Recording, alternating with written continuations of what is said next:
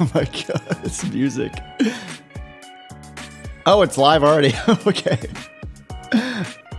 For a second, I was like, I think it's going to go live automatically when I hit this button, isn't it? It normally doesn't, but now it did. Whoops. All right, I started a few minutes before I planned to, so sorry about that. Oh man, this music, I gotta change it.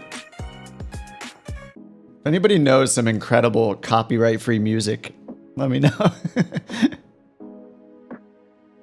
All right, see this one. This is the Harris Heller chill step. Let's see how this goes.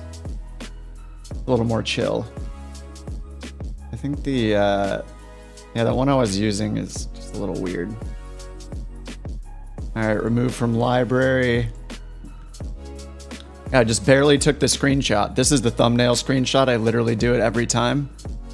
YouTube's a little interesting because unlike something like Twitch, you have like a thumbnail in the listing you have to customize, so it's a little different. Let me get this thing started right away. Actually, let me choose a flight right away. Normally when I hit the stream button in my streaming software, it just, I have to hit it again in YouTube to actually start the stream, but it just automatically started it this time, so I'm going a minute early, I guess.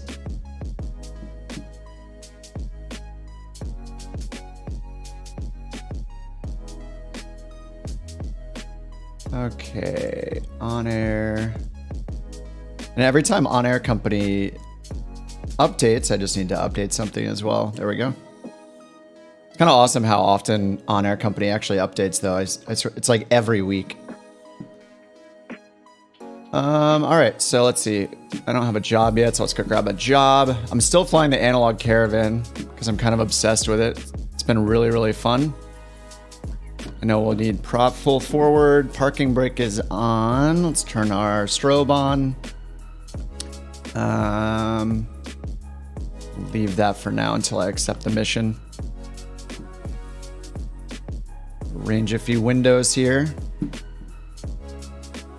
I just instantly have a ton of energy, so I'm like really excited to fly. Well, I mean, if I have a lot of energy, you would expect I don't want to sit down in a chair for like 3 hours, but I guess I'm going to. Let me double check on my own volume. All right, everything sounds good.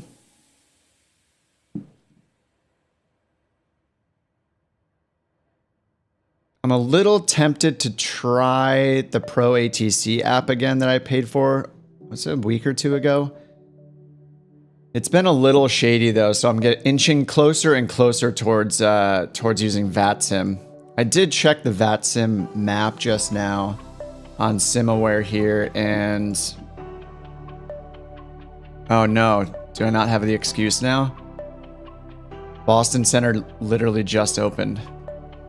I was gonna say everything south of us. We're in Rhode Island right now, which I believe Boston Center covers Rhode Island.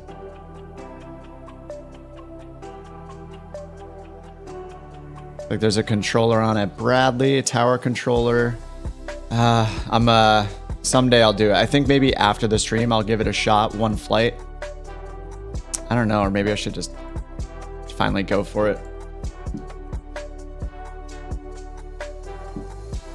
All right, that's on. I also feel like if I'm gonna do it, I need somebody in chat to hold my hand that's a VATSIM expert. Hey Mike, what's up? Happy Sunday. I'm doing it on a Sunday instead of Saturday. I had company over the weekend. A friend of mine came and visited for the night, and we played a bunch of music together, which was super fun. Recorded some music. Had a good time doing that. We definitely had some beers. All right, let's see. Continuing to the northeast. So let's see. That's maybe a little too far to the east. I want to head up the coast here.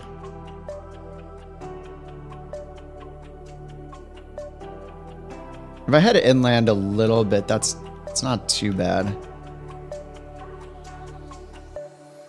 Now let me extend our range here. I'm at 250 nautical miles. I'll bring it up, or 150. I'll bring it up to 250.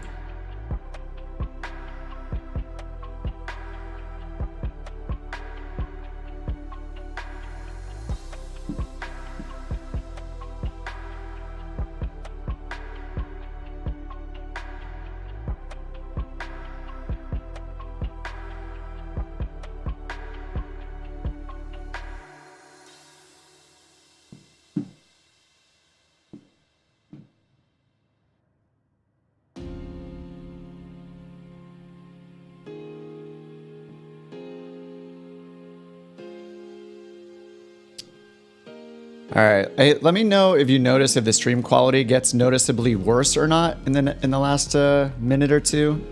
YouTube just yelled at me and said to turn my quality settings down a bit, which will save my computer, which is nice. But oh, looks like I'm dropping frames or something. What's going on here? All right, I think we're good. All right, what's next? Yeah, this one goes all the way to the east here. This is probably a really cool area.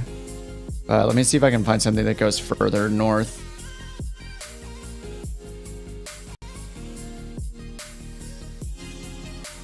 Just everything's going west. I wonder if it's trying to keep me in the United States or something. Okay, here we go. Bangor, Maine. Bangor? That looks like the best candidate so far. Looking good right now? Oh, sweet. Thanks, Mike. Yeah, I was streaming. You can choose like your bit rate, like how much data you send per second. I had mine up to, is that like 18,000, and they told me to change it to 9,500. So, I mean, that sounds good to me if it's going to save my CPU power. I save my CPU from doing too much work. All right, this one looks like the good one. This is 223 miles though, so I think we definitely need to use VORs to keep it interesting. Otherwise, I'm just gonna hit autopilot on GPS and it's gonna be really boring. So let's see, KBGR. Let me go back here. Let's figure this out. KGBR. See the recommended routes. I must have typed it wrong, right? KBGR.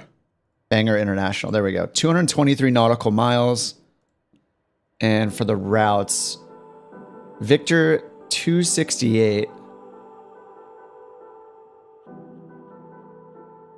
All right, this has us going to this GPS waypoint here. Or, sorry, this RNAV fix. Another RNAV fix. This might be cool. So here's one where we reference this based off our DME. Actually, does it show the DME? So we'll have DME from our origin over here, I guess. How do we find this one out? Okay, DME from the VOR to the north.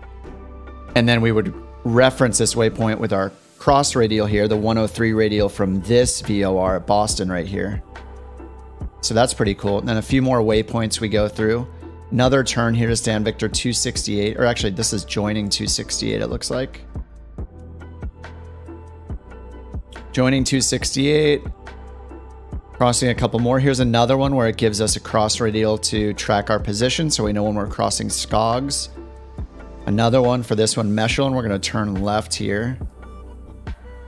Bunch of DME, 3,000 for our MEA, that's our minimum en route altitude. And then another VOR. And then here's Bangor, actually right next to this VOR. It has its own VOR. I'm not sure if it's on the field itself. This could be a pretty big airport. Yeah, longest runway length is 11,000 feet. So this is gigantic. Oh, it has one runway or two, however you want to say it. One runway, 15 and 1.3, and then 11,400 feet. Okay, cool. That is a gigantic runway. I think this is a pretty cool route. I mean, we're going to have to use, if we're going to use VORs the entire way, we're going to do a lot of cross radial navigation so we know when we're passing certain fixes, like right here. All these fixes are just out in the middle of nowhere. And let me check really quickly. I'm not sure what this R right here means. So I have a IFR legend here on this website. Okay, it's minimum reception altitude. And then X is minimum crossing altitude. Okay, so it's reminding us that to get reception, the minimum reception altitude is 6,000 feet. Even though the, oh yeah, that matches the minimum en route altitude for the previous segment right here. Shows 6,000. Let me zoom out here so this will be more clear. There we go, it should be a little more clear. All right, this looks pretty cool to me. So,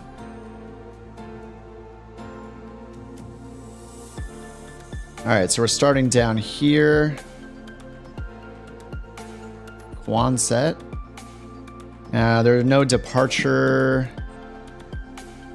Yeah, no obstacle departures, no SIDS, nothing like that.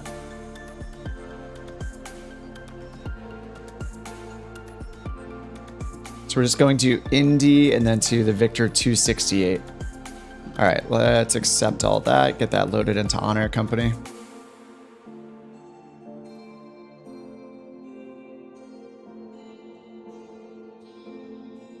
All right, I want to use SimBrief first. We'll figure out our fuel. Actually, we'll see what SimBrief gives us. Usually I use the flight plan in SimBrief. Maybe I'll just customize it. Cessna 208, going from KOQU, is that right? KOQU, Quonset, to KBGR. Alternate is Boston.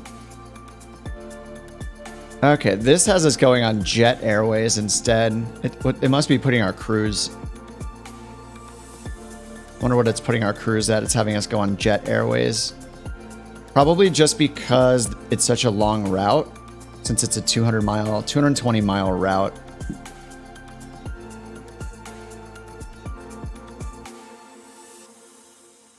Let me see if it'll let me put in our own route. So we're gonna go Indy to the 268 AUG. Let's see if this is valid. Okay, that says that's valid. Okay, so we can just use the one from SimBrief, or sorry, from SkyVector. All right, and then let's check our freight, 559 pounds.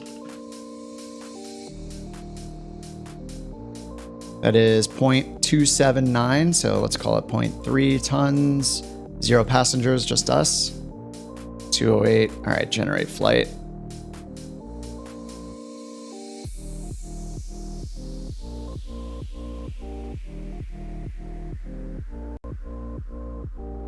All right, cool. Block fuel 1391. We have 800 on board, so let's bring that up to 1391 or higher. All right, there's 1403.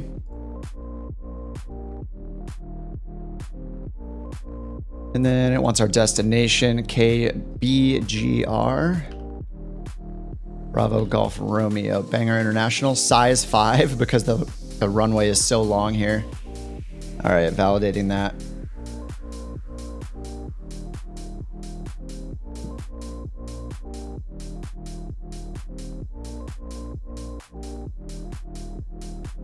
Oh, I didn't load the actual payload over here. That would have been bad. Let's do that again.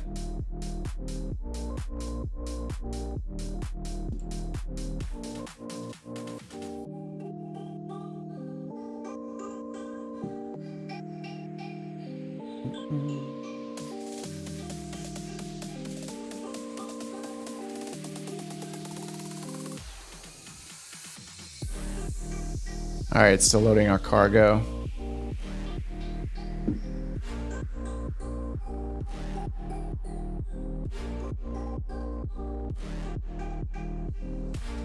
All right, cool. And we're good on the time right now. It's earlier in the day. So it's 4 p.m. roughly East Coast time. I might have to change the clock on the next flight. We'll see how it goes. All right, start flight. So that's going to load us up here. As soon as I hit start tracking, there's the payload, there's the fuel. And we'll get this thing started. This should be pretty fun for a VOR, like a longer VOR flight. All right, cool. That's all good to go. All right, so fuel's open. Prop is full forward. Cut off and idle. Go battery, avionics 1. Fuel boost on and starter. Getting used to starting this thing up a little bit now. Okay, introduce fuel. We'll watch ITT go up and then back down. And we'll turn off the starter and the fuel boost.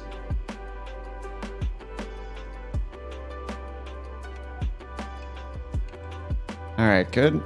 It says the cabin temperature is hot, so what is it? 98 degrees? All right, we'll turn the AC on cool. Is it really 98 degrees right now in Rhode Island? Should check the METAR really quickly, see if that matches up.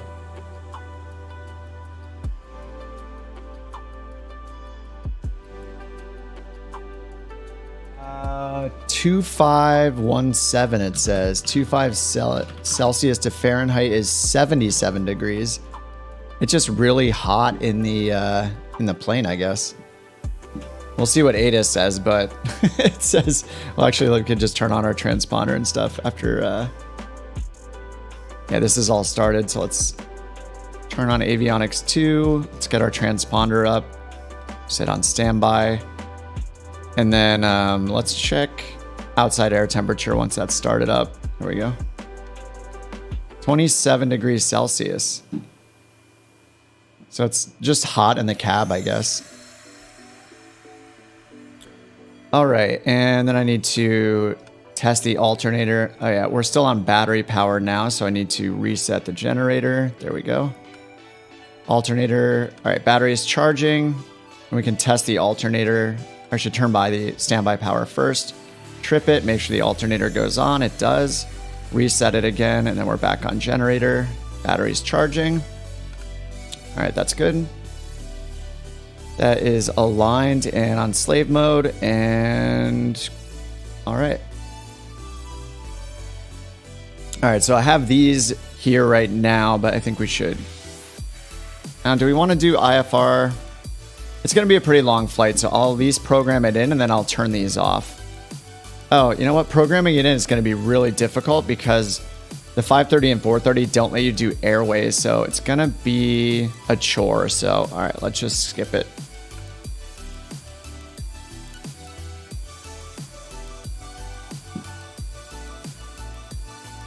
Let's turn this music down a little. This cheesy music. All right. All right, cool. Let's put our flaps down just so I don't forget. Just gonna turn on my nav lights now, strobe and taxi. Got switches for those on my throttle quadrant. And all right, that's on standby. All right, so let's figure out our first. It's our first leg here. All right, I'm going to practice a little bit for VATSIM, not by using VATSIM, but by just using my notepad here. Actual physical paper, kind of weird. I've tried using my iPad and stuff to take notes, and I just hate it. I don't know, even with like an Apple Pencil, it just kind of, I think it's kind of crappy, so I'm just using a straight up regular notepad. Which I feel like in most real pilot videos I watch on YouTube that pilots generally do use notepad still, like physical paper. They're rarely do I see someone using the iPad, and when they do, they're making very big marks on it and they just run out of space really fast. But for me, I think for now, sitting at a desk at least, paper makes sense. All right, so we're taking off here from Quonset State, Rhode Island. We got 2 runways. We'll check the ATIS, 118.6. So let's go tune that in over here.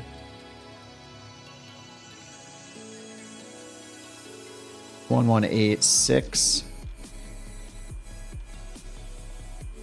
Just using COM 1 for now. Quonset Airport information, Oscar. Oscar. 2000 Zulu. Wind 274 at 8. Visibility 10. Sky condition, ceiling 14,200 feet overcast. Temperature 26. Dew point 10. Altimeter tree 0.08. 3008. Runway 16 in use. Landing and departing runway tree 4. VFR aircraft say direction of flight. All aircraft read back hold short instructions. Advise controller on We have initial Oscar. contact. You have Oscar. All right, we got Oscar. Let's. All right, so we got Oscar. We got 3008 on our. Let's see, 3008 on our altimeter. So let's put that in as best we can on this weird thing. 3001. I love the digital ones. It's just exact. I don't know how hard these are to use in the real world, but I never feel exact with that. We could check the airport elevation too. I think it's almost sea level. Field elevation 18 over here. And 10 over here, 11. And on the map, it shows the airport elevation right here. Wait, that's not our airport. Oh, that's weird. It's like covered up here. It's like it's cut off. Is that part of the chart or part of Sky Vector? I don't really have any overlays turned on, so I'm not sure. What's our cruising speed? You don't know the Caravans? Usually indicated, we're about 150 indicated, mattering the winds. So let's see if we look at our winds here. For Simbrief, we're getting a positive 10. So we're going to have a tailwind averaged throughout the entire flight, average a tailwind of 10 knots. So that'll help us along.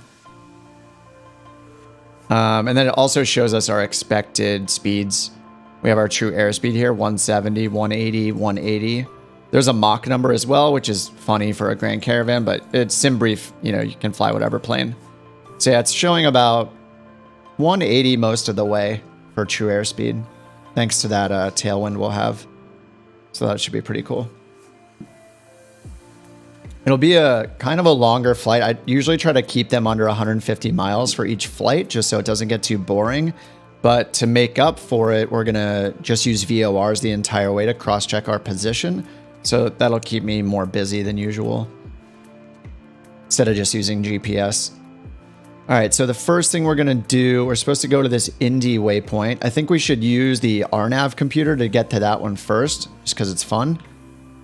So something cool in this analog Caravan is that we can put a virtual waypoint anywhere based off of VOR with this guy, the KNS 80. Do I stream every Sunday? Usually on Saturdays, actually, but I had a friend in town yesterday, so I didn't stream yesterday. So I'm doing it today instead. I try to do it on the weekends. Just one on a weekend, do a couple flights. Make sure I don't forget everything. So, all right, so this little RNAV computer is awesome. We can basically put a waypoint anywhere. It's kind of like a predecessor to GPS.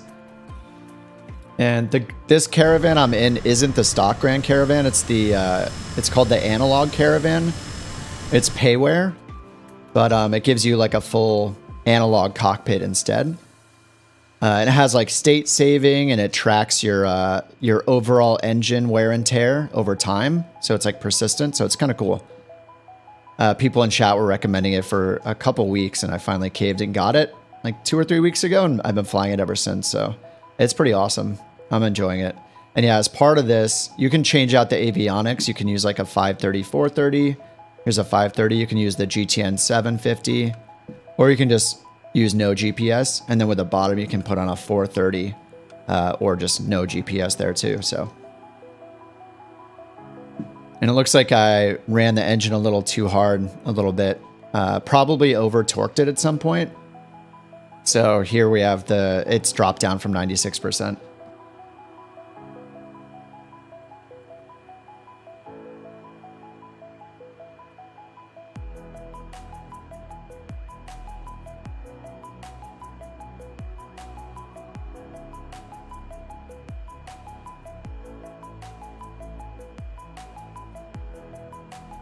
Hold on, I'll be back in 30 seconds. Sorry, guys.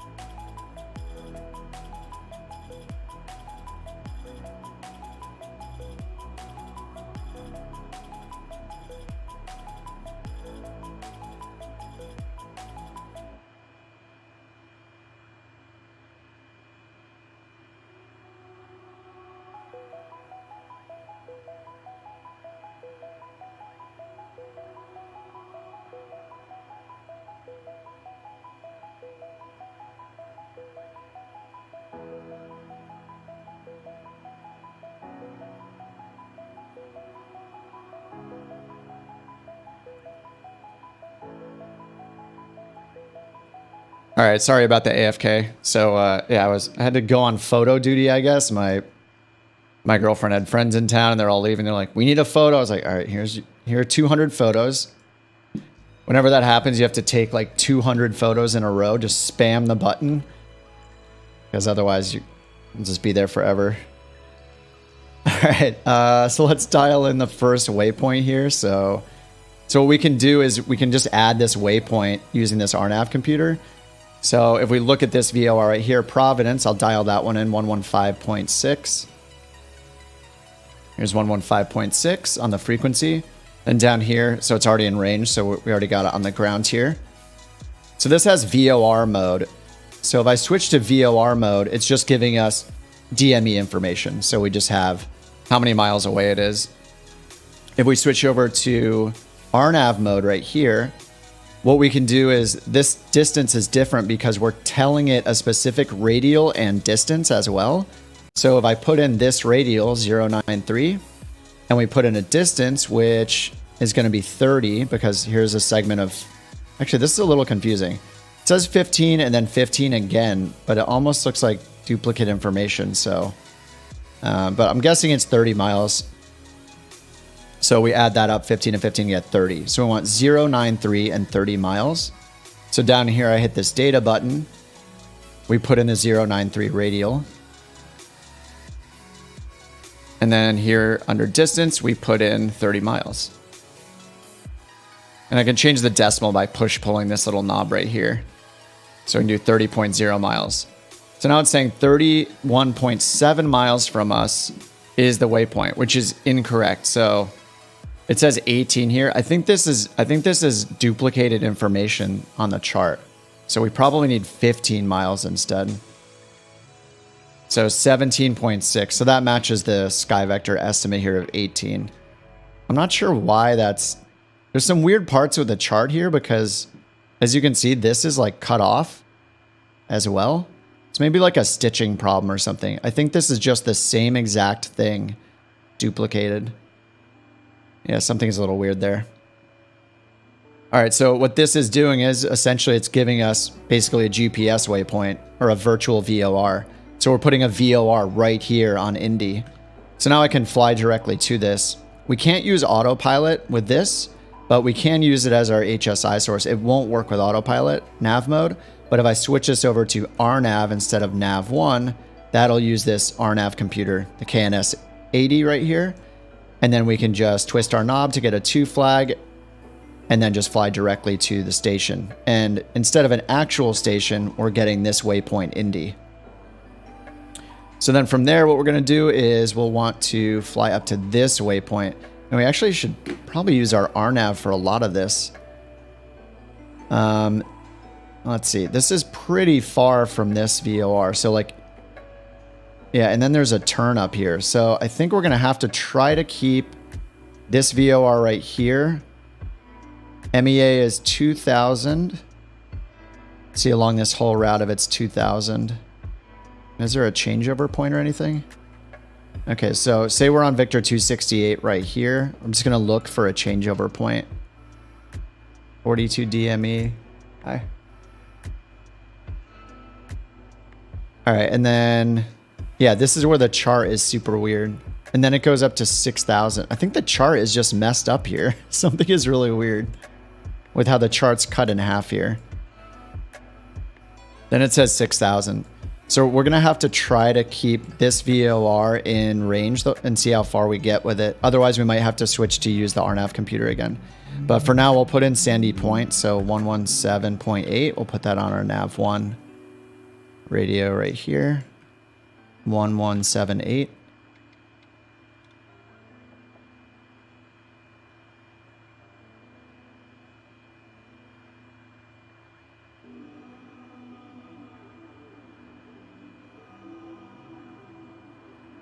All right, and now 117.8 is on nav 1.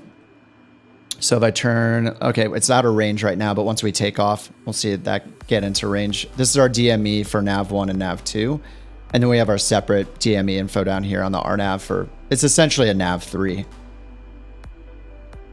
All right, so we're gonna take off. It says runway 34 is in use. I'm just gonna put my bug to 34 for now, just to remind me.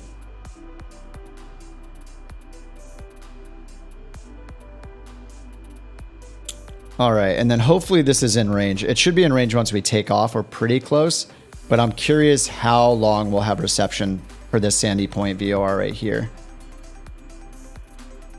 Otherwise, if we get up here, like to make this turn, we're gonna switch VORs, of course, up here to this one. But before we make turns, it could be a little tricky. We need the cross radials. Yeah, see, there's some right here too. All right, yeah, this is the problem, is basically the chart. This chart is messed up. Something is wrong with this chart. Maybe if I click New York. Oh no, that's a VFR chart. En route. Just checking these other chart options here in the top right.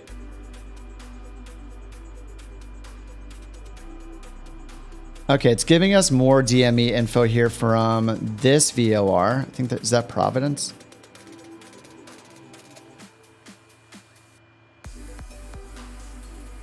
Sorry, Providence is the one we're on now, right? 1153. Double check that. 1156. Sorry, 1156 is Providence. So that's what we're using to put this first waypoint. All right, then the next one here is the Boston VOR. So it's giving us radials here. So there's something wrong with the low en route chart. So I have to check these kind of regional charts instead. This is the en route H11. There's another one here too.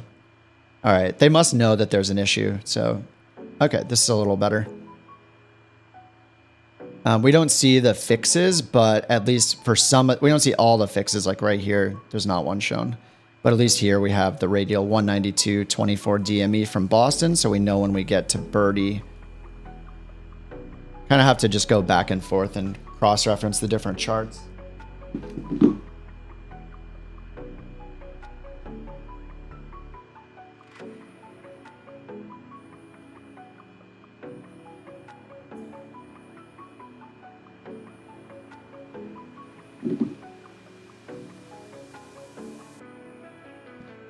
All right, so world low. Yeah, this world low and the en route H11 are it's a little confusing having to switch back and forth. All right, so we're gonna take off runway 34. We're gonna use RNAV to go to Indy, and then after that, we're gonna see how long we have the Sandy Point VOR and reception for to stay right here on the Victor 193. And I just have to kind of cross a reference here.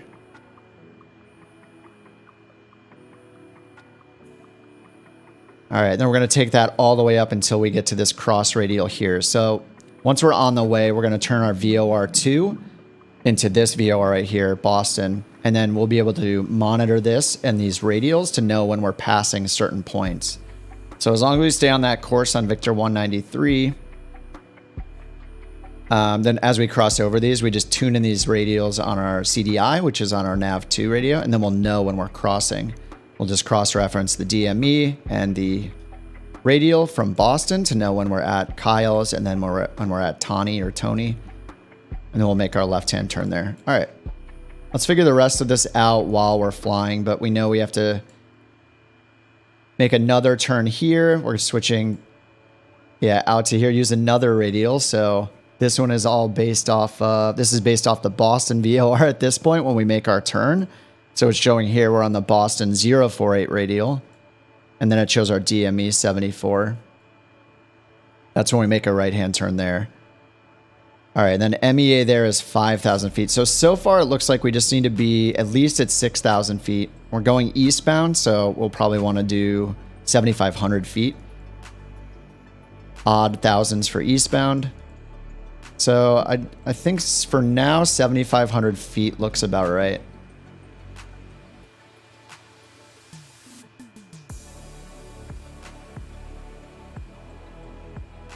All right, and then here we switch again. We make another turn. Hey, Branson, what's up? And then this this way, this one's a little more straightforward since we just go directly to the Augusta VOR. And then after that, Bangor actually has its own VOR right there, at least close by it. I assume that's on the field. I'm not sure. But we can again use the RNAV computer if we want. And then I assume we could just use a VOR approach. VOR DME or TAC in. Those are military only, which is the cross thing, so we're not going to use those. Oh, they have an ILS, localizer, and RNAV approaches. Well, we wouldn't use the RNAV. But we could use a localizer approach too. Alright, we'll figure that out once we get closer and then we know what's assigned to us. But we haven't... We look at the weather right now, let's see. Winds are 210 at 3 knots. There's scattered clouds at 400 feet though, overcast at... Oh, sorry, scattered's at 4,000 feet, so that's fine. Not 400. 4,000 feet, overcast at 15,000. Okay, we'll just see on the ATIS when we get closer. All right, cool. So the first thing we're going to do when we take off is just fly to that one waypoint, and then our outbound radial on our nav1 is going to be 046. That's the course we're flying, so we just use 046. So I'm just going to put that in over here for now. We'll change that to use it on our nav1 radio, so we can use autopilot for that leg. Just did a 4 VOR waypoint flight. My friends aren't as impressed as they should be. It's true. Someone flying out of your home airport. Oh, is this your home airport? I'm at Quonset. I don't know if that's how you say it, but that's where we are right now in Rhode Island. Been making our way up the coast. Actually, we made our way from like the Midwest out to the East Coast. All right, so 046 was it? 046. So that'll be our radial once we hit that intersection. So once we take off, we're just going to go here to the northeast. We're going to go to this intersection called Indy. And we're going to do that using this RNAV radio. So this is all set up, this RNAV computer. That's all set up to basically put a waypoint right there for us. All right, cool. And then, you know, with the weather like this, we should be flying IFR, I guess. So I'm just, it could just take a while. We'll see how fast I can do this. And I wish I had the GTN installed still. It's kind of, I think it's messing with the VFR map, so I uninstalled it. But I just want to get IFR coverage since the weather is bad. So even though it's fake ATC, and we can't put in the Victor 268, so I'm gonna have to put in a series of waypoints because the 530 doesn't let you put in airways, and it also doesn't have a keyboard mode or anything. So this could take a minute. So brace yourselves. All right, KOQU.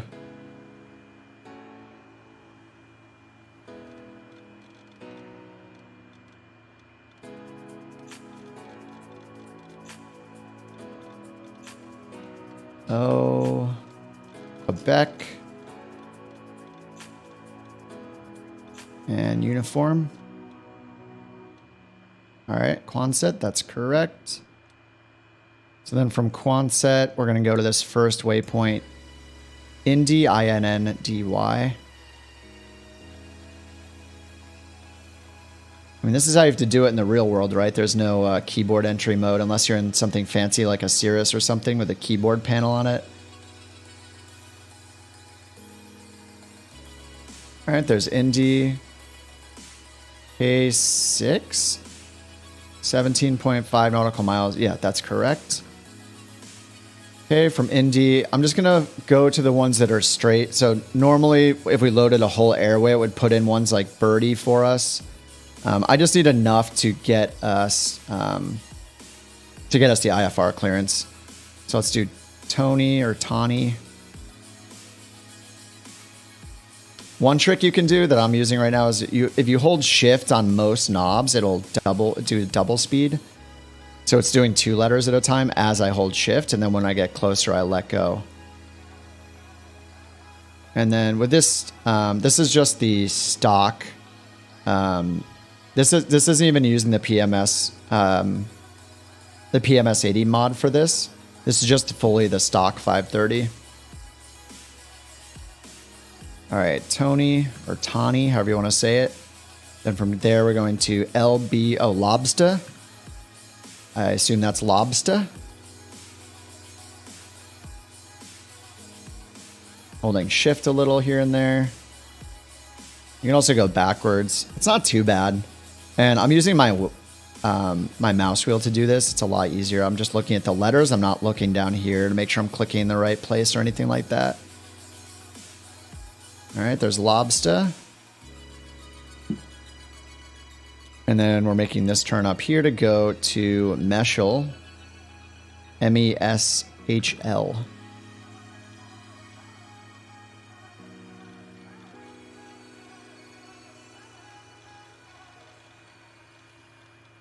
And we're not going to use GPS for the flight. I'm just putting it in so I can play with the in-game ATC. All right, there's Meshel. As long as we don't make a turn, that's fine. AUG. Thank you so much for the 3-letter ones. It's just, I want the 3-letter ones every time. All right, so that's Augusta VOR. 184 cumulative miles, and then straight to Bangor from there. So that's Kilo, Bravo, Golf, Romeo.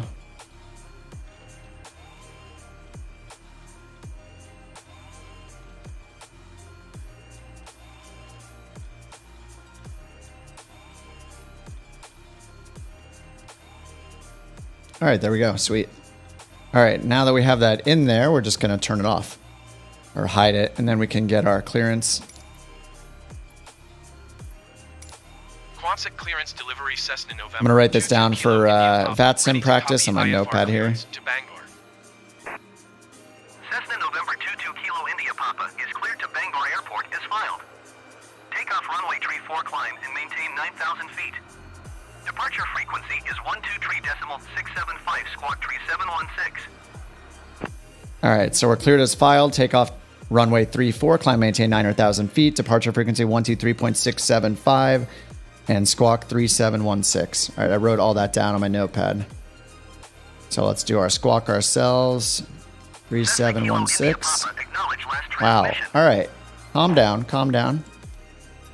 I just want to do it before they... This will put it in automatically. And then at this point, yeah, we wouldn't put the departure frequency in just yet, but I would want it on standby shortly as we're on our way to the runway threshold, basically, so we can switch from tower to departure. Contact ground on 134.5 when ready to taxi. All right, and let's see where we are on the field. All right, they want us over to ground. Okay, it auto-switched us to ground or something? Thought I was on clearance, but now it's on ground. I didn't even do anything. All right.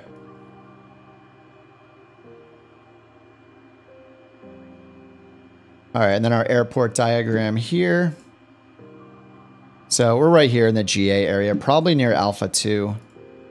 I'm planning on getting those new taxiway, that new taxiway plugin, but I'm actually just waiting to see if it comes in the marketplace because... I do not want to have to manage more mods myself. So I'm hoping it comes on the marketplace so I can just, it's easier to update.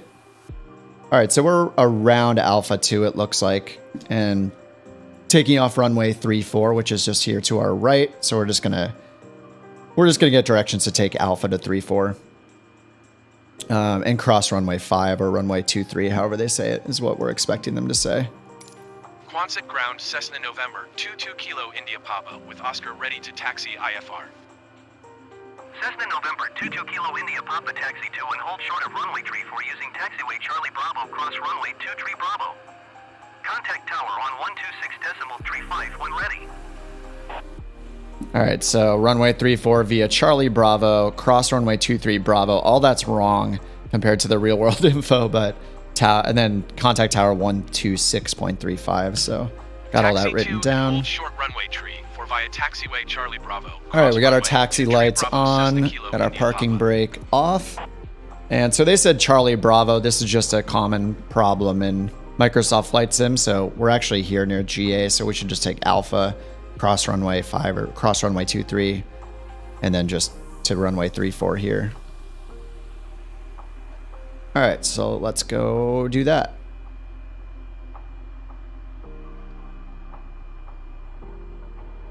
Cessna Kilo India Papa, hold position, caution, other traffic. Oh, there's a chopper Cessna behind Kilo us. India Papa, continue taxi. Okay.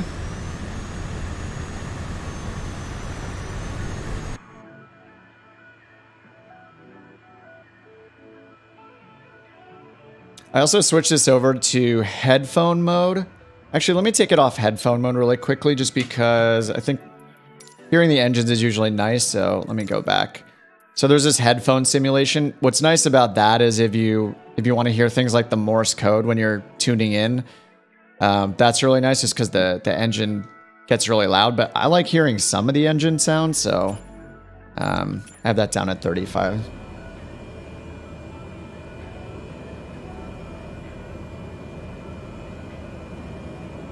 All right.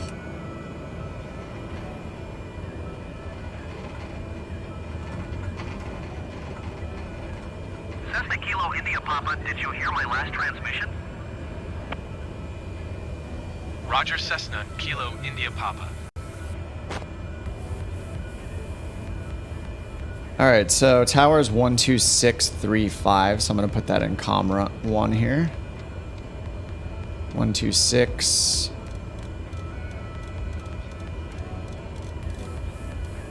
Three five, there we go, right there in comm 1. Hey Michael, how's it going? Looking forward to the Black Square King Air. I don't fly the King Air much, so I'm probably not looking forward to it as much as those of you that do fly the King Air, but I didn't even know this one came out until people in chat told me a few weeks back. But I've flown the Grand Caravan a lot in the sim. It's kind of my go-to outside of like the 172. So yeah, I've probably flown this more than almost anything. Hey, what's with all the helicopter traffic? This add-on is a little ridiculous sometimes. This flight, what's it called? Traffic in Sight add-on. I mean, I'm sure it'll be just as awesome as this one. Like, I think this thing is incredible. So I'm sure the Black Square King Air is going to be just as good. All right, 9,000 feet. We're going to use heading mode and vertical speed once I get this going. Oh, it's not letting me do it yet. All right, and let's double check here. It was 3008. I have to update that over here. All right, that's all updated. I already set it over there. And once we take off, we're going to fly runway heading to 400 feet AGL. Then we're going to make our turn and... yeah, runway 34, we'll climb to 9,000, so I have that set in the autopilot already. Landing light on, parking light, or parking brake off, parking light off. High idle, we got high idle on the fuel condition.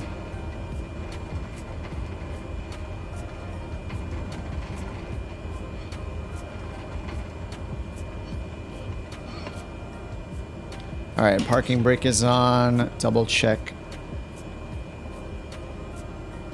heading here. Wait, this isn't 3-4. This is 0-5. Wait, I'm on the wrong runway. 3-4. Oh, I'm on 0-5. I missed the turnoff. Uh-oh. And I didn't contact the tower. Nothing to see here. Nothing to see here. Go back to low idle. Don't mind me, don't mind me. Quickly escape. This is the wrong runway. This is the runway we're supposed to cross. My excuse is that I'm not using a moving map and that there's no taxiway signs. All right, let's try this again. We need to go this way. Our runway threshold's over here. We can see the windsock right there. Barely pointing that direction. Just hastily make our way over here.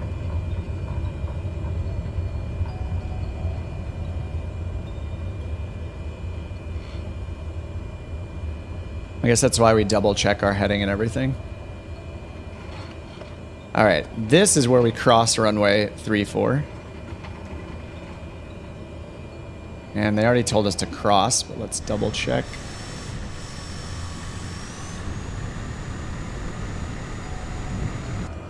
All right, crossing 3-4. Or sorry, crossing 2-3 actually. 3-4 is where we're departing. That's the one up here. Whoops. Early mistakes. This is a good precedent for the rest of the flight. The taxiway add-on. I know. I was tempted to buy it because it's on Just Flight. It's pretty expensive, but I think I want to wait for it to be in the sim marketplace. I hope it's going to be in the marketplace. I'm just kind of frustrated already. Like managing a bunch of different mods is pretty annoying. I don't even have that many. All right, here we go. Bravo 3-4. So this says Bravo here, but if we look at the actual taxiway diagram, this is Alpha at 3-4. So it's a lot of wrong information in the taxiways, but supposedly that add-on that's on Just Flight corrects all. I don't know if it's all, but it's like thousands of airports they've corrected it. So that's pretty cool. But it's pretty expensive. It's like, what was it, like $45? 45 US dollars? All right, let's contact the tower now. And then we'll put in our departure frequency, even though we don't have to. Which is 123.675. It's going to do that for us already, but just for good practice. 123.675. There we go. So that's our departure frequency. Now we'll contact the tower. Press 1. Landing light is on. Whoops.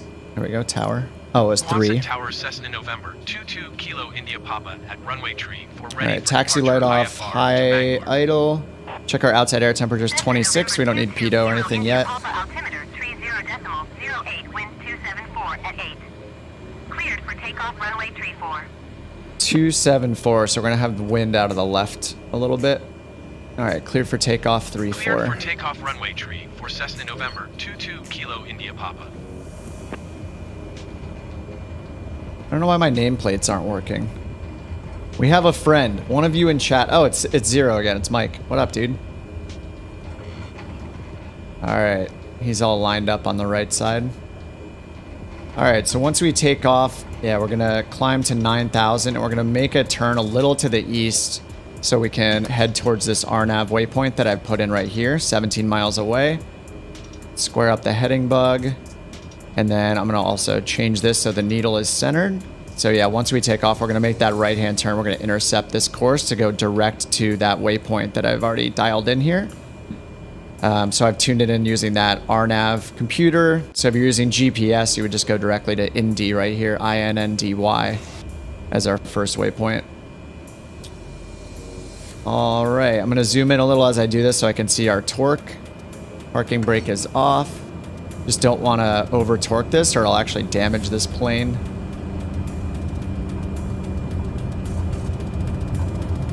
All right, that looks good.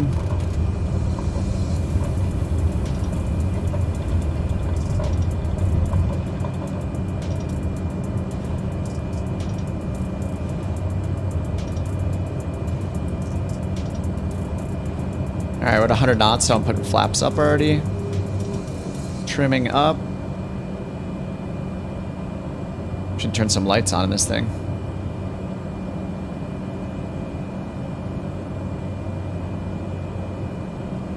Cessna Kilo India Papa contact Providence departure on 123.675. All right, 123.675. We got that in already. 123.675 Cessna 87 Lima. I'm gonna put heading mode on. Swap our frequency over. It broke my altitude. That's great. Put that back up to 9,000 feet.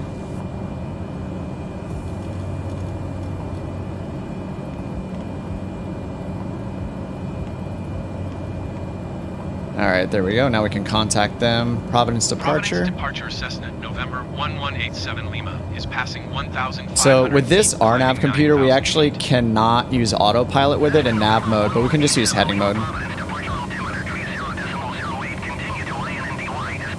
All right, continue to India as planned. So I'm gonna turn our heading, bug to the right here. Come on, Southwest. Wow. Look at that. They just give the airliners all the attention. They give them the priority. He gave me an instruction. He just cut right in. Oh. All right. I guess I didn't need to say anything. That's why. All right. My bad. All right. We got some light here. I'll turn a little bit on, but we definitely have some clouds coming up here. We're going to have to pass through. Outside air temperature is 18 right now. Let's turn on our weather radar really quickly now that we're up to see if there's any actual precipitation there. They look kind of dark, so there probably will be. All right, and we're gonna change this just to go direct to that waypoint I put in. We're already pretty much headed right towards it. So I'm just gonna keep that centered using the heading bug. And we're 16 nautical miles away from that waypoint.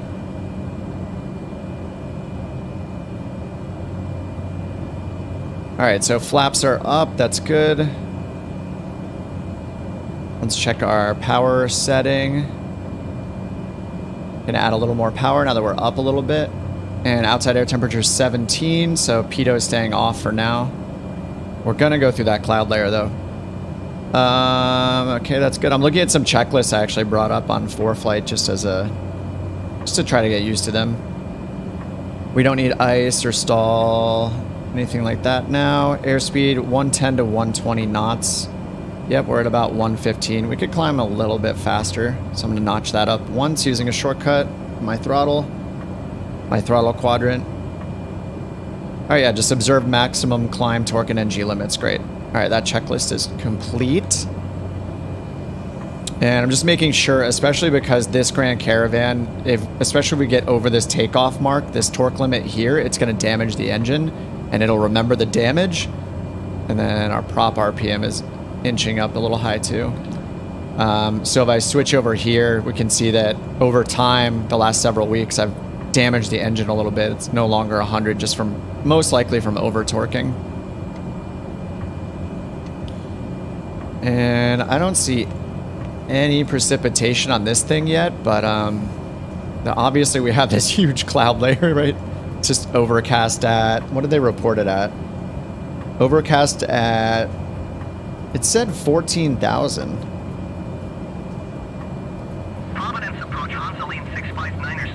We're at 5,000. I'm not sure that it's actually that high, but we'll find out. All right, so we're 11.8 miles. We're headed directly towards this waypoint right here called Indy.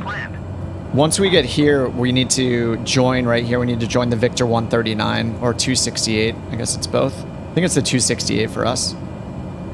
And then we can see our minimum on-route altitudes right at they're above the number for the Victor Airway. So that's 2,000 feet for this one. Up here, it goes to 6,000 feet. That gives us obstacle clearance, but it also, more importantly for our flight, gives us VOR reception. So it assures us that we'll have VORs in range. And then we'll need to turn at this waypoint. But until then, we just need to make sure we stay on this leg, on this airway. So we're going to try to do that first by using this Sandy Point VOR down here, 117.8. So I have that tuned in on VOR 1 already, nav 1. Let's put it in on nav 2 as well. And so we have a from flag because of the radial we have dialed in. Let's make sure we have the right radial, which is 046. It's outbound, so that's what we want to dial in on the top as the course we're flying, 046. So I'm just going to use our CDI here. This is nav 2, and just dial in 046. So it's a little bit to our right, which makes sense because we are flying on this leg. So this black line is to our right. That's the course that we just dialed in on that second one. So once we cross Indy, we're going to flip that over to be our primary nav source. It's already set up here, but what I'm going to do is switch here from using the RNAV computer to using nav 1. So right now we're using this cool little RNAV computer that lets us put a virtual VOR anywhere we want based off an existing one. So that's how we're getting directly to this Indy waypoint right here, this fix.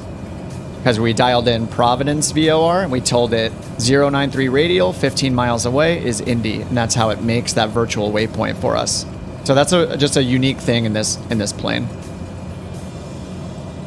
What server? I'm on USA West. And Michael says, do you ever fly in Europe? No, but what I'm trying to do is fly far enough to the east to make our way over there. All right, that's 10 degrees, 9 degrees, so I'm putting pitot heat on. What I'm trying to do is make my way. I made my way from the Midwest, actually originally from like the West Coast in California, flew all the way over to the Midwest, and now we're in Rhode Island. So I want to make my way up the coast of the US into Canada, and then see if we can hop over to Greenland and do like an Atlantic crossing, and then go fly over in Europe eventually. So generally like once or twice a week, usually just on the weekend, I'll do a stream and I'll do like 2 legs, just like 2 different flights. And see if we can make our way over there. Because I haven't flown in Europe at all. I just stick to the US. Climb, maintain 15,000 feet. Climb and maintain 15,000 feet. 15,000. Set it over here on the autopilot. And vertical speed still going up. Let's make sure our airspeed's good. We need to be 110, 120. We're at 115. That's right where we want to be. 12485 for Boston Center. Press 1 on my keyboard to reply. Dial in 85. Swap it. Wait a second. And then we'll contact Boston Center with our call sign, our altitude, 9,500 feet. Boston Center Cessna, November 1187. All right, we are 3.8 miles from that waypoint. So we're going to get ready to switch over to that new... to join the that Victor Airway here. Victor 268.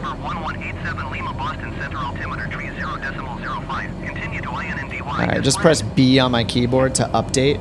They told us to continue to Indy as planned. So we're 2.8 miles from Indy. So what we're going to do is we're going to switch over. Our autopilot's in heading mode right now.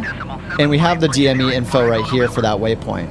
So I can switch my course right now. So we're going to switch the course to use our next outbound course, which is going to be on this black line right here. 046 is going to be our outbound course from that VOR. So we'll tune in 046 down here. There's 045, 046, close enough. And you can see we're about to intercept it because we're at that intersection. So we're right where we should be. 1.4 miles. So 1.4 miles, this will be centered perfectly.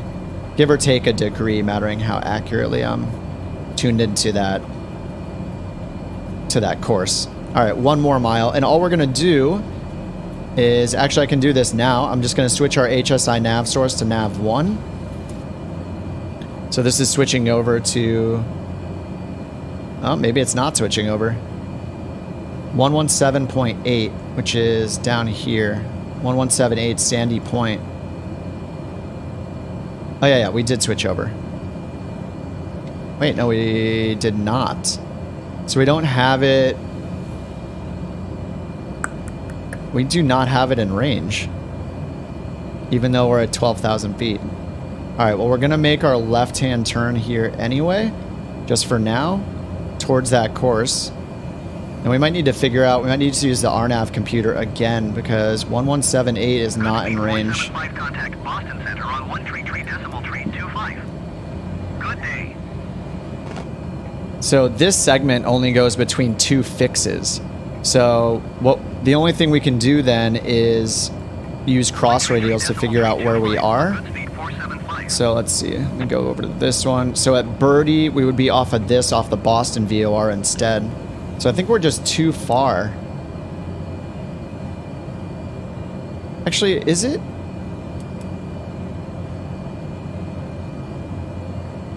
I don't actually, yeah, I don't hear the Morse code either.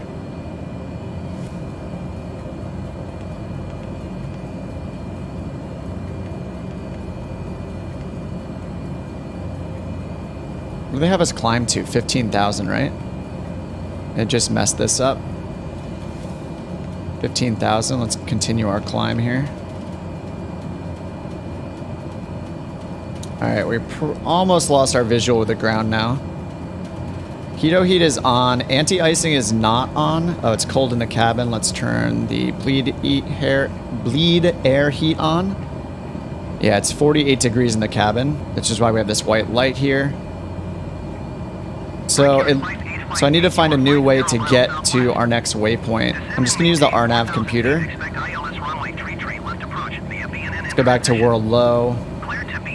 So our next one is up here is Tony. This is another fix, so it's 103. Doesn't tell us how far it is though, does it?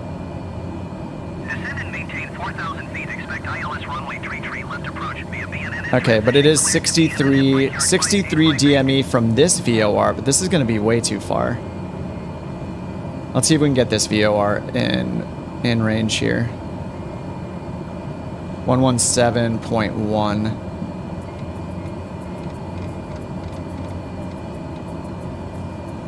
All right, that one is in range already. Awesome. 117.1. So from this VOR south on a 197 radial. 197 radial, 63 DME.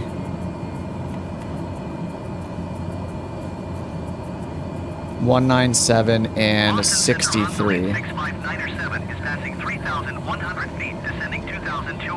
197, 63. All right, and we're switching back to RNAV. So that waypoint's, we're pretty close to it already.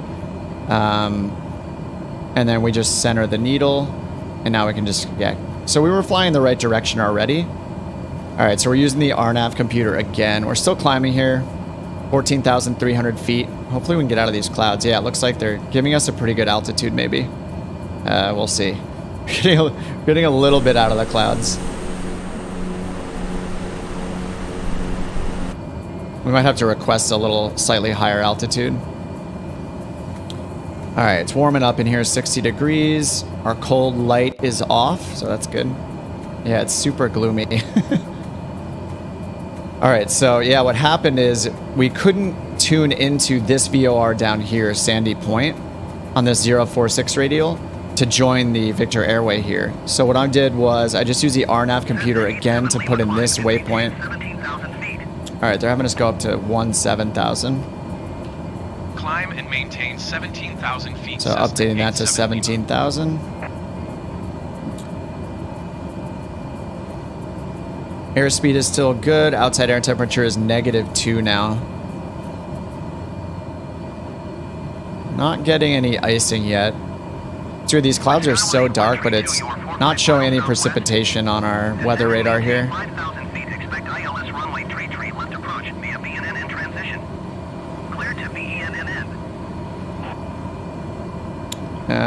We should have our stall switch on though, I believe.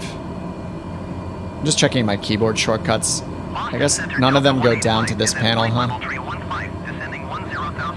Oh yeah, stall came on with the pitot heat. I have a switch on my throttle quadrant that does both. All right, they're switching us off here. 12875.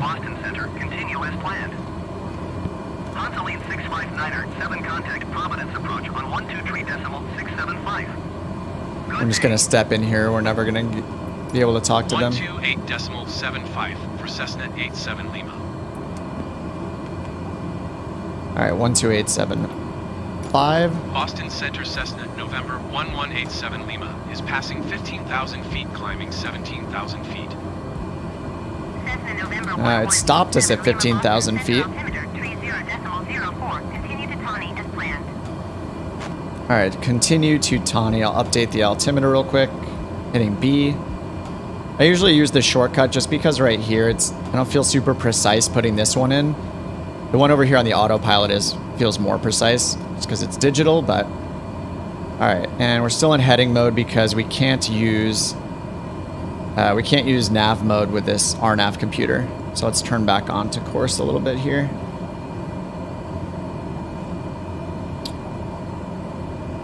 Now our course to it should be the same here. It should be 046. It should be our course to Tony. So I'm just a little bit off here. Get back onto the track there.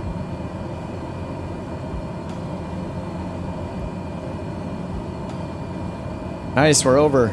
Oh, I didn't get to see us break out, sorry.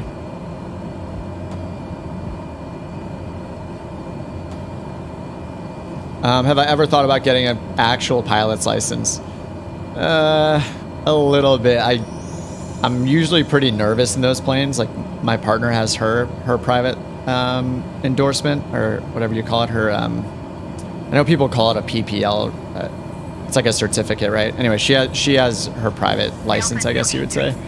But yeah, I've flown a couple times with her, and I'm always a little nervous. So, I mean, I'm sure that's natural, but I've thought about it, but haven't seriously like taken any steps to do it. I don't think that I probably won't. I don't know. Maybe someday. I don't know. I just like the nerdy, like technical aspects of it, I think, more than like the actual flying itself.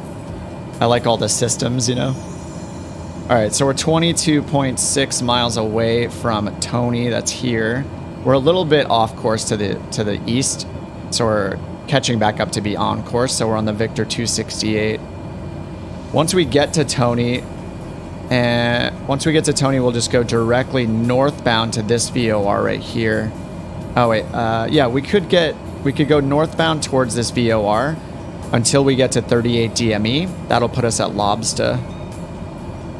Then we need to make a right-hand turn though. This one's a little tricky.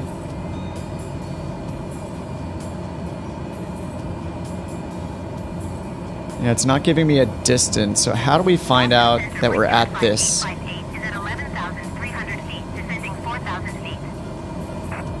Because there's no radial to use here. We just have DME to this waypoint.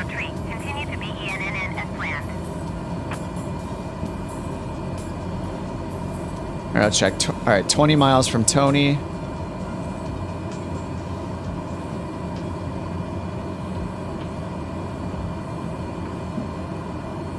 Our fuel flow is insane. We'll just keep it down to like 350. I know it's probably supposed to be lower than that, but... All right, cool. We're at 17,000. Need to go more towards the course. We're not on course yet. We're probably getting a pretty strong wind then. All right, weather radar is good. -5 outside our pitot. Install heat. They're both on. Let's turn this thing off. Do it. Hey Merlin, what's up?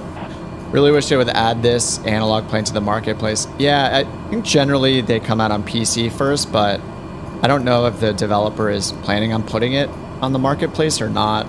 I mean, it's in their best interest too. Usually they just get it out on PC first, and then eventually get it onto Xbox and onto the marketplace. I mean, in general, like I prefer things to be in the marketplace. Like I bought this from the Just Flight site, and I wish it was in the marketplace too, even though I'm not on Xbox, just because I don't want to have to deal with every time I get an email about a plane that's been updated, I have to go re-download it, reinstall it into my community folder, you know, replace the old version. Whereas if you buy everything on the marketplace, all you have to do is hit update when you're in the sim. You just hit the update button and it updates. So, yeah. I also wish more things were in the marketplace. Just for that reason. It's just easier to maintain all the add-ons you have. Nice, Citizen's right behind us. Are you in the, is that the Chancellor, Mike? Is that what you're in? Oh wait, no, you're in a single engine. Wait, is the Chancellor single? Oh no, that's the twin, isn't it? I actually don't know what you're flying right now.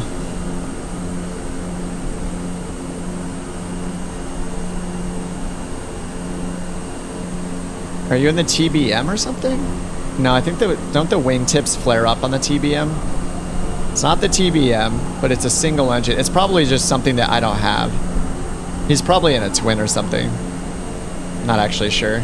I think he's been flying either the, what is it, the 310 or the Chancellor. He's been flying one of those lately. Oh, we're back in the soup. Oh, and the Chancellor, okay. It is a twin. That's so weird that it shows it as a single engine as the fallback model. Well, at least it shows that the gear's up. Chancellor 414. Okay, we're 10 miles now from our next waypoint, which is Tony, right here.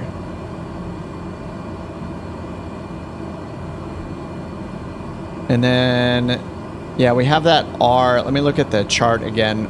That means that we have to go up to a new altitude. Yeah, the MRA, minimum reception altitude. Oh yeah, there's a minimum crossing altitude.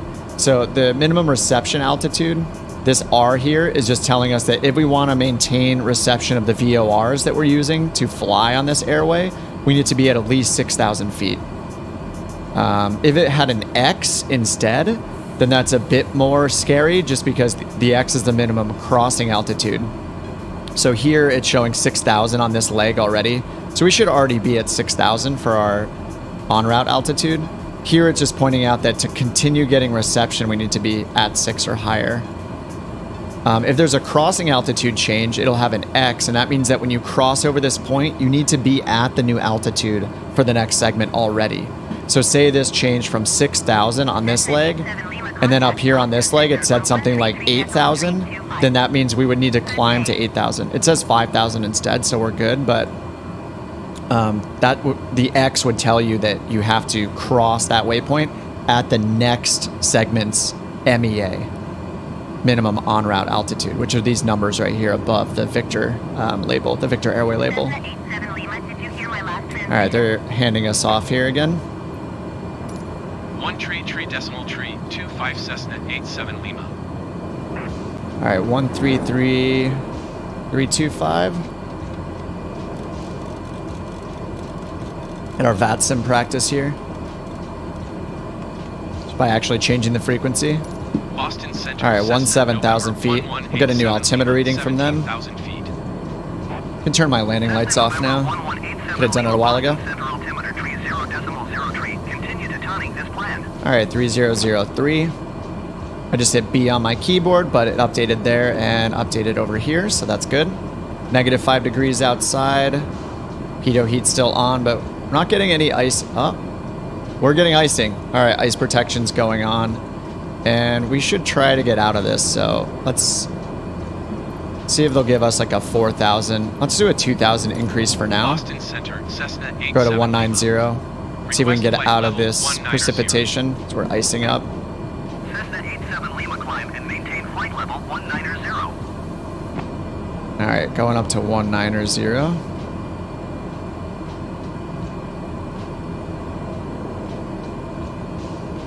Yeah, we can already see. You can see the sky here, so. Yeah, no precipitation, but it's wet enough to be icing us up. All right, we're going up to 19,000, so we're going to change back to standard on our Barrow here, 12992, since we're crossing 18,000 shortly.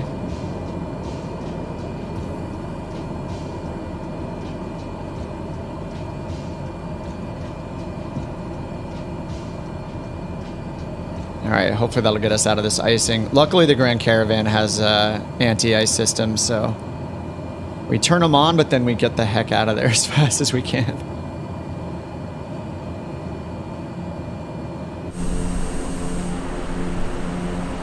I hope the Chancellor has anti-icing for you, Mike.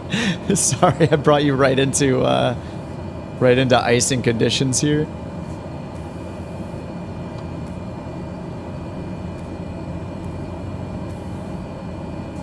All right, we're coming up on 18,000 feet now.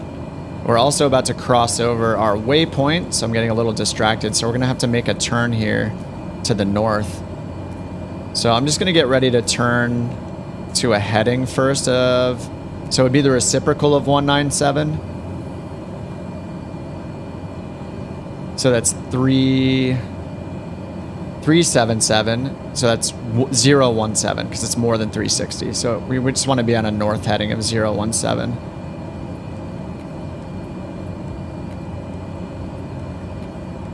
So I'll just make this turn and then we'll dial in our next waypoint. So what we want to do right now is just be on a northbound heading. We want to be on that 017 course directly to this VOR 117.1. So let's change this to 117.1. And then there's our DME. And now we just want to change our course to that 017. Whoops. There's 01567. It's right around there. And now I can use nav mode because in this plane, if you're using VOR1 or VOR2, you can use autopilot with those. But if you're using this fancy RNAV computer down here, you cannot use the autopilot with this. So that's why I've been flying on heading mode. All right, we're almost up to 19,000. The Grand Caravan can go up to 25,000, so we're good here. The winds sound pretty crazy right now, though. All right, there's Mike up with us. We broke out of the clouds nice. I mean, it's a nice hole, but we got a bunch coming in front of us too, so we might need to go even higher or go way lower. I think we should request higher and go up to 21,000, I think. Boston Center, Cessna 87 Lima. Request flight level 210. Cessna 87 Lima climb and maintain flight level 210. All right, climb maintain 210. Let's do that. Climb and maintain flight level 210 Cessna 87 Lima.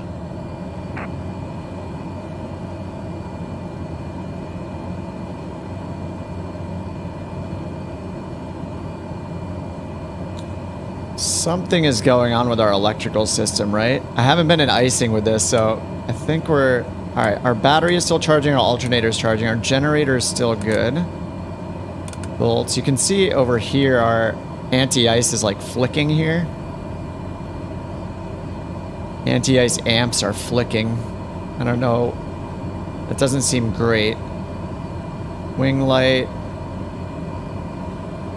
These all on auto? Oh, I think these are off. Oh, I think my anti-ice, my anti-ice switch doesn't work. So I didn't have anti-icing on that whole time. All right, now it's on de-ice pressure. Okay. I didn't have it on because my switch does not work on my Bravo throttle quadrant. Buy the 414 just to get the model show. Yeah. All right, so on this leg. All right, there. Now we're turning onto course now. So on this leg, we know that we're at our next waypoint by looking at our DME right here, 38. That 38 and kind of that D shape. That's 38 DME from this VOR that we're tuned into, and we're on the right course. So we're tracking the 197 radial inbound by flying the reciprocal of that, right? 197 is southbound, so we want to fly the opposite of that because we're flying north. So we're flying if I do +2, -2, we get 377. That's obviously invalid. This is one of those cases where it goes over 360 when you do the +2, -2. Then you just think about the difference between 360 and that. So the difference is 17 degrees, so it's 017. We're icing up a bit more to expedite our climb. I think maybe we should have gone higher. Oh, it's actually, it stopped my climb.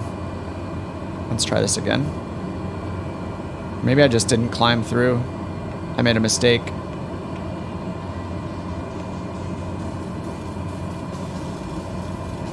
Oh, did I not change this up to 21? We'll go 800 feet a minute. Anti-icing is on. We'll just watch our airspeed. We're getting close to our service ceiling. Oh yeah, we should have had oxygen on a while ago.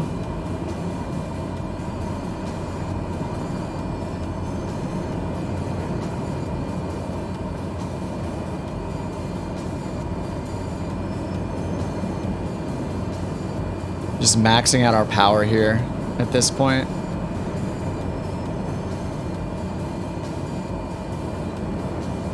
And we're in nav mode. Oh, I didn't switch over the nav source. That's why we're not on. Oh, we are on track. Okay. Hey, that's interesting. So our HSI source, I had nav mode turned on. Oh, there's a jet flying next to us. That's why. I heard that a few times. I was like, oh, wow, the winds are pretty crazy. But it's Miko flying in his Hornet. We got an escort.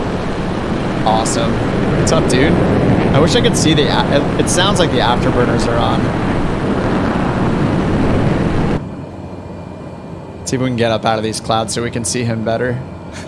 All right, so anyway, we're at 47.8 DME and it's going down. So we'll be at the next waypoint when it gets to 38 DME. Then we need to make a right-hand turn here and go over here to Meshel. And I'm actually not sure how we're going to get over here exactly.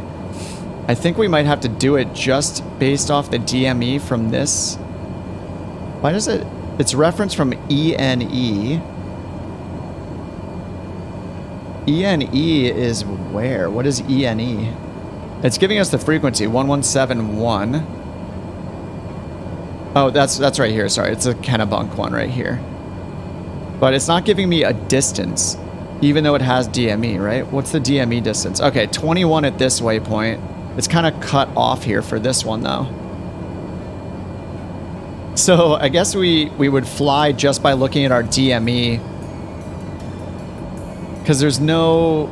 We don't really know... We know when we get to a point, roughly to a point, but we don't know that we're on the Victor Airway. We don't know that we're on the 268 still. Because this segment is not connected to any VOR. Alright, we're at 45 nautical miles now. Alright, we're finally over most of the clouds.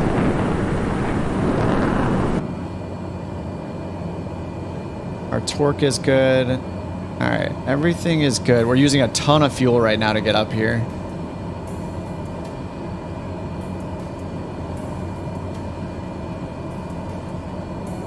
Alright, we're about to level off at 21,000. So let's pull back a little bit. We're just using a ton of fuel. And this is higher than our planned cruise altitude, so I'm a little worried that we're not going to have enough fuel. I think, what was our planned cruise here in SimBrief? Planned cruise was 7,000 feet, and we're at 21,000, so... Okay, DME's at 42 now, so once we get to... Oops, sorry, wrong screen here. So once we get to 38, which is just in a few miles, then we'll know we're at Lobster right here. Now what I am not sure about is how to track this, how to track to the next waypoint here. I think we'll just have to use the RNAV computer again. 62 nautical miles from this VOR up here. So we'll do Augusta 11495. So down here we'll do 11495. Is that right? 11495 on a 213 radial.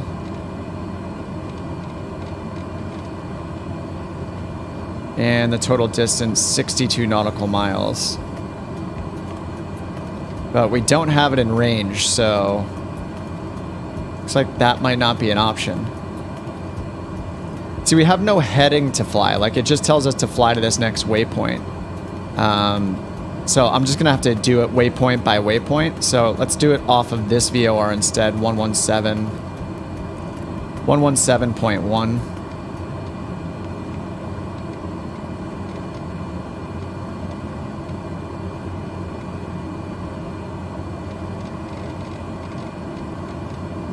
All right, 117.1.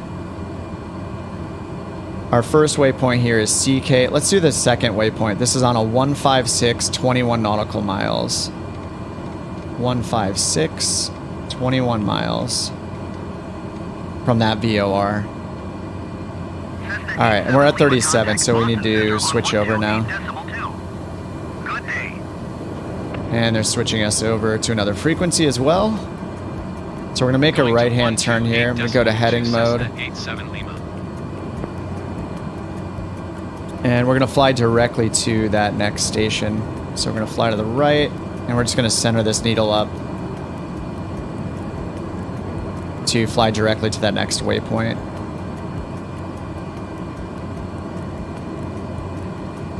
All right, over to Boston Center. Hey, Words, what's up? Yeah, 1 second. Once we contact Boston Center here.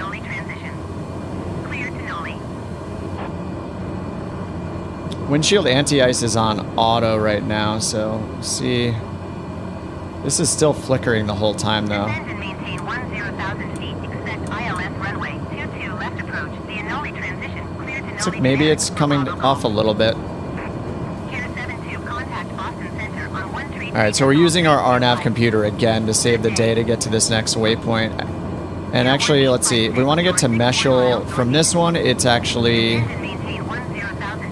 I don't see the DME, so I might need to check another. Meshel is not on this chart. Oh, here we go. Now we got a good chart. Alright, Meshel is on a 125. No, once again, it doesn't show the distance. It doesn't show the DME distance from it relative to the Kennebunk VOR. Anyway, we're headed to Skogs right now, so that's what's in our... That's what's 21 nautical miles from us.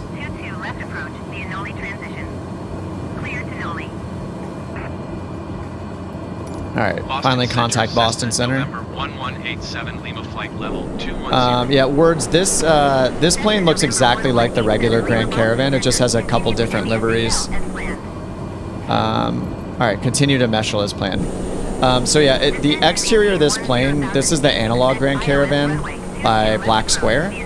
And it is payware, but the actual model itself is not changed on the outside. It's the same plane, but they did redo the interior, so not just the panel, but also the seating configuration. This is all different. But the guts and everything is still the regular 208 Grand Caravan that's in Microsoft Flight Sim.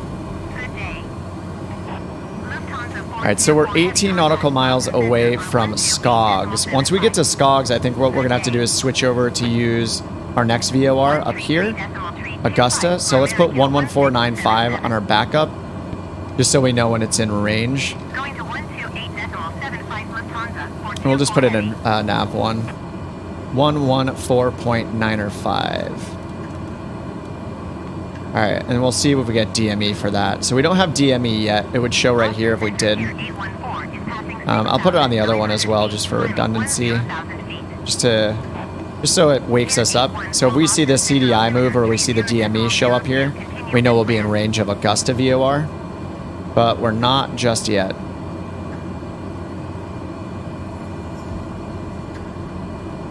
Looks like the ice is slowly coming off.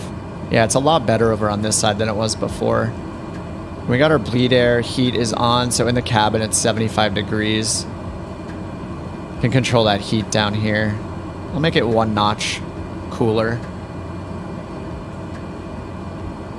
Okay, and our fuel, we're at 600 pounds in each tank, it looks like. Fuel flow is just really high because we were just climbing up so high. I guess I could pull it back a bit. We're just using a ton of fuel right now. So we could bring our prop back a little. We're at 400.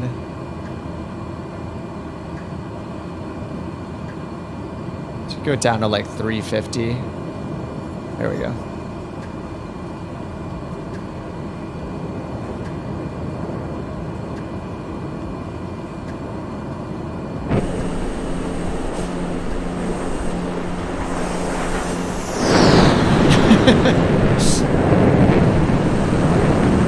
The jet goes faster than the Grand Caravan. Do I think a GTX 980 can run this? I'm not sure. Yeah, this is fixed. It's a fixed gear plane, so the gear does not retract in this plane. It just stays out all the time. Citizen who's following us, Mike from behind here, he's flying a Chancellor. It has retractable gear, but this plane does not. So it is always out in the wind. I'm not sure about the 980. I would just Google for it, honestly. Maybe look on the Microsoft Flight Sim forums. I haven't had that card myself trying to use it, so I can't tell you for sure or not. I used to have a 2080. Now I have a 3080. No, I had a 2060, and now I have a 3080. The jet that flew by is the Super Hornet. That's part of the Flight Sim. It's included in the sim, so everybody has that plane.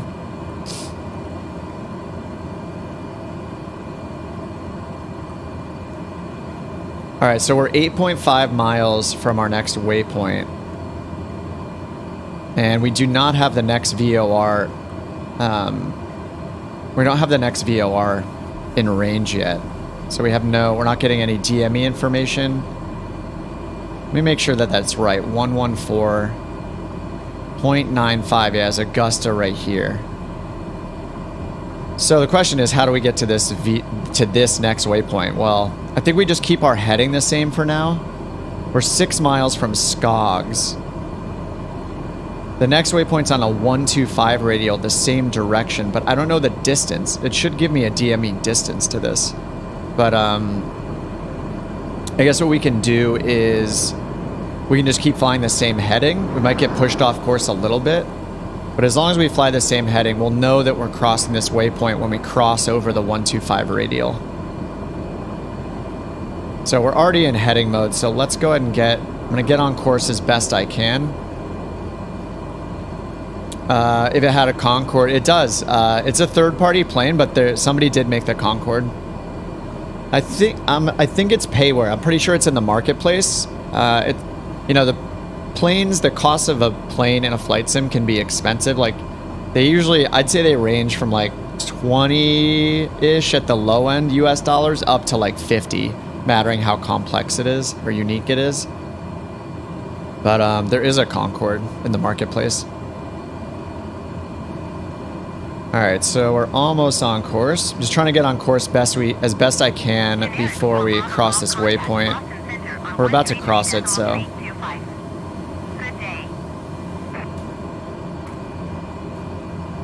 So once this needle centers, we're going to just... I think we have a decent wind here from our left, so... I don't want to just turn it directly into that. It's been pushing us off course, so... $50. It matters what it is. I don't think I've paid more than like 30 for one. But some planes, yeah, $40 or $50, yeah. I mean, if you think about it, like, it takes them months. I don't even know how many hundreds of hours of time, like, independent developers or a small team of developers will spend on it. But yeah, they can be expensive, and it takes them a long time to make a lot of them, so. All right, so we're crossing over that waypoint right now. And I'm just going to kind of keep us on this general heading. I think we might be a little too far to the left, but I don't want to overshoot the course. Okay, it's all, the auto anti-ice is pretty awesome, actually. It's just using it only when it needs it, so it's been nice. All right, so because we don't have a DME for this, but we have a radial, we'll know we cross it when we cross the 125 radial. So we're going to monitor 117.1. So I'm going to put 117.1 on nav 2. So this will come alive right here. Now what we want to do is dial in that radial. We want to know when we cross over. So the 125, we'll put 125 at the top.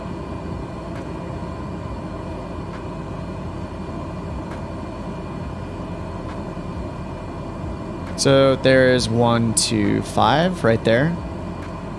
So when this needle gets to the center, that's how we know that we're at roughly around this waypoint, because this is the 125 radial.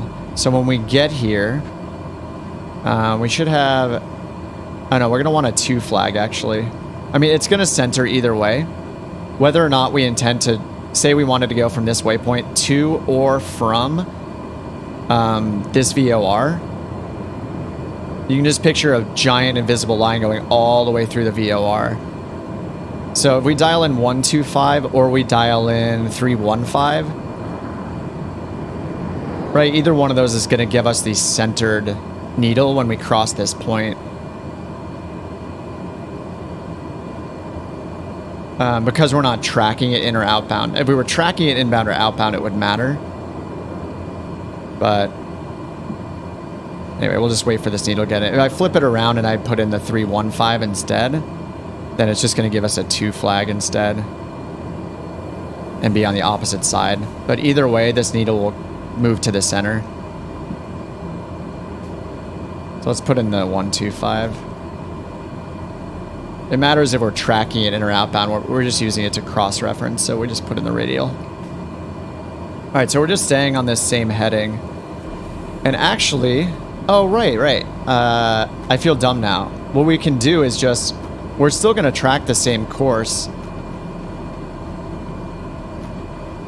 Yeah, we're just tracking outbound. Yeah, I'm not sure. I've just been overthinking this basically.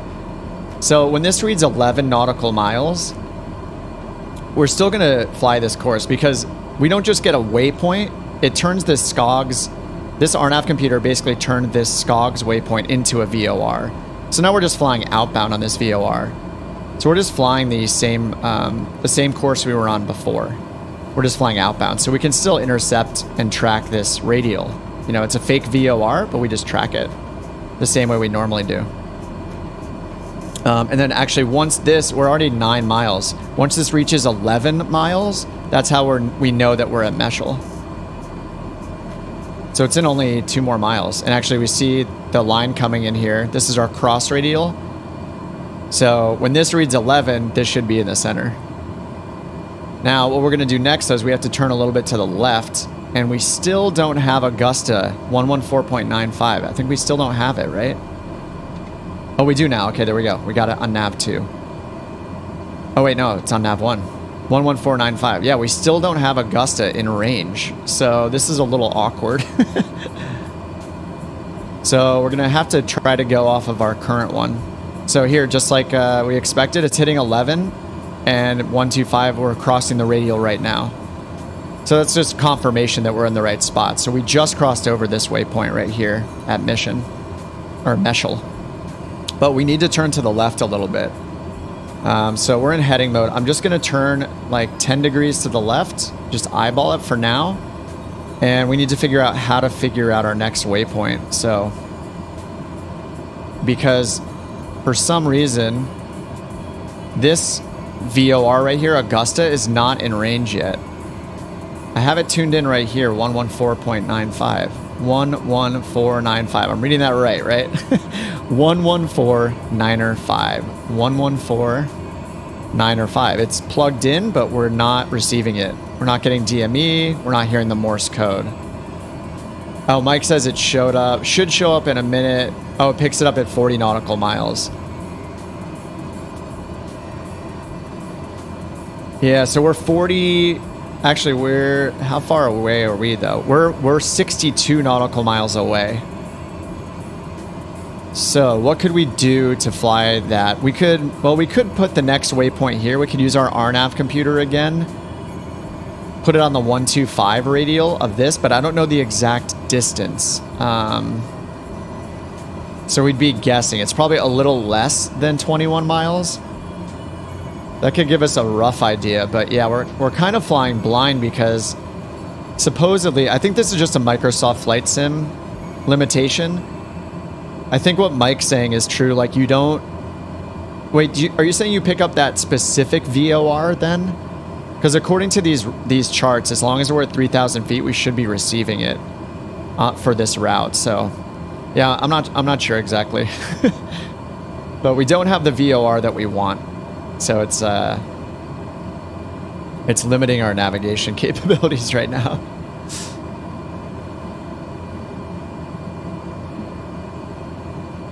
And I'm trying to see what else we could have in range here. Like, so we could tune into this, there's a localizer here, 109.9. So we go to 109.9. This is a localizer nearby. So that tuned in, that's active. So we could dial in the 290 radial for this one to see when we cross over it. But it'll just give us a crossing point. It's not going to give us the ability to stay on the Victor Airway. So we put in, sorry, that's 27. So 290 right here. So we'll know when we cross over this right here, the localizer. So I feel like, I mean, we're pretty high. I don't think I've ever used a localizer this high. Is this realistic to tune into a localizer at 21,000 feet? I don't think so. Mike says he picked up the VOR signal 56 nautical miles away. Picks it up in 40 in some cases. Okay. You know, what we could try... So it's not picking it up on this radio. Let's see if we try to pick it up down here on this one. If I turn it to VOR mode. Let's try to pick up Augusta 11495 on this guy. No, yeah, it doesn't pick it up on either one, so... Yeah, we're just kind of flying blind right now. I mean, I turned a little bit to the left, but I'm just eyeballing it. I just turned like 10 degrees. So until we get that VOR in range, we don't really know where we are on this airway. Not without GPS.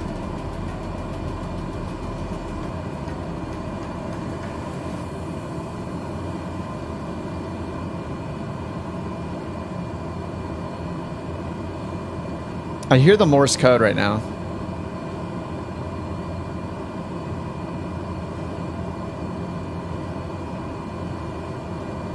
So I hear the Augusta, Morse code beeps. Let's turn to nav 1. But we're not getting DME.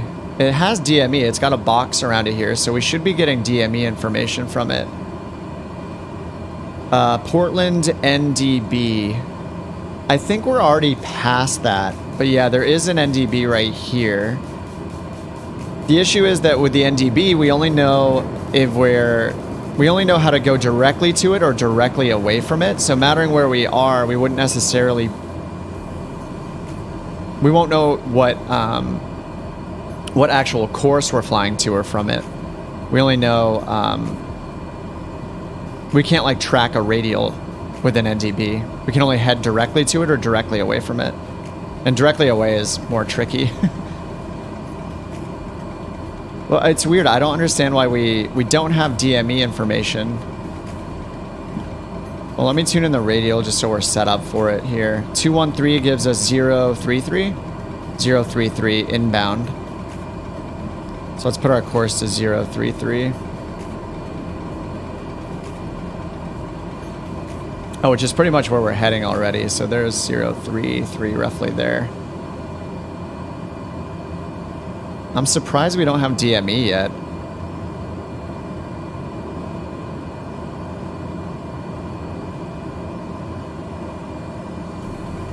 And... does the RNAV switch matter? I have it on nav 1, but no, this just changes what's on the HSI here. The DME should be working. The DME is set to nav 1. Yeah, DME is on nav 1, and nav 1 is tuned at a 114905. Here's 114905.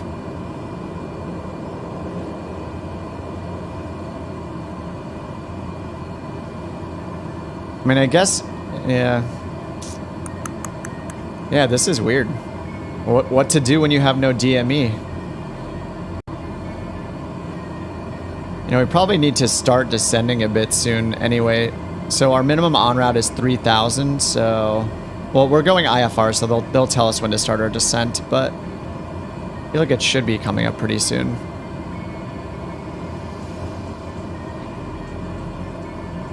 We still have no DME.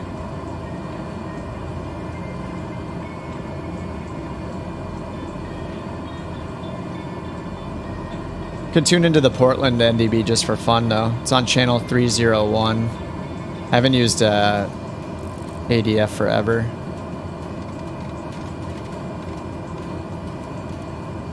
.301.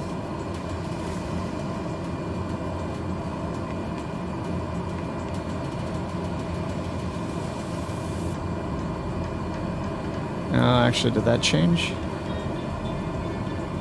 I think this, yeah, is this yellow? I haven't used ADF in this. I think yellow is the ADF. Let's see if I swap it, does it change? No, I don't think that's in range either. Oh yeah, it just changed. There we go. Oh, DME just came alive. That's what happened. Sorry, the yellow one must be the DME, the direct to station. All right, so DME is alive now. There we go. All right, so now we can switch to nav mode. All right, yep, it was exactly 40 miles, like Mike said. So we're not too far off course. Was that 1, 2? I mean, I guess we are kind of far off course. Wait, I think each dot, is each dot 1 mile? I have to look it up. I think each dot might be 1 mile.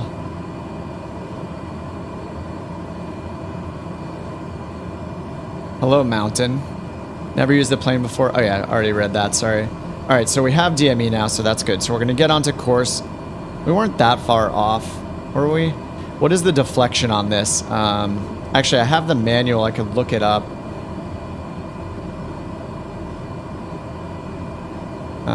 Let me check the black square analog caravan manual.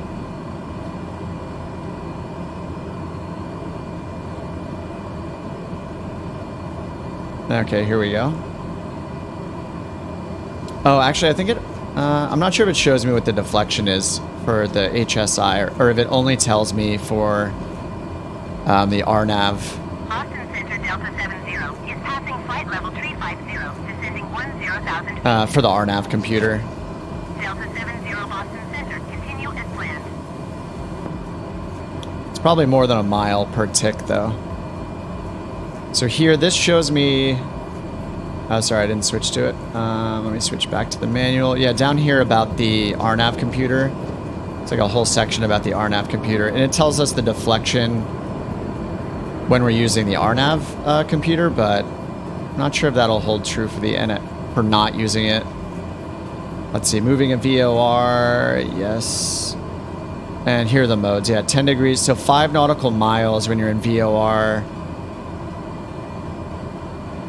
Angular course, right, PR, 5 nautical miles. It's probably 5 nautical miles full deflection, so yeah, that would put each one of these at a mile. Anyway, we're about to intercept that course, so let's look at what's next here. All right, so that means we're still on the Victor 268 now.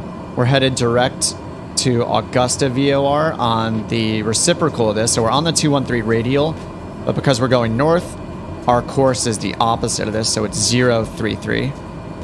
So we have that plugged in here. And it looks like this is like not centered anymore. Oh, there we go. Now it's waking up. Oh, it's because we weren't turned on course yet. So as long as we go to 033, yeah, that looks at about 033. Let's move this out of the way so we can see.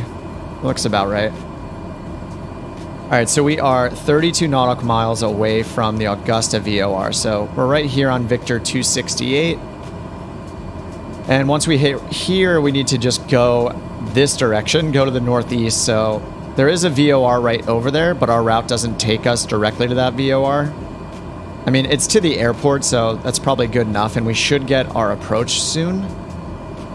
From ATC. We're gonna have to start descending at some point too, but they usually are pretty good about telling us when to descend. And that's another 50 nautical miles once we get past the Augusta VOR. So we got some time. So what we could do, again, I could put a waypoint right on the airport if I can figure out, actually it's easy to figure out where we are from the VOR itself, just by looking at the airport information screen. So if I just click into that. Down here on SkyVector, they have this nearby nav aids.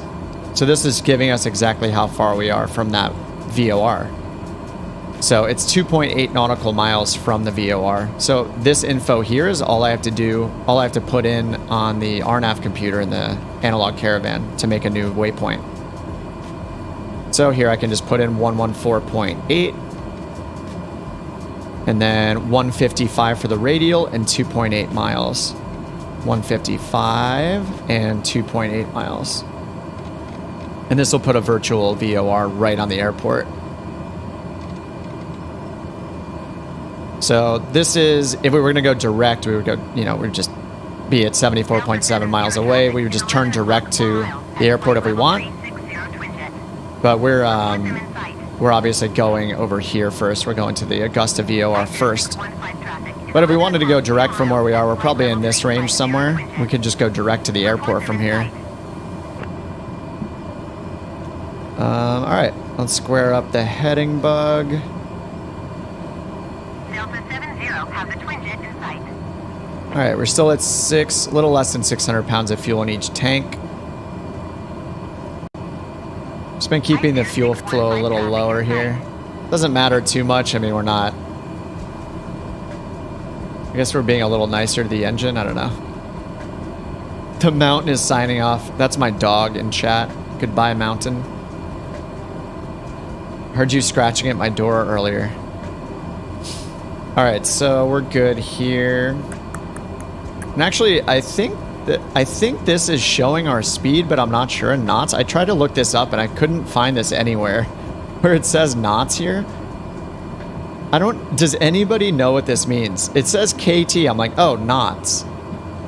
But here it says 134, and then up here on this one it says 169. So, I mean, it does seem like we could be cruising it at around 170 knots or 180. But I don't understand what it's showing down here then, 134.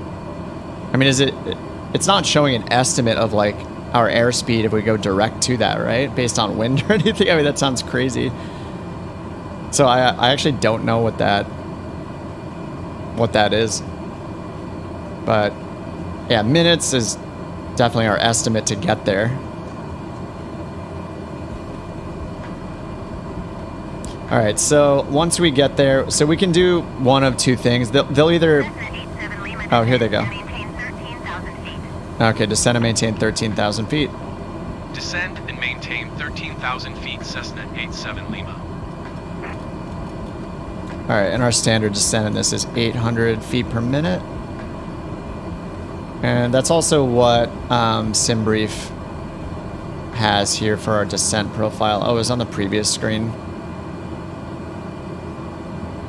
Oh, and it's gone now, but I think it had 800 feet per minute as our descent profile for the flight planning.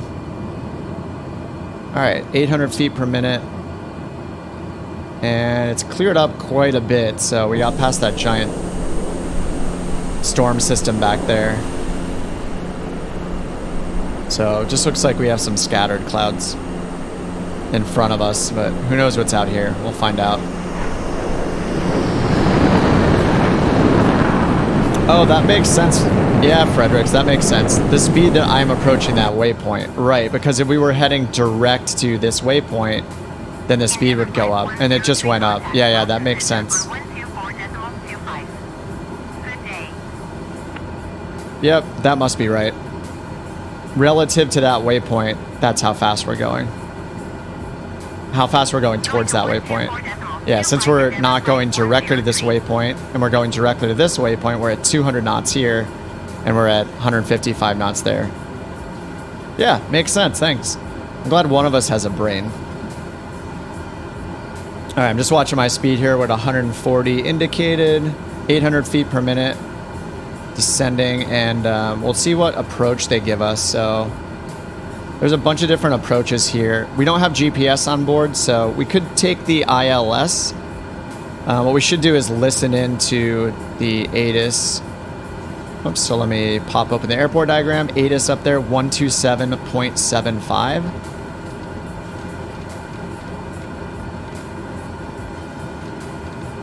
Whoops, that's nav. What am I doing? 127.75. All right, and then we'll turn on monitoring for COM 2. We'll write down the ATIS.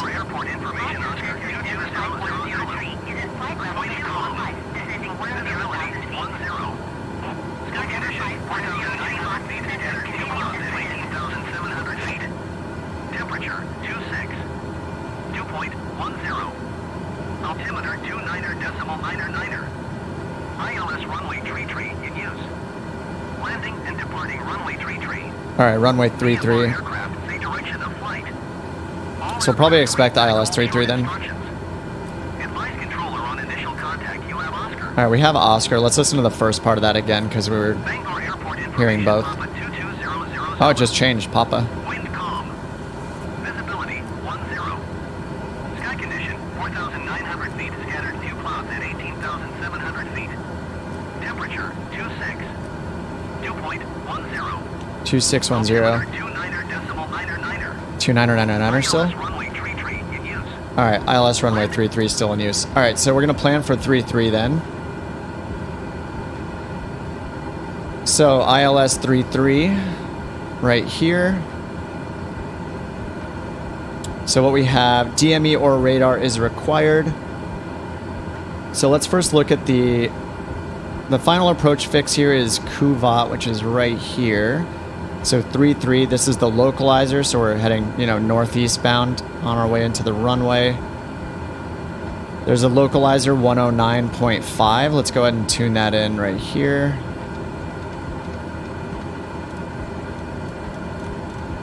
All right, 109.5 on nav 1.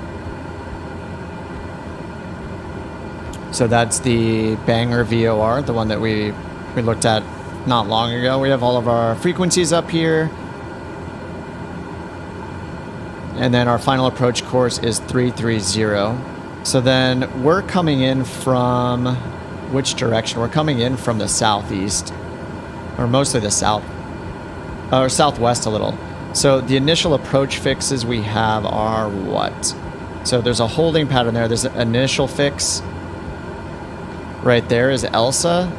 So this is 14.4 DME from the Bangor VOR. So that's how we can get to that. And then we have our final approach course. So we're coming down here from the southeast. Once we get up here, if that's, that might be a 90-degree turn. We're mattering our angle. If we're a little more to the south, then it's probably less than a 90-degree turn to the left to get onto the final approach course. So we most likely will not have to do a reversal. If we did do a reversal, we would just do a direct entry, right? We would just cross over and then go outbound and then come back inbound. We're coming from down here.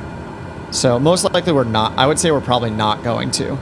So if we want to get to this waypoint ELSA, it is 14.4 nautical miles from the Bangor VOR. So let me put that in. Remember, we're using nav 1 right now for our navigation. We're going straight to Augusta.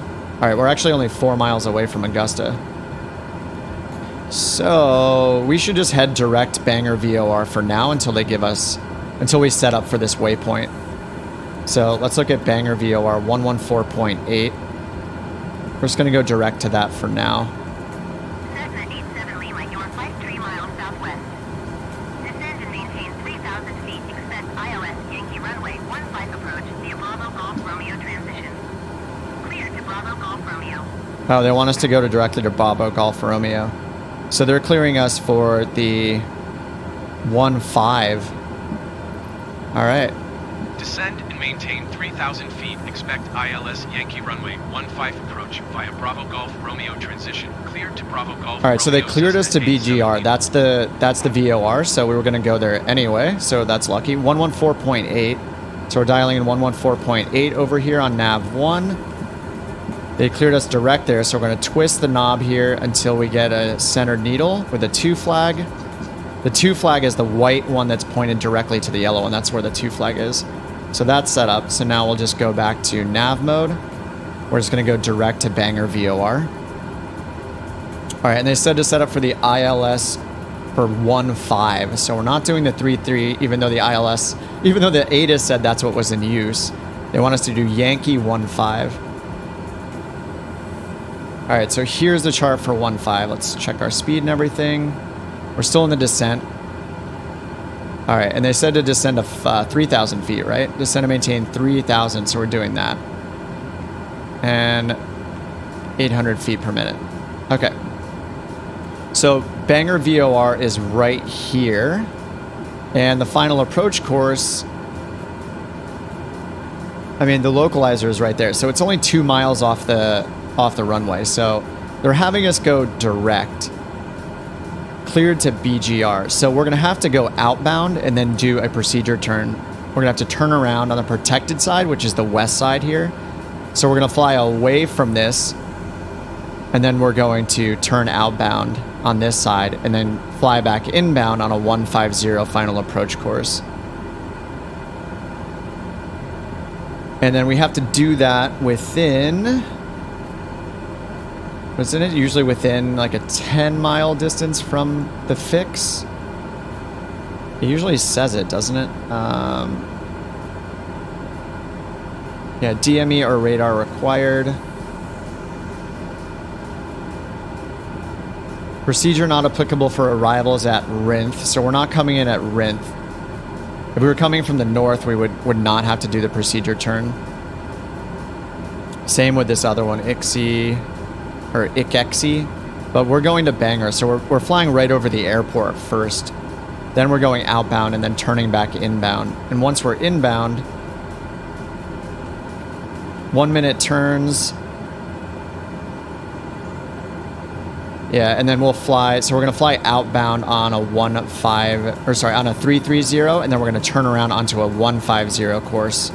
And then on our way inbound, once we cross EXE, that's at 15.9 DME from the localizer, not from the VOR. Then we'll descend to 2100 to get the glide path. Okay. And then our minimums are 392, 200 AGL. All right, so right now we're just doing the first step, which is fly direct Bangor VOR. Once we fly to the VOR, we want to fly an outbound course. I could just switch over to the localizer and just go outbound from the localizer on a 330 course outbound. And then we're going to go outbound until EXE right here. So that's 15.9 nautical miles. It has the lightning bolt symbol right here. And that's where it's got our procedure turn. So yeah, we're going to go out to EXE. Then we're going to make our turn. We're going to turn to the left when we're heading outbound because that's the protected side. It's where it shows the racetrack. So we're going to turn and then come back in on a 150 final approach course. And then once we get close enough to, UMain, that's our final approach fixed, then we'll capture the glide path. All right, so let's check our DME here. 38 nautical miles from the Bangor VOR still. Cool. So yeah, we're basically going to overfly the airport, turn outbound on a 330, then turn inbound on a 150, capture the glide slope. We'll have to descend a little bit. After we do the procedure turn, we'll descend from 3,000 down to right here, down to 2,100. So they assigned us 3,000 because the procedure for using Bangor as our initial approach fix is we're going to head outbound. We're going to do that procedure turn. And here you can see the minimum procedure turn altitude here is 3,000 feet. So we can't go below 3,000 feet when we're doing that procedure turn after this waypoint, ICXI. And then we're going to use DME to figure out where we are on each of these waypoints because we don't have GPS. So all of these numbers in this kind of D shape are the DME number based on, and it's showing the code here, IJVH. IJVH is going to be the localizer. We know that because right here, localizer, IJVH. If it was based off of the VOR, it would say BGR, but it doesn't. It says IJVH. So this is the localizer identifier code. So what we're going to do is put that localizer identifier code in our standby. So we have 114 in right now because we're heading to the VOR. Localizer is 109.5, so we're going to put that in our backup right here. So we're ready to switch over to that. And then we should, just for monitoring, we should put in, we could do it on either one. I kind of want to do it down here. We'll do the Bangor VOR because we'll get DME on that as well. We're going to use this DME up here for the localizer distances. If we use nav2, we wouldn't get DME info without like switching over up here. I don't really want to deal with that, so I'm just going to put it in down here on our kind of nav3 radio. So frequency for that, we're just going to put in the Bangor 114.8. It already is, so. All right, so we just have that set up. All right, cool. I feel like I was just saying a lot of gibberish, but. All right, and then missed approach is climb to 3,000 on a 150 heading. So 150 is the final approach course. So we just hold that 150 heading if we do a missed approach, and then climb to 3,000 feet. And then from there we follow a specific radial, the 154 radial, to get to the ELSA waypoint. And then it gives us the DME to get there, and then we hold. So that's down here. So basically we would use the Bangor VOR to figure out when we're 18.3 away. Again, we can see whenever we see this DME info, it puts the nav aid next to it. So it says from the Bangor VOR, the DME is 18.3. But then when we're inbound here on the inbound course for landing on the ILS, you can see all the DMEs reference the localizer, not the not the VOR, because the VOR is like off the field 2 miles or so over here. So once we cross the Bangor VOR, we're going to twist our course to be a 330 outbound course. Carry 14, your retreat 6 miles southwest. Descend and maintain 10,000. And then we'll do standard rate turns. I'll just use the autopilot to do the turns because the autopilot will do standard rate turns. Clear to Bravo Golf Romeo. And then we just time it 1 minute. So down here it shows us 1 minute holding pattern. So our inbound leg will be, or our outbound leg once we're here at this fix, we'll go outbound for 1 minute. We'll turn, make a left-hand turn. Clear to Bravo Golf Romeo, Pier 814. Actually, should we make a, yeah, we'll make a left-hand, we should make a left-hand turn and then a right-hand turn to re-intercept it, sorry.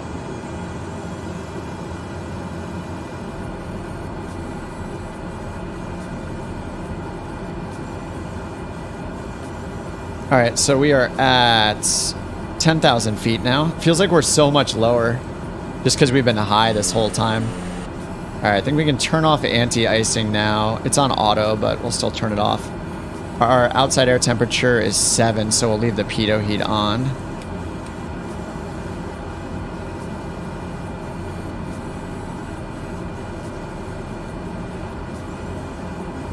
All right, I haven't done one of these without GPS for a while, so this will be fun. Yeah, so we're going direct Bangor VOR, outbound 330. And then we'll be heading outbound. We'll turn left. Cessna 87 Lima contact Bangor approach on 118.925. We'll turn left, 45 degrees, right? And then we'll do that for... Actually, how do we... I think it's a left-hand turn. I haven't done a procedure turn myself manually for so long, I forget. I know we obviously need to be on the southwest of this for the protected side. That's depicted. The holding pattern's right-hand turns, which is standard. Oh, let's see. They're switching us over now to Bangor approach. 118.925 for Cessna 87 Lima. All right, contact Bangor approach. Cessna November 1187 Lima is passing 8,000. We'll give us an altimeter setting here. We haven't had one since we were at flight levels. 1187 Lima Bangor approach altimeter 30.01. Continue to Bravo Golf Romeo as planned. All right, 3001. There we go. And I hit B, 3001 almost. I guess it rounds it. Oh, it's changing the... That's weird. It was changing the last number there somehow, which I can't do with these.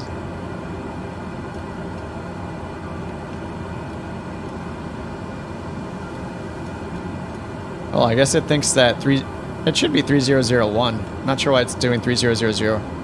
Anyway. Yeah, more challenging without the G1000. Yeah, it's kind of scary.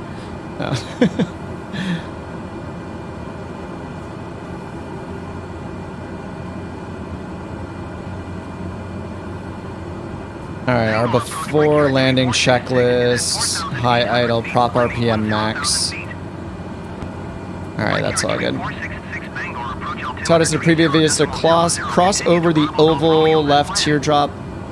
So since it's a procedure turn and not a hold, check my localizer frequency. Localizer 1095. 1099. Thanks. 1095. There we go. Thanks, Fruit Bat. Yeah, I had 1099 instead of 109 or 5. Save me from confusion. Thank you.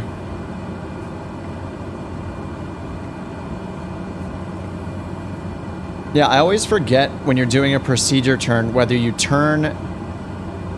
do the 180 degree turn first. Like I hit the fix, I fly. I think in this case we do a left-hand turn, 180 degree turn, time 1 minute. Actually, no, we wouldn't time 1 minute from there. We just time 1 minute from. Yeah, this is where we time 1 minute. We turn left and we time 1 minute outbound. It's not 1 minute though because I don't know why I'm so confused. Procedure turn, yeah, if it was a hold and we were coming from this way, yeah, we would do a teardrop entry like this. We would cross over to the far side and then back inbound, and we would keep holding. Oh, right, but this isn't a simple procedure turn, right? This is a hold in lieu of procedure turn. So we do that. Yeah, we turn to the left, time it 1 minute.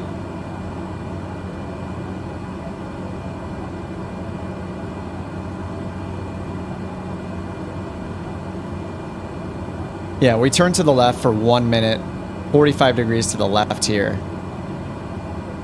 And then we'll make our standard rate turn.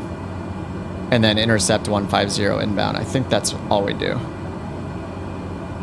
Yeah, if it was a procedure turn, it would just have a little barb on the end. It wouldn't have like the holding pattern. Yeah, right to the arrow. Turn right to the arrow and then... Yeah, for us, because we're coming in from this direction... Yeah, time at 1 minute.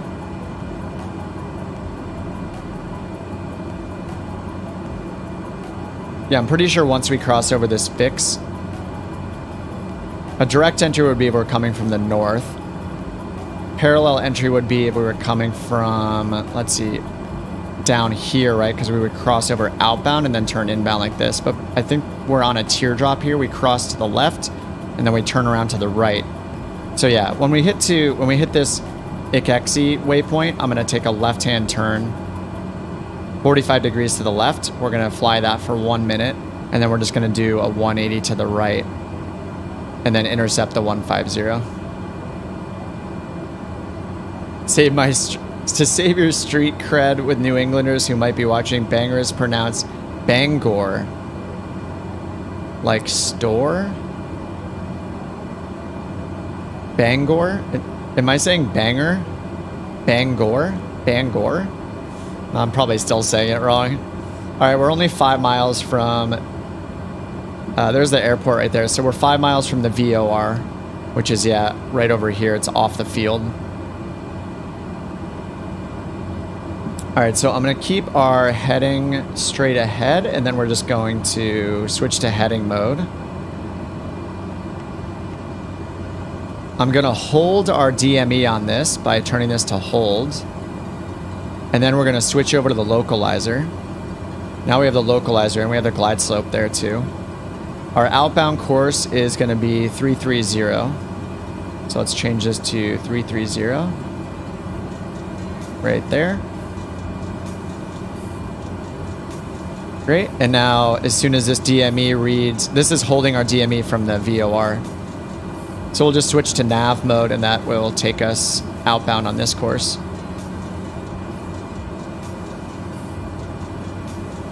And here's the airport right here. That's where we're landing. It's like an 11,000 foot runway.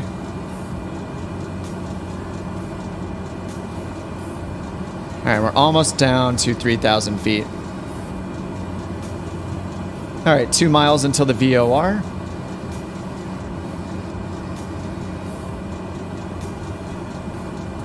So we're right around here. We're right around here actually. So we're about to hit this. We're going to turn left. I'm just going to start the turn when we're at 1 mile. Or maybe a half mile. I'm just going to start it now. Turn anticipation. So I turn nav mode on and this is going to fly us the wrong direction. What is it doing?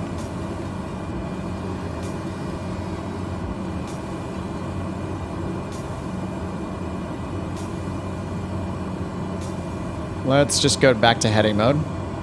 Oh, it's turning to intercept the localizer regardless of what course I put in, that's why. So we're just going to eyeball it on the localizer here. We'll just use heading mode. And let's switch to DME. And this will be reverse sensing, I think, right? Because we're flying away from it. So I need to pull the needle instead of fly towards the needle because we're the opposite side of the localizer. We're going away from the localizer. The sensing for this on the localizer is going to be reversed when we're heading away from it. So yeah, we need to pull the needle. And then we need to go to 15.9 DME.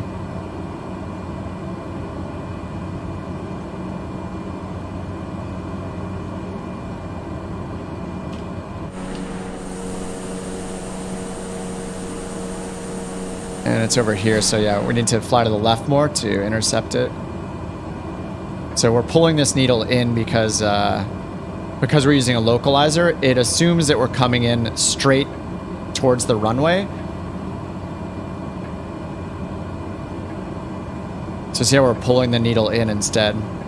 Because the localizer has 2 overlapping frequencies, and it assumes, unless we hit a back course button, it assumes that we are flying towards the side, you know, we're coming in for a landing.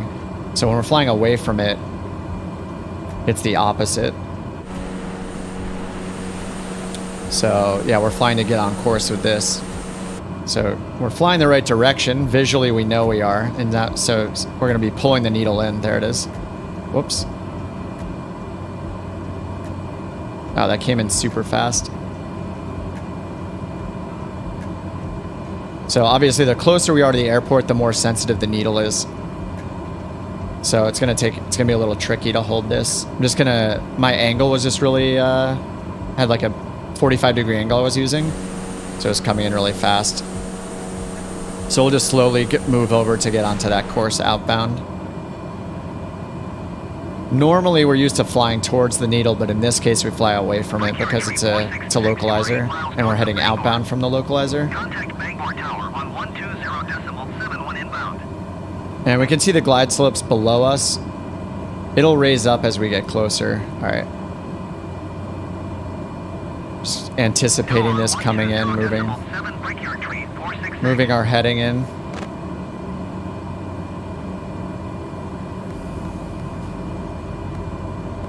If I had a back course button, I could just hit that probably right now.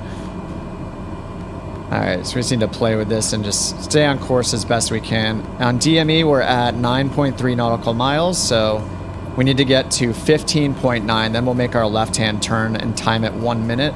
Then we'll make our right-hand turn, and then we'll intercept the localizer the normal way. And since we're heading away from the airport, you can see the glide slopes coming up now. So it'll go over our head because we're getting further and further away from the airport. All right, let's pull that needle a little bit more to the left.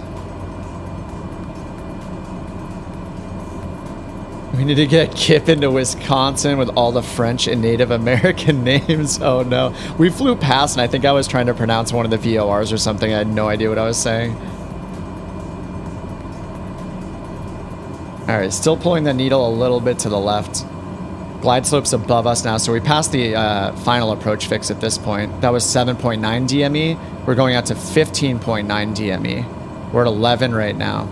So once we get to 15, we're gonna turn left here and time it 1 minute using our little stopwatch right here. Once we do 1 minute outbound, then we'll make a standard rate turn all the way around, then we'll re-intercept the localizer. We can use nav mode and approach mode then. Oh, whoops. I'll say traffic in sight just in case it's not talking to us because of that. 7 Lima, you are 12 miles northwest of Bangor. Contact Bangor Tower on 120.71 inbound.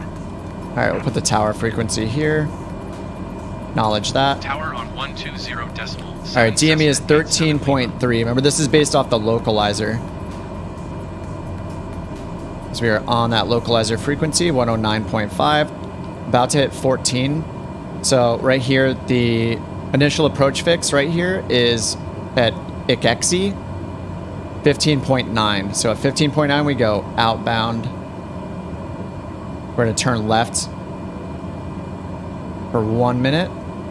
Waiting for 15.9. We're at 14.5. And then for reference down here, I have the Bangor VOR tuned in if we need that for like the missed approach or anything else. Missed approach is based off some radials off the Bangor VOR. All right, looks like Citizen's starting his turn out there. So we're at 15.4. And I was off the localizer a little bit.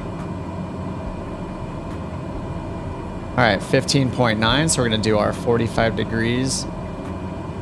Turn out this way and time it 1 minute. So when it crosses the 5 on the clock here, then we'll start turning inbound. All right, so we just crossed over Ixexi, or it's Ixexi. Ixexi? I don't know how to say that. So we're going outbound this way. 1 minute we'll go out, and then we'll turn back in, and then we'll intercept the localizer on the 150 final course there. Looks like Citizen's turning back inbound now. Or Mike is turning inbound. Alright, so we're halfway through our turn. We want that seconds to hit the 5 down there. And then we'll turn back around and we'll intercept the localizer. ATC voice sounds like DCS. If it's all using Microsoft text-to-speech, then yeah, it could very well be the same one. Alright, we're at 50 seconds.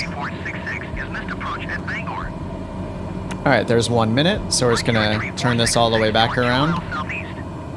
Descend and maintain 3,000 feet. Expect ILS runway tree approach via Bravo Golf Romeo transition. Clear to Bravo Golf Romeo.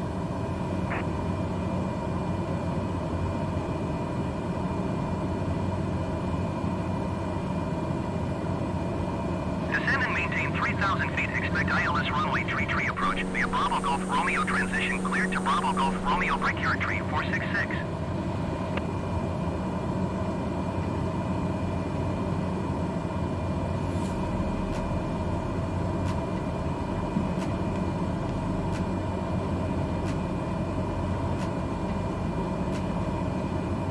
Alright, let's double check here. So we have final approach course is 150. Go ahead and put that in. I switched to nav mode on the autopilot. So autopilot's going to take us and intercept that localizer. And now we need to descend down to... Once we hit 15.9 on the DME again, we'll start our descent down to 2,100 feet to get to UMain.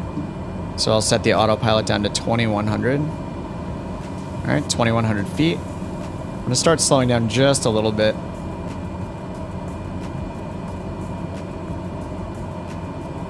All right, nav mode is on the autopilot.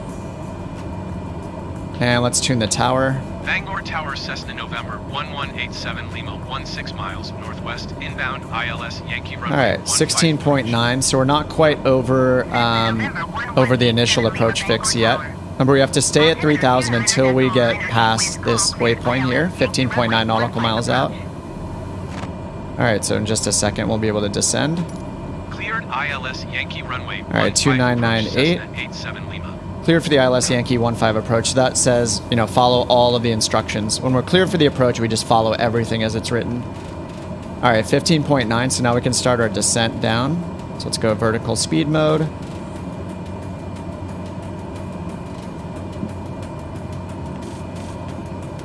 Whoops. 2,100 feet.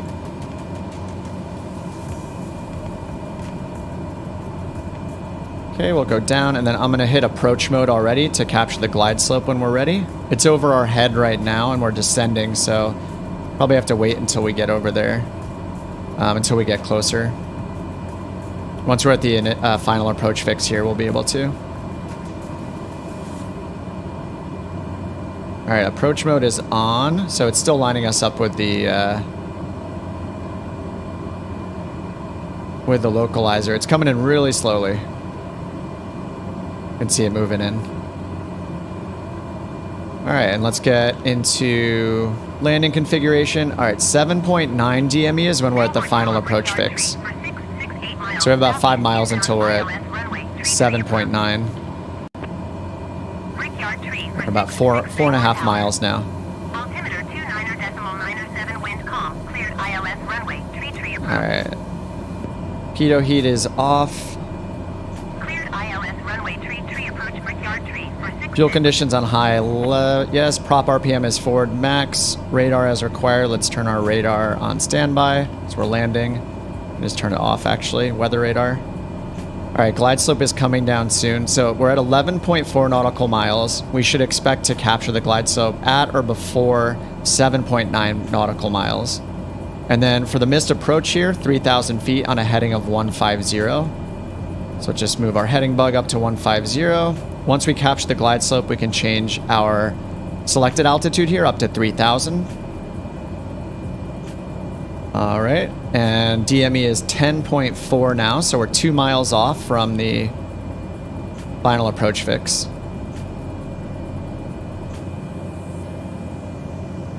And they gave us the altimeter already, so I already have that tuned in. We're already in flap range, so we're good. 7.9 miles gives us the FAF. Final approach fix. We're at 9.5. It's got a mile and a half to go to the final approach fix. We tend to get the glide slope before then, especially in Microsoft Flight Sim, so we'll see the glide slopes coming down right now. Approach mode is already on over here. It's got GS armed, so that means it's on standby. It's just waiting to grab onto the glide slope right here. So once this is in the center, it'll pitch us down automatically. But before that happens, I'm going to put my flaps down. And we want our approach speed to be 90. All right, flaps 1 are down. Let's go flaps all the way down. All right, it's about to capture the glide slope, so we'll see our vertical speed go down as it captures it. And over here, yep, it says GS. So we're on it. There goes our vertical speed. And I'm pulling out a ton of throttle here just because not only are we pitching down, but we need to slow down to 90. All right, so we're good. Now we can change our missed altitude, or our missed approach altitude over there to 3,000. So I set that to 3,000, and we'll just square our heading bug up. Still on the glide slope. Cessna 87 Lima, wind calm, clear to land runway 15. All right, wind calm. Clear to land 15. Clear to land runway 15 Cessna 87 Lima.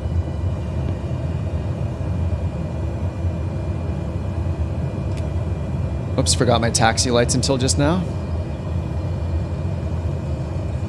Looks like Mike's about to land up there.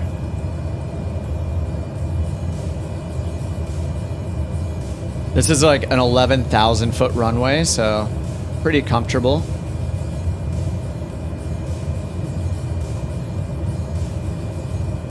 So for landing, we want to be like 75 to 85. We're at about 85 right now. 3466, turn next taxiway.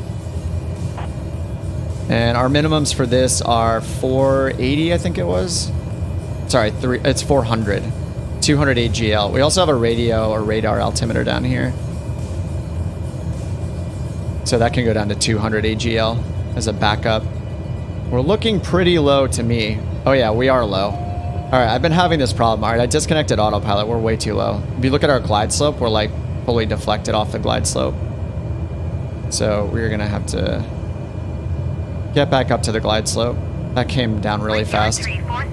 This might be a problem with the beta, or this, I don't know, there's something's up with this plane's autopilot.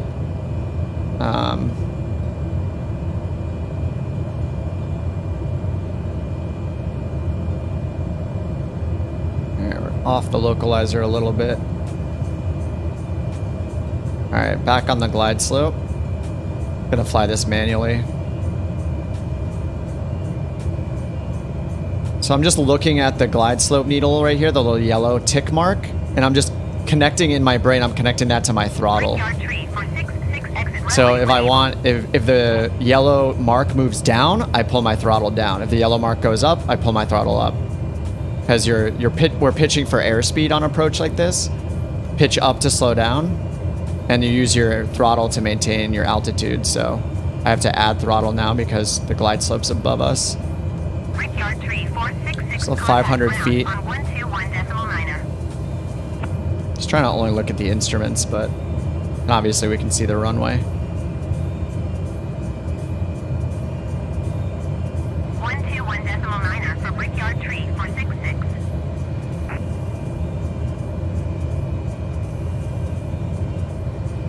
It's kind of ballooned up there.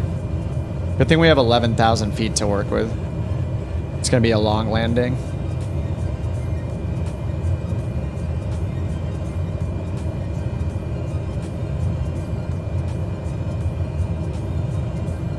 All right, 80 knots.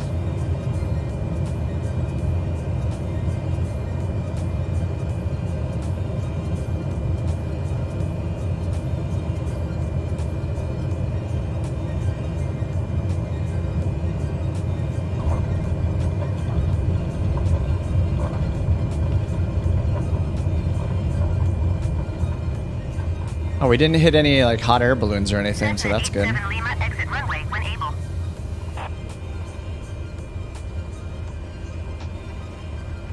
It's like Mike rolled all the way to the end, which is probably smart. I guess realistically, we would tell them like where we're parking. Cessna 87 Lima, contact We ground would know where we're 121 parking, like decimal request a niner. long landing or something, so we don't have to taxi forever.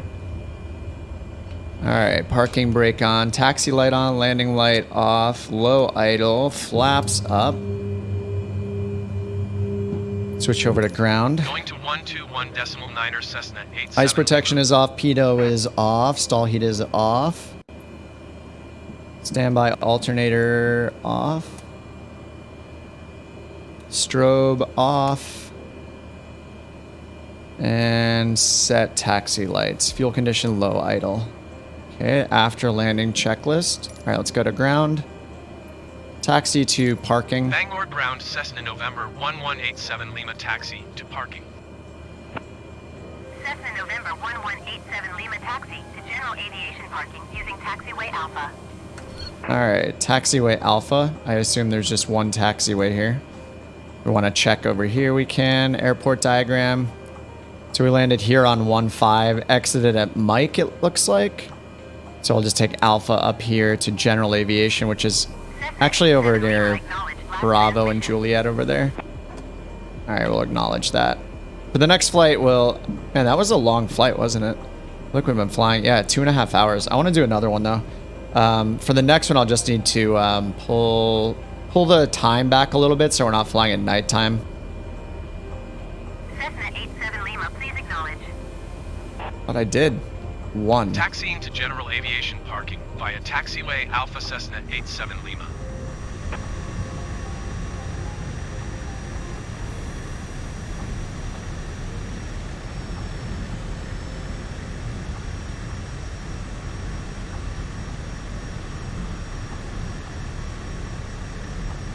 All right, Mike is down here at the other end here. Yeah, he was smart. He did a long landing on purpose, it looked like, and then exited way down there near where the general aviation parking is.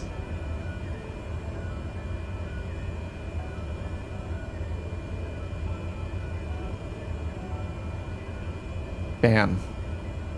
I just don't I just ignore all the ground traffic. I like to see it, but there's usually so much of it that you wouldn't be able to taxi if you stop for all of it. All right, what do we got here? Sky Express, China Southern, Cathway something, Latam. I don't know some of these. I don't know most of these.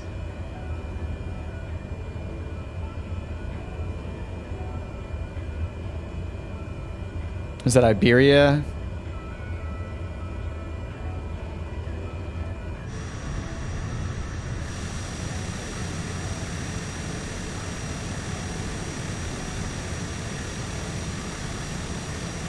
These are just all randomly loaded in. I don't, looks like right there's one that's actual live traffic.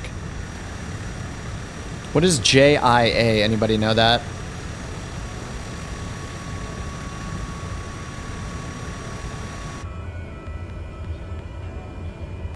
Oh, whoops. I was clicking and I couldn't, when you right click to move your camera, you can't use any of your other controls. So I was like flying off the edge there. China, does that say China SSS? Oh, a little off-roading here. DHL Polar. This is, and then there's a United. What is this little guy right here? Is that like a United Express? We have to go look at this livery real quick. One of these days they'll fix ground traffic. Yeah, the vehicles are okay. I have all the ground, like the ground airplanes turned on too, so at least there's something there.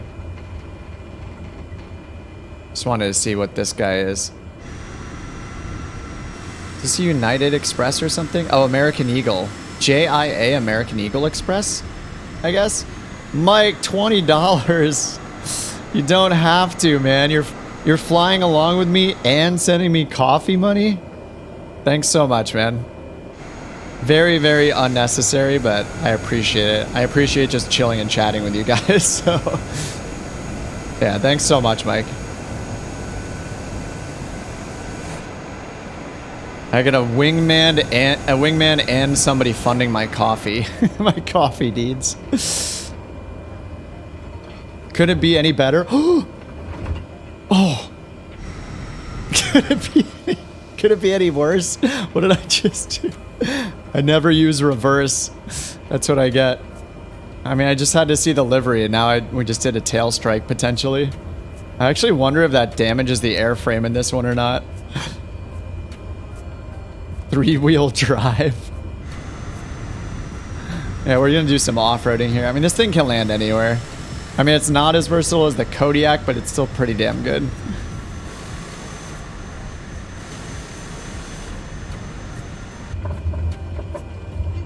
Alright, let's just go park over here next to Mike.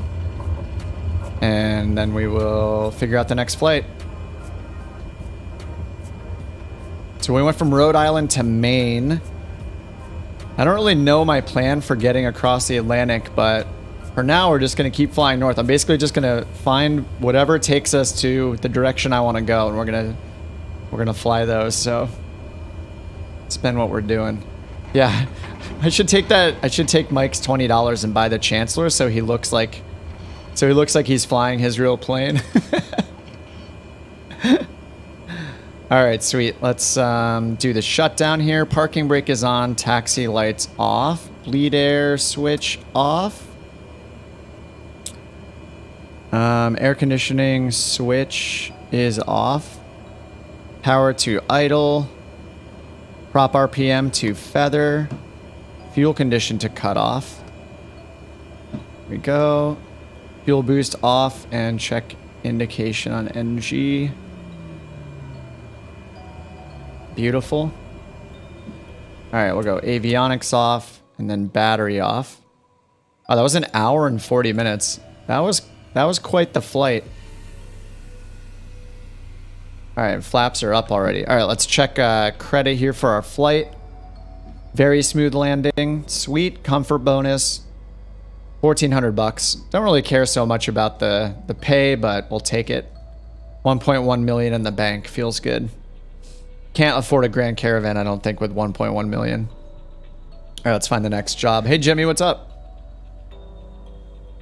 All right, new sheet for my notes.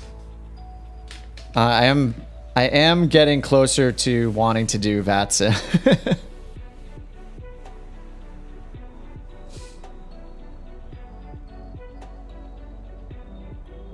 All right, let's check what's up here. Is the analog Caravan available on the Xbox? No, I don't think so. I don't think it's in the marketplace yet. I'm not sure if I looked at the last update. Let's see the news. Is there another update? Yeah, they did one on the 8th. So some people in chat last week mentioned this. Yeah, Sim Update 10 is supposed to be out this coming week. They didn't say the exact day, but Sim Update 10 should be out. I'm really excited about it. I mean, I've loved having the beta for this long because of the NXI. But it's going to be nice to have everybody on the same version again because a lot of us are on beta. So it'll just be nice to see more multiplayer traffic once that happens. Yeah, they always do a store update too. So yeah, there's the Chancellor. This is the one that Mike C in chat is flying the Chancellor. So that's on PC and Xbox, $40. I saw Caravan liveries. I saw this, but I don't think the actual analog Caravan is in the store just yet. Yeah, and I'm keeping my eye out for... So Black Square is the company that makes the analog Caravan. They also make this taxiway replacement, taxi signage replacement, where it fixes all the taxi signs and taxiway numbering and all that, like in the US and Europe. So it's really expensive. It's like $40, $50. But I'm kind of waiting for that to hit the marketplace because I'm getting to the point where I don't want to use... I just don't want to use... I don't want to have to maintain my mods anymore. I just want them all in the sim. Does the Chancellor use Avidyne? I'm not sure. Mike's hanging out in chat and he flies it. I don't think it uses Avidyne. I think you can pick between like the... Is it G1000? or is it two? I think it might use two GTN 750s, or you can use like a 530, 430. I think it might be a similar configuration to this one. This one, the analog Caravan cannot use the G1000, but you can switch to a 530, a GTN 750, and a 430. So you can do this kind of thing. I think maybe, do we want to do, what do you guys think? Do you want to do more VOR navigation for the next one, or should I use GPS for the next one? Let's see what our jobs here are that we could do. All right, search for a new job. Time is almost 4 o'clock, so I could do like another 2 hours or so at the most. All right, we want to keep going northbound. Eventually figure out how to cross the Atlantic. Chancellor does the 530 or dual 750s. All right. Oh, sweet. Okay, we can go over here. Prince Edward Island. So I assume we're going to want to go north, like up into Newfoundland, somewhere up here, and then cross over. I mean, that hop, how... And I don't know if I can do it in the Grand Caravan. We may need to, like, shuttle out a jet. I mean, you can, right? Like, people have crossed the Atlantic in, like, a Cessna, right? With extra fuel on board.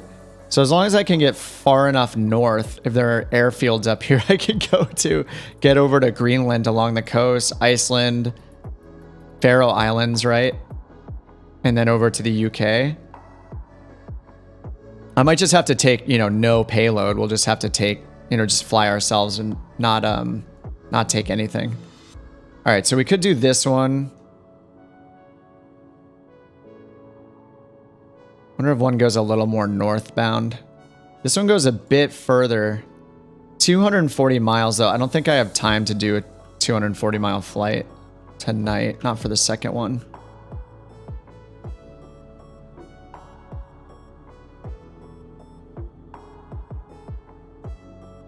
Or we can fly down here to Nova Scotia.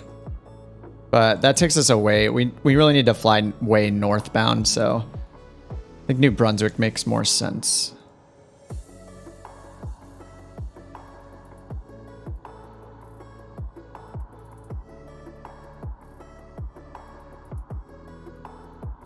Cross the Atlantic, look up the North American Transatlantic Ferry route in the DA62.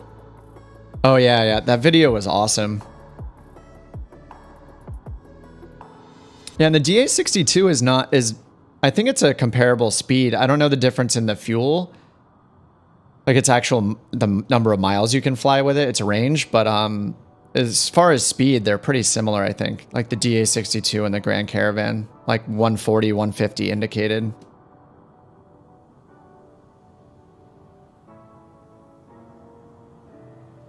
I forgot I can sort by heading here. That's what I should have been doing, is just sorting by heading. All right, this one is a bit too far. 200 miles might be a little too far for me right now, too. Prince Edward Island sounds cool, though. I kind of want to go over there. Or we could go just before it. 231, 201. All right, let's do the 200-mile one. This is taking 600 pounds of cargo.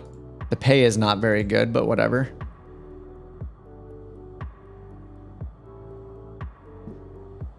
VOR navigation is also probably more sketchy. Like to fly to Europe over the Atlantic. Like we're probably gonna want to use GPS. I don't even know how you do that without GPS. Honestly, I mean I have to look into it.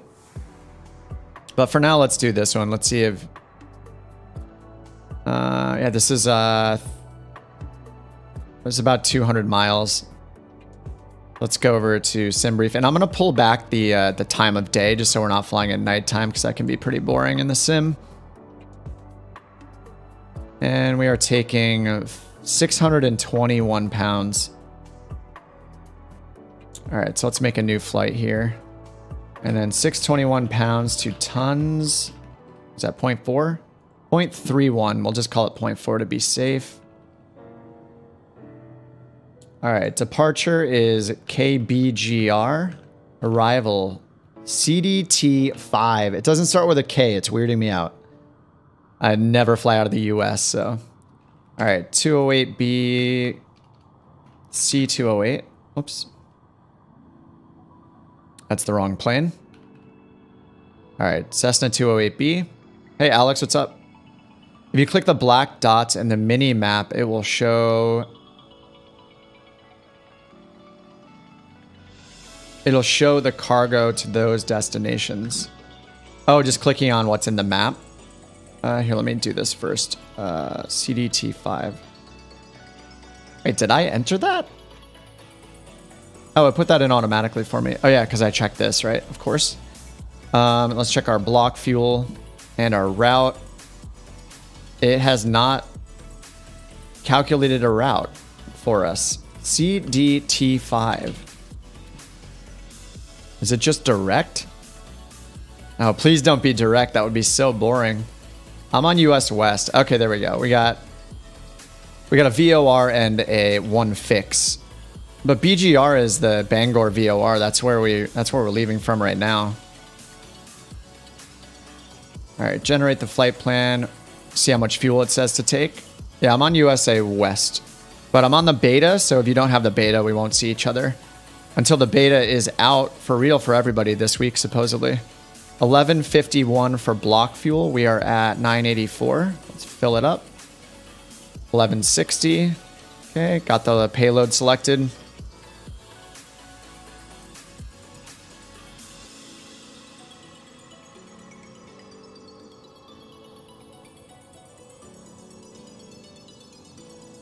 All right, loading up the cargo. All right, and I'll turn this back. I'll turn it back like 2 hours or so. So maybe we'll get another sunset landing. And I can do that down here once the apron work's all done.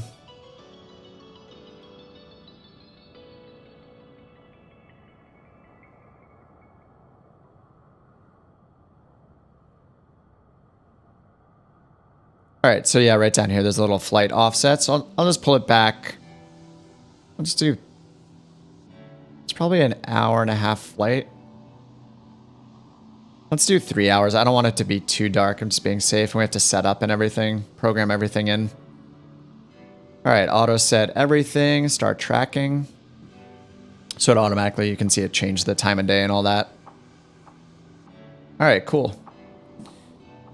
So let's go ahead and take a look at this route. So we got direct to B. So from BGR, they just want us to hit one waypoint here and then stick on some radial. This course all the way out. Top of descent is there. And what airport is this anyway? I do not know how to say that. Bouche-Touche. B-O-U-C. Bouche-Touche. It's probably like... Boudige or something? Is that Boudige? I have no idea. I'm going to butcher the pronunciation of everything, unfortunately. All right, and then our route here. Yeah, direct to BGR. So I'm just going to copy this over. Let's look at Sky Vector again. Do a new flight plan up here in the corner. So we're going... Oh, whoa, it actually took that. That's amazing. I just pasted that whole thing in and it worked. Wow, today I learned. So all I did was I just pasted in this. I just pasted in from SimBrief, this route here. I just pasted this whole thing into the Sky Vector flight plan right here. And then it just translated. It's getting confused now because I already had a flight in. But if you just paste it here. And I hit enter and it works. Amazing. All right, so if we want to fly with a VOR, it's 079. So this is just directed. We're not even on an airway here. So this isn't really good VOR navigation. We should be flying like up to this VOR, hopping on the Victor 300. Yeah, I would fly on the Victor 300 over here to IPAX. or its packs right here using DME from this other VOR right here. Montcon, or however you say this. Monston. And remove this one. I would do something like this if we're doing VORs. We have a changeover point too, so this could be kind of fun. Yeah, we should do VORs. It's more fun. All right, let me get this thing started up again. These were already turned on because I didn't turn them off. Whoops, I left the oxygen on. Should check how much oxygen we have available actually. All right, it's pretty low, so we need to refill that, and I'll do that using the computer on this plane. You can refill the oxygen. All right, so strobe is on. Let's go. Battery and avionics are on. And we're going to program it in for IFR again, just so they give us an approach. Delete flight plan. This is using the stock G1000 or the stock 530. All right, let's go back to VFR here. Standby.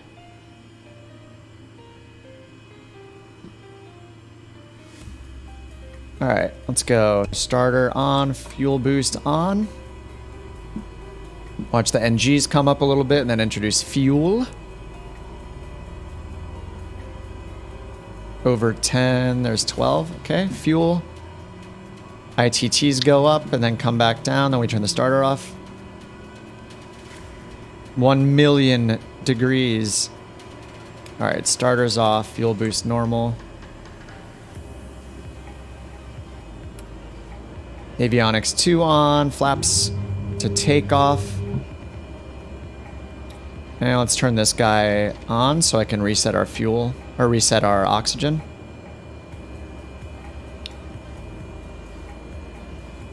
Okay, refill oxygen. Let's make sure that worked. It's going up right now. Awesome. All right, good. And then engine is at 96, so I've damaged it a little bit. All right, we'll turn this back to standby so we don't microwave anybody. It's hot in the cockpit. What are we at? 92 degrees, so we'll turn the air on over here. All right, great. All right, so we're going to do this flight plan. It's a little bit different than the sim brief one, but it's not going to deviate so much that they'll that we'll have to worry about fuel. We're just going a little bit more north here. And then, oh, do we have to use this NDB? That could be fun. Oh no, is there... Oh, it's using... Wait, this is interesting. So this route is using an NDB. So we're on a Victor Airway here. Then we're on the Victor 300. But once we hit this point right here, the Victor 300 is referenced off of the NDB right here. This Fredericton NDB. Okay.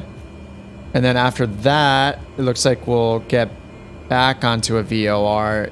Yeah, so then we'll be using this VOR, the 278 radial. Does that do a turn there? Maybe slightly. It's kind of hard to tell. All right, interesting. Let's see, play around with the NDB a little bit. All right, so let's check what we have here. Banger, we have a departure procedure is the Banger 4.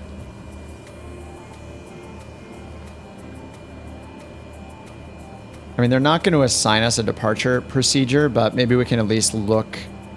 Okay, just take off on the runway heading or as assigned by ATC. Expect vectors to the assigned route or navigate.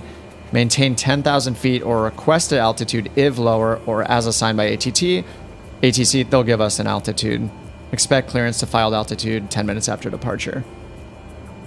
So these are all the fixes they could have us go towards. So we have a bunch of VORs, mattering which direction we take off. And we're going to head north, so they'll probably have us go towards, if anything, they're not going to have us go to a specific one, but they would have us go up towards this VOR, I guess. This Millnocket one for our route. So I'm just going to file, we'll just put in a few GPS points just so we can file the flight plan with them once again. Nope, it's not going to work. It's just dead. It doesn't want me to. All right, looks like we're just going VFR then. I mean, the weather's a little crappy though. All right, we'll try to dodge some clouds. We'll kind of have to pretend, I guess, that we got clearance because the GPS isn't working. It's weird how it doesn't like reset it completely, and I don't think I can power this down in any way. We just did a full shutdown restart, so... Oh, it's back. Oh, there we go. Okay, we can do it. All right, banger. Yeah, that's where we're going from, so that's in already. Nice. And we'll just put in this VOR, which is MLT. Hey, lucky everybody. We get to watch me put in the waypoints. What'd I say? MLT Lima Tango.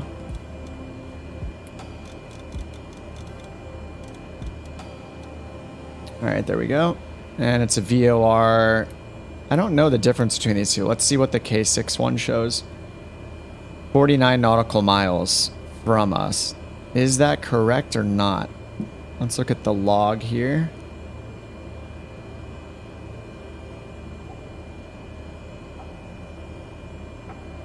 MLT 37.2.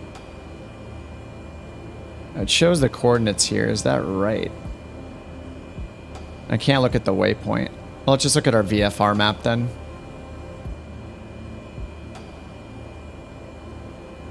Okay, that is correct. Okay, cool. I might as well just have this up down here just to make sure we put this in correctly. All right, MLT to FC. We don't really need to put that one in. We'll put in FREN.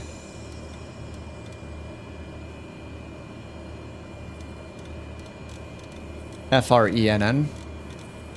F.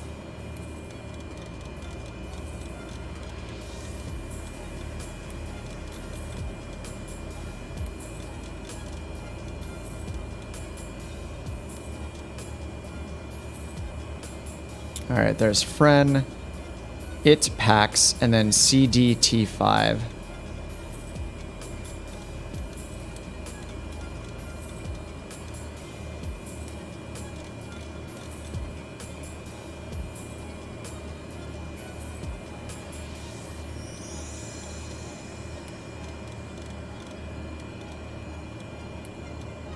Whoops. A. It packs. All right, and then our destination, CDT5. Charlie Tango Delta. CTD. It's a trigger acronym for the flight sim community. Don't say CTD. I'm just cursing myself flying to this airport. Wait, CDT. I was wrong. CDT. There we go. All right, CDT5. All right, now that that's in, we can switch back to our radio, and that'll let us request our clearance, or will it? It will there. Okay. All right, somebody else is calling in.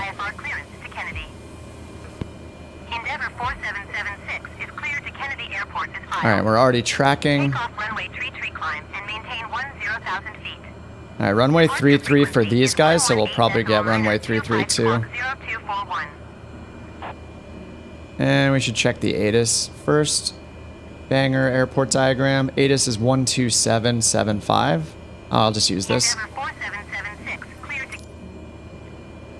All right, let's get the ATIS. Papa. Wind calm. Visibility 10. Sky condition, ceiling 6,500 feet broken. Temperature 26. Dew point 10. Altimeter 29.97. ILS runway tree in use. Landing and departing runway tree. VFR aircraft say direction of flight. All right, we got Papa. All aircraft read back hold short instructions. Advise controller on initial contact UF Papa. All right, let's do our craft. Bangor clearance delivery Cessna, November. I'll write all this down on my 1187 notepad. Lima ready to copy IFR clearance to Charlie Delta Tango 5. Cessna November 1187 Lima is cleared to Charlie Delta Tango 5 Airport as filed. Take off runway tree climb and maintain 5,000 feet. Departure frequency is 118.925 squawk 1371. Alright, so cleared as filed, runway 33, climb maintain 5,000, 118925, and squawk 1371. Cessna November 1187 Lima cleared to Charlie Delta Tango 5 Airport as filed. Climb Take off 5,000. runway tree climb and maintain Runway 5,000 tree, feet. put that on our heading indicator Departure here. on 118.925 squawk 1371. And we're squawking 1371, altitude reporting mode. Set the climb altitude in our autopilot already. Alright, then we'll go over to ground to taxi.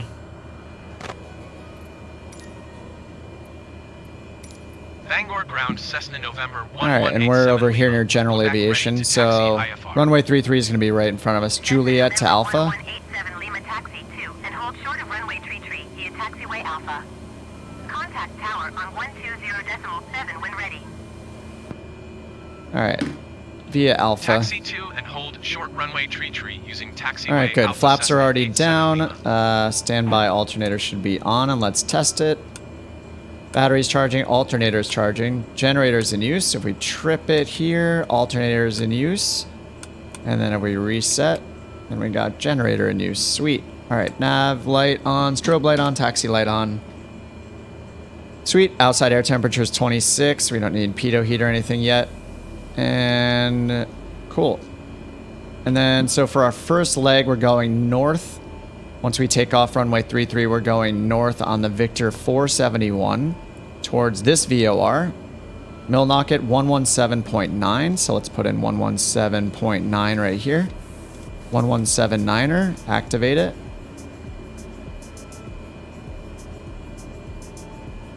Alright, we don't have reception yet on the ground, 117.9er. And then our inbound is going to be the opposite of this number, so 219, 2 becomes 0, 1 becomes 3, so we get 039. So our course is 039. So let's set that up here. 039. There's 039 right there. Might be here. Depends on how you look at this thing. If we're like straight on, yeah, that looks good. 039. Alright, so yeah, once we take off, we'll make a right-hand turn. Alright, that's good for now. Once we get there, we're going to go outbound on the 097 radial. Then we're going to just stay on that pretty much. We're just going from one VOR to another, and then there's like a reporting point. I don't know, we can use the DME. We'll just dial in for fun to this NDB, I mean, right here. But we just stay on that Victor Airway all that way, and then there is a changeover point right here. So on IFR charts, this changeover point tells you how many miles from one side or the other you'll be at when you change over. So it's almost halfway. It's literally like a mile from halfway when we're using this VOR for navigation right here, this Moncton one. So let's put that one in 117.3 as our standby.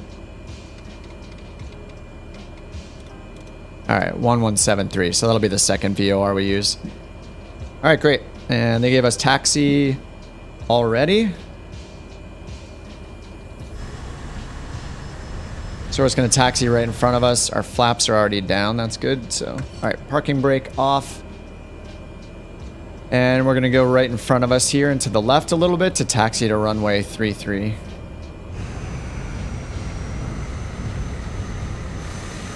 Mike's still here, patiently waiting on the ground.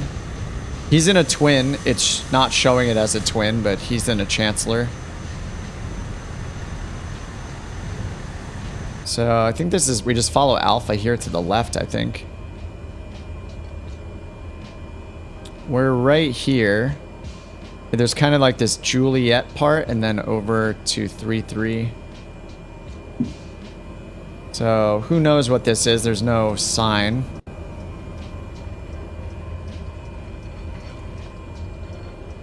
So I don't know if it's to the right or to the left.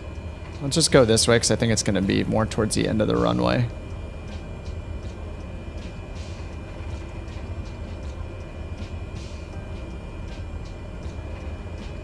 Yeah, this is probably... Yeah, this is just over here on Alpha. Like, we're heading up to this corner right here, it looks like.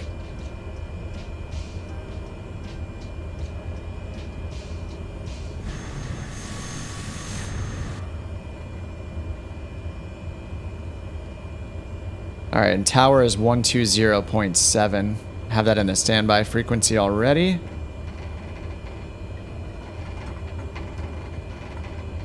This looks like some kind of a run-up area. Oh, there's a sign right there. Finally, there's a sign. Yeah, this just says Alpha 33. Alright. That says Alpha 33 as well.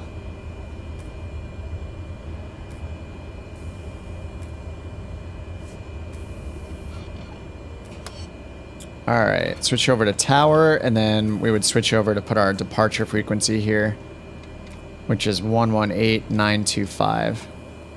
Alright, let's get permission to take off. Bangor Tower, Cessna November 1187. Alright, so we see 33 here. We'll hopefully see 33 there. Is that windsock showing a little wind from our left, it looks like, when we turn? How do I pull Sky Vector in game? I don't. I'm just tabbing out. So my streaming software, when I switch applications, it's just showing. It's basically showing you what I see. I have the game windowed, so I'm just pulling it, going to my web browser. But if you do want to pull stuff up in game, I mean, I think I would. Most people, I think you should consider Navigraph, because you can pull up Navigraph and get these charts instead. I mostly like showing, I like showing Sky Vector just because anybody can use it. You don't have to pay for it. But yeah, in this case, yeah, you could use something like Sky Vector, or sorry, something like Navigraph to do your navigation. I'll use it from time to time, but most of the time I'm using, I don't know, lately I've just been pulling up Sky Vector. All right, landing lights on, taxi lights off. High idle. Altimeter is set. Fuel boost switch on normal. Fuel tanks both on. Power level 400. Inertial separator check. I've been leaving the inertial separator off. What's weird is in the manual for this plane, they don't even mention the inertial separator, though I know most people say it with the Grand Caravan and with the TBM, you're supposed to turn it on for takeoff and taxiing, but I've been leaving it off. Breaking the rules, I don't know. Alright, here's runway 33. We already got permission to take off. We're just going to go. And I'm just going to zoom in a bit here so I can see my torque to make sure I don't over-torque it and damage this thing, because it will actually damage the engine in this plane.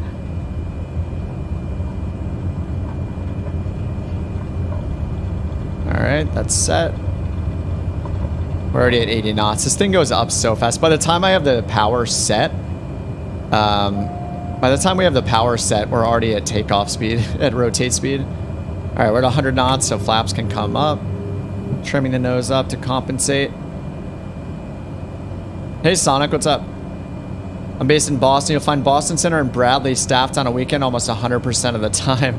Oh, do you mean in VATSIM? Yeah, I noticed Boston Center came on a couple hours ago. I'm getting close to trying VATSIM.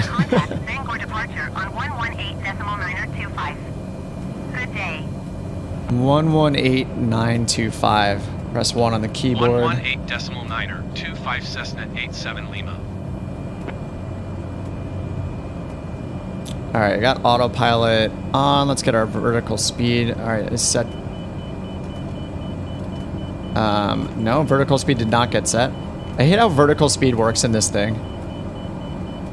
What is angry here? These are just our markers. Those are our ILS markers going off. Alright, we're going up to 3,000 feet. Bangor departure. Bangor departure Cessna, November 1187 is passing 1,500, climbing 3,000. 5,000 feet. Oh, we're climbing 5,000. That's weird. Didn't they say 3? Oh no, they did say 5. Whoops. 5,000. I put in 3,000 just then. There's a helicopter over there. We don't want to hit that. Alright, they said continue as planned. So let's switch over to nav mode. This will make our right-hand turn to get on course for that VOR we set up. And we're at 2300. We're going up, climbing for 5,000. All right, outside air temperature 21. We're good on pitot. All right. The checklist for the Grand Caravan. Oh man, I do not want to hit that helicopter. Just stay over there, dude. Alright. Our torque is good. We're pretty much maxed out here. Climb a little faster than this. We're at 120. We can climb at 115. Our like cruise climb is 115. I'm just raising my vertical speed with some shortcuts a little bit here. Alright, great. And we're 46 miles from our first VOR still, so we are just getting on to our route here, the first leg. So we're just going north from Bangor up here to this VOR called Millinocket. And we're on the 219 radial, so our course is the reciprocal of that, which is 039. Let's make sure we have 039 put in here. Yeah, we do. 039. And it looks like we got some little wind out of the left side here. All right, cabin temperature 72 degrees. Let's turn the air conditioning off. And flaps were already up on takeoff, so we're good there. Prop RPM 16 to 1900. Just looking at my checklist, yeah, we are not above the max. Set for climb. All right, sweet. Use Sky Vector 2. A little confused because it always shows up as if it's part of the game. Yeah, what I can do is, so OBS is like the streaming and recording software that pretty much everyone uses. So I have it set up so it'll automatically switch this like scene. So how I have it set up is it shows the flight sim in the background and then shows my web browser on top when I switch to Sky Vector. And then when I switch back to the sim, it automatically switches back to the sim. All right, they just gave us climb and maintain 9,000 feet, Cessna 87 Lima.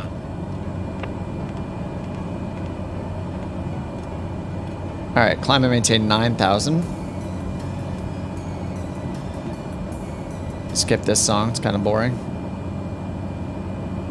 All right, 42.5 nautical miles from our first waypoint here, which is this VOR. Then we're gonna be on a long trek straight all the way almost to our destination. This is gonna be what? This is an 86-mile segment here. But we got a bunch of check-in points, so we can look at it like cross radials, and we can check out this NDB on the way too. That's at 326 is the frequency for that.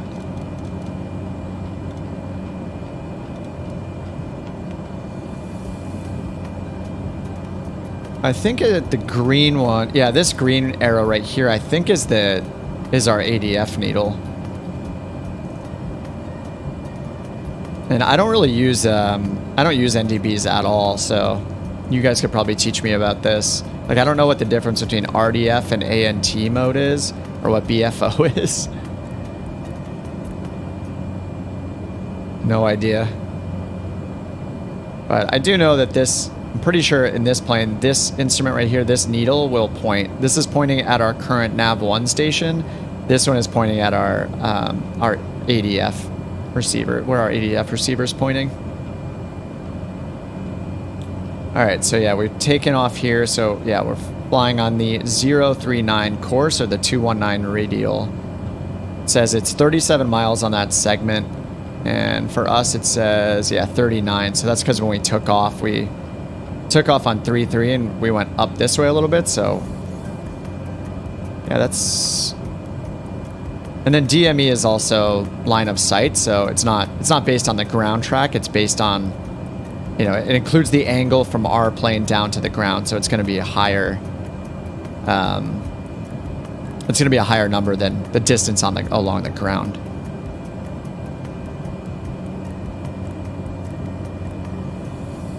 Actually, that's a good question. Do these 37, are these numbers based on ground track, or are these based on DME distance? They must be on DME distance. I don't know, actually. That's something I need to figure out. Actually, I can look it up here. I just assumed that I assumed that it was based on DME, but maybe it's not. I'm not sure this will even say. Kind of want to learn doing analog, scared to buy payware, and the 152 is boring. If you have the deluxe edition, of Microsoft Flight Sim, you can fly the 172. The 172 non-G1000 version. That one has a 530 and a 430. One reason I don't like the 152 as well is just because there's no autopilot, honestly. Like, there's enough to think about, and especially, like, all the clicking and stuff you have to do in the sim, it can be overwhelming, and, like, switching to other programs. So, I generally, like, even if I'm flying VORs, I like having an autopilot. At least a heading mode autopilot. I'm trying to think what I would fly. You could fly... What has an autopilot? I have a spreadsheet of this stuff.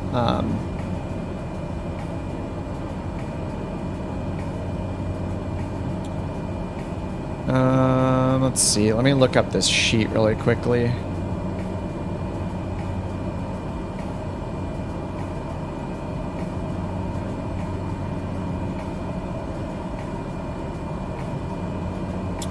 Here we go. So I have this on my site too. It's linked to the description if you want to look. I don't keep this super up to date, but let's see. What has a 530 and is in the standard edition of the game? So deluxe is the 172 Skyhawk. So that's the deluxe edition. Yeah, these are all marketplace. Oh, you could do the Pilatus PC6. The PC6 that Asobo put out.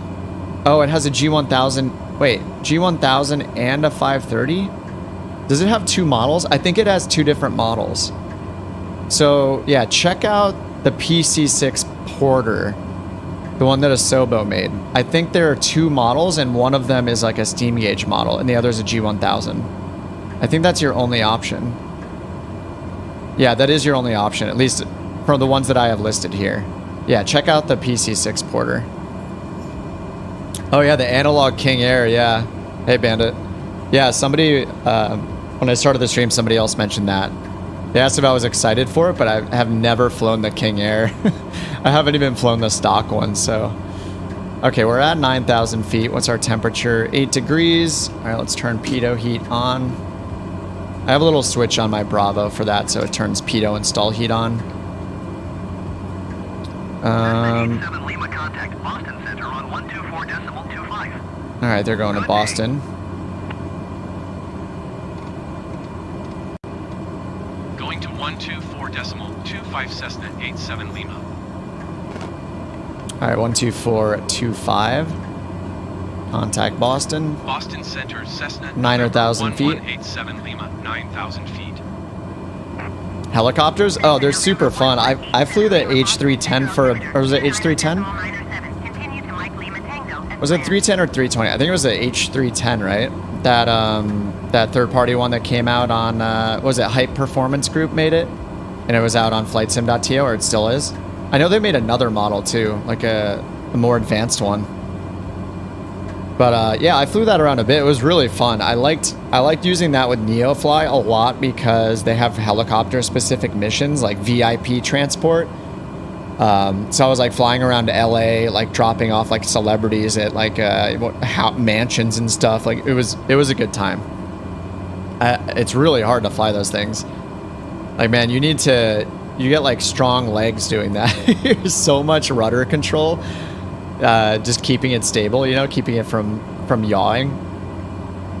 The Pilatus might be cool. I live in Switzerland. It's a mountain. Oh, Pilatus is a mountain half an hour from my place. Awesome. Oh, they're made near you. Awesome. Yeah. I'm pretty. It's been a while since I flew it, but I'm pretty sure there are two models. One is a steam gauge that has a GTN or a GNS 530, and the other one is a G1000. So I could be wrong. I hope I'm not though.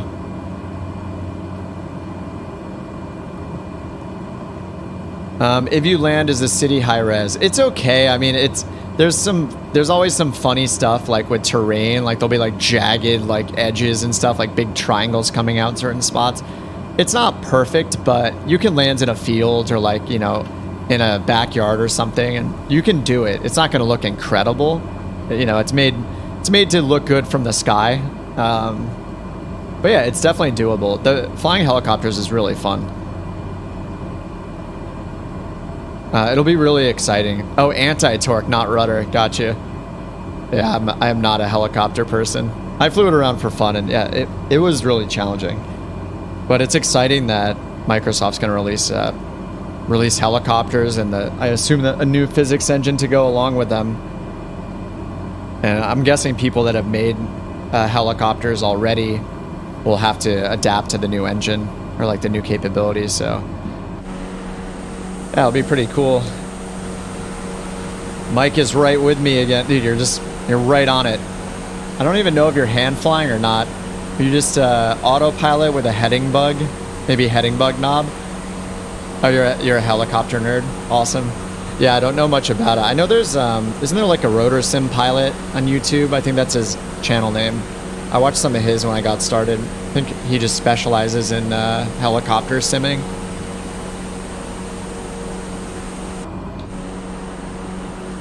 I feel bad. Mike flies along so well, and we can't even show off the plane he's flying because he's flying a Chancellor and I don't have it, and it's showing him fly like a... I don't even know what is this? Is this like a Bonanza maybe? This must be the Bonanza. But yeah, it doesn't show his Chancellor that he's flying. Not cold temperature warning, so let's turn the heat on. 49 degrees in the cabin. Yikes. Not great. I'm just gonna give it some more speed here. This is kind of a long route. We are 19 miles away from the VOR. So once we get to this VOR, we're gonna make our turn to the east. So 097 is gonna be our outbound course. So let's need to remember that for when we get to that turn.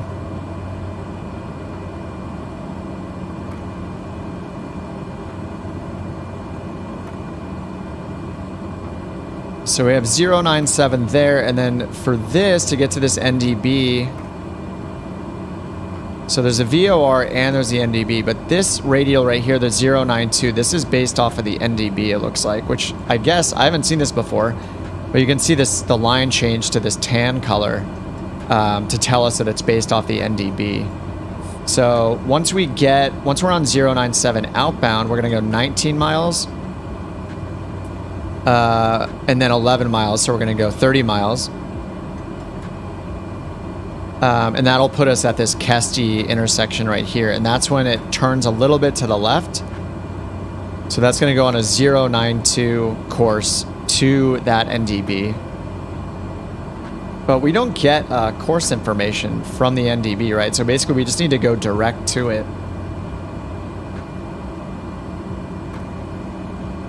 And I think the only way I can do that is just by looking at this green arrow right here and just using my heading knob to keep this green arrow at the top. So we'll see if that comes in more. It's a little left of east here, so we'll see if that comes in. And I dialed that frequency in over here for the NDB. 326. Yeah, 326 right there.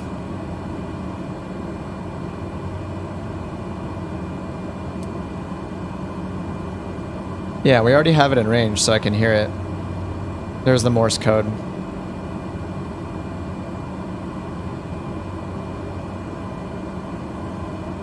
Yeah, and that's the right identifier, so we're good there. So it is tuned in.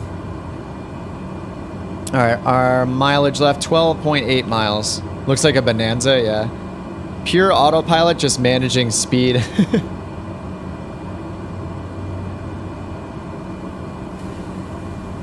All right, so let's just check out everything here. 8 degrees. Yeah, our pitot heat is on. And then we're going to stay tuned into the same VOR because we're going to cross over it, and then we're just going to make our turn to the east. So we're going from a 039 heading to a 097 heading. That's because I'm just doing the reciprocal here. 039 is the northbound heading for that one. Yeah, so then once we cross over, we're going to turn out, and we're going to track this momentarily until we get to this waypoint. But once we get to that waypoint, this waypoint over here, Kesty, that's where we basically just follow, we just go directly to the NDB.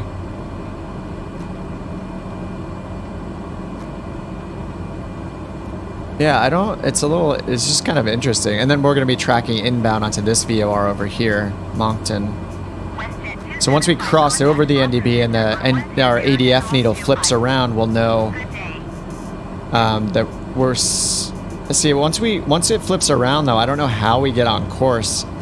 The changeover point is way over here, right?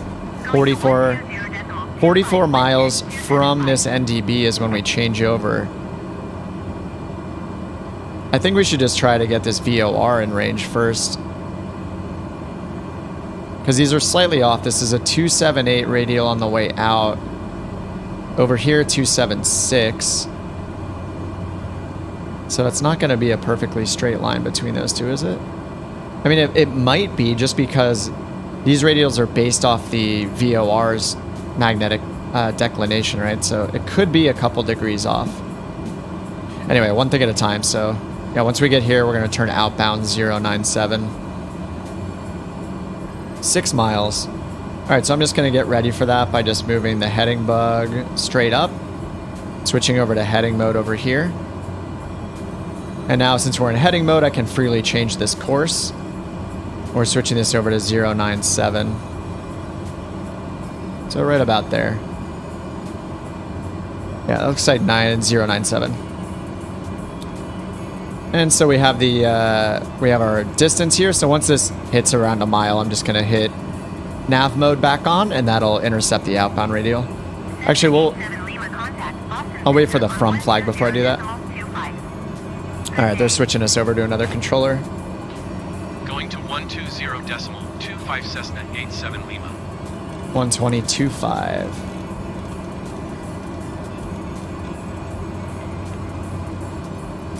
Boston Center, Cessna, November 1187 Lima, 9,000 feet. Cessna, November 1187 Lima, Boston Center, altimeter 29.97. Continue to Mike Lima Tango as planned. 2997, same as it was before, so we're good. Hey Wheels, what's up?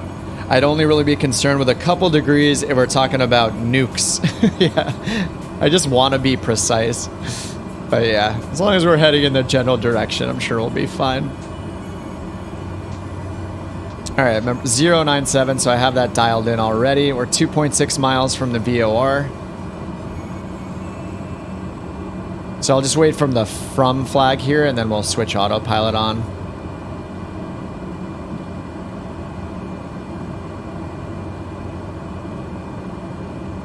It'd be cool if you, actually, is there, I don't know if there is an add-on to add VOR stations physically. I know sometimes when you get a custom scenery for an airport and there's a VOR on the ground, it'll put the VOR like object on the airport, you know? It could be right here or something. Just look for like a field with a little circular, and you can see it on the satellite imagery sometimes. We're pretty high though, it's hard to see. All right, we're in the cone of confusion. All right, there we go, from flag. Nav mode is on, I just hit a shortcut for it. It's gonna turn us around here. So we're gonna track this radial outbound now, 097. And then we're going 19 plus 11, so 30 total miles, and that'll put us at Kesty. And then we need to turn direct to the the Fredericton NDB. And we have that right here. That green needle should be pointing towards the NDB. I haven't used the ADF in this plane yet, but I'm pretty sure that's where we see it, right? Yes, because this is just this is a traditional 6-pack over here. So this has a combination of it's pointing to the station with the yellow arrow points to our nav1 radio, so that's tuned into the VOR. The green arrow points to is our ADF, so that points to the NDB we're tuned into over here. 326. Is that megahertz? All right, let's go to Boston Center.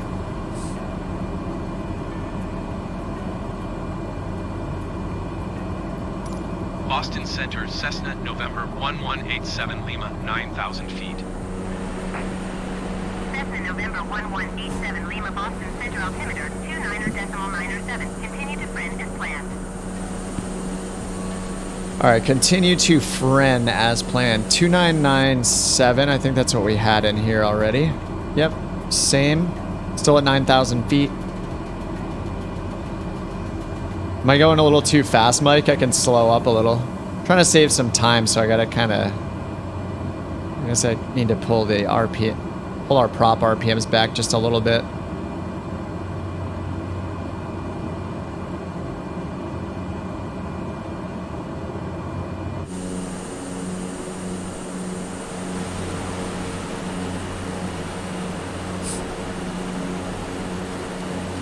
All right, sweet. So we're on our second leg here.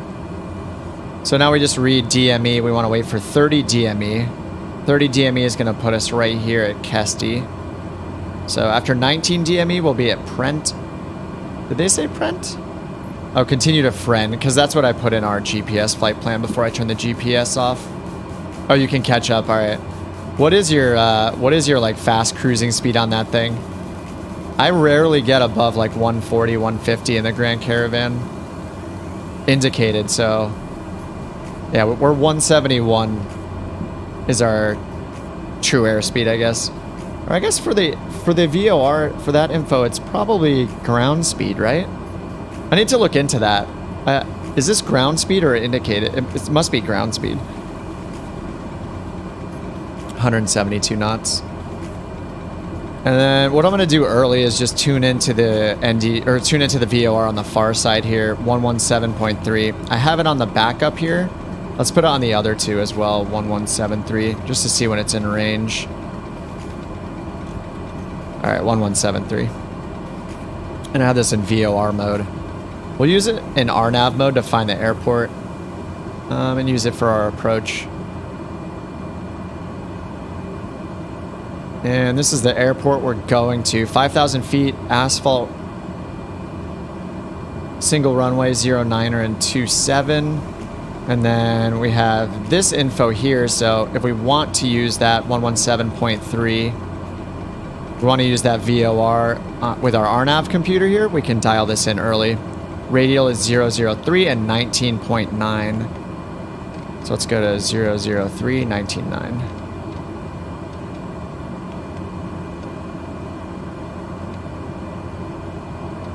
19.9. All right, so that's all set up. 117.3.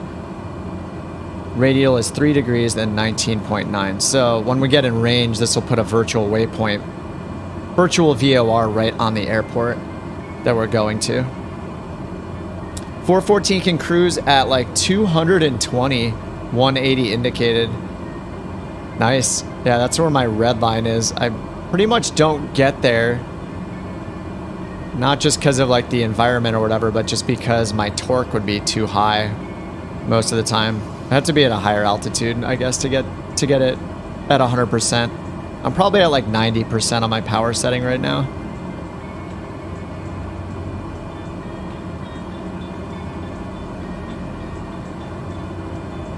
All right, still 8 degrees outside. So all I really need to do once we hit that first waypoint and we're supposed to be going direct to the NDB, all I have to do is use my heading bug to just keep this green arrow centered. Just wherever the green arrow is pointing, that's the heading we want to be at, or the course we want to be on. So we'll just have to adjust manually with a heading bug to keep it on track. And because we have, I mean, it's just gonna be a couple of degrees difference potentially from the VOR course.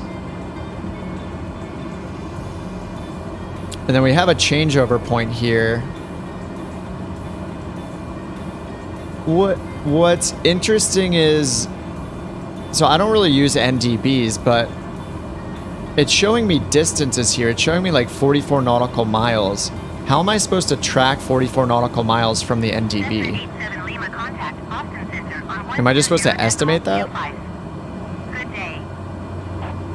Do I just estimate that based on my ground speed? So like, we're pretty much going like 2 miles a minute. So do I just time 20 minutes and just say, all right, probably going about 40 miles? All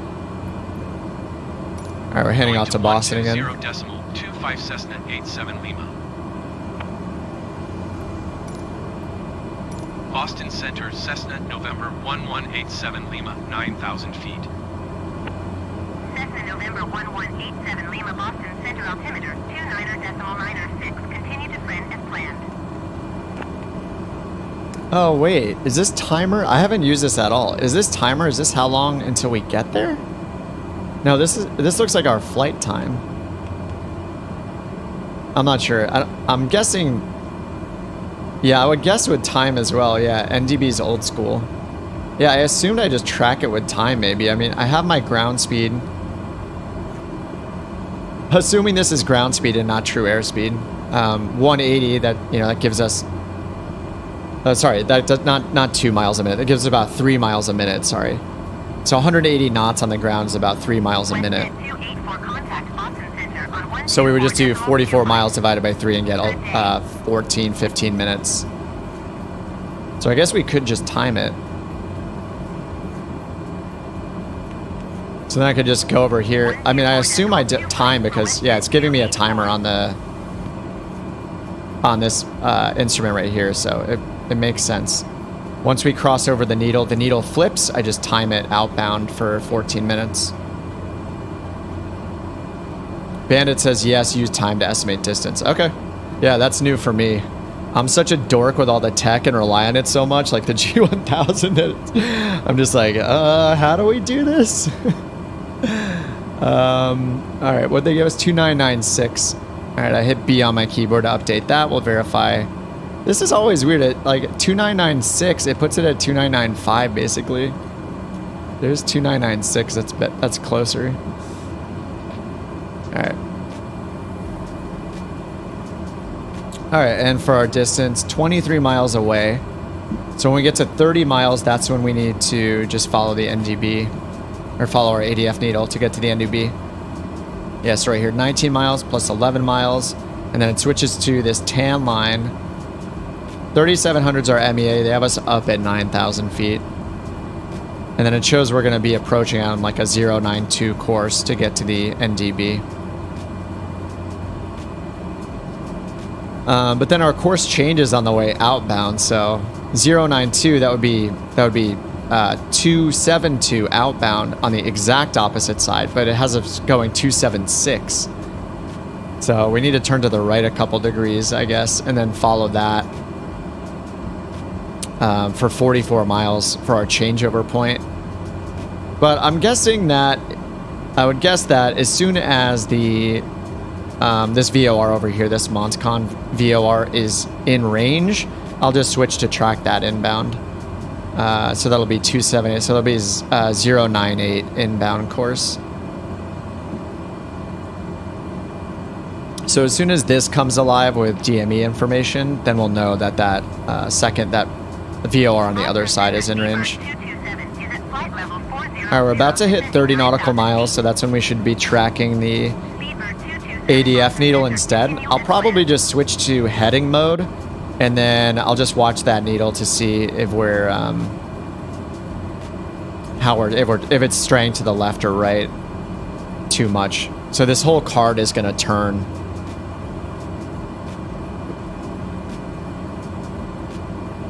Yeah, because this is synchronized, so the whole card turns based on our heading. So yeah, as long as I keep the green needle at the top, then we're good. All right, 29.6 miles. All right, so I'm going to switch over into heading mode. So now we're no longer tracking that radial outbound. So at 30 nautical miles, we just passed right here at Kesty. So we just crossed over here. We crossed the border. I guess that's why, I assume that's just the border into Canada, right? This is Canada we're going to. In New Brunswick, yeah, so... Alright, they're switching us over. That makes sense. Alright, we're going over to Canadian airspace now. Cool.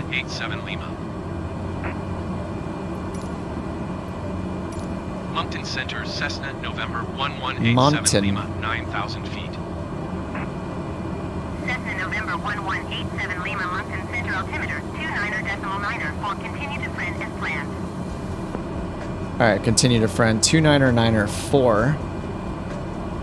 Alright, let's update that. And 9er4 here. Okay, cool. Oh, that's what happened. So ATC gave me 1 the last time I updated it. When I hit B on my keyboard to update it, we just switched to another. The weather updated in the sim, so it just wasn't in real time. It wasn't synchronized or something. So when I hit B, it switched over to our weather here. Alright, sweet. How we doing? Outside air temperature 9 degrees, keeping pitot heat Mountain on. Center, Cessna, November 1187 Whoops, I hit 1 by Lima, accident. requesting vector to next waypoint. We're fine, we don't need a vector. Continue to friend turning and following heading 035. Proceed on course. 035? No. 035? This direction? That doesn't make any sense. No, we're gonna stay on Victor 300. Please acknowledge. Alright, we'll acknowledge, but we're not doing it. Continue to friend turning and following heading 035. Proceed on course Cessna 87 Lima.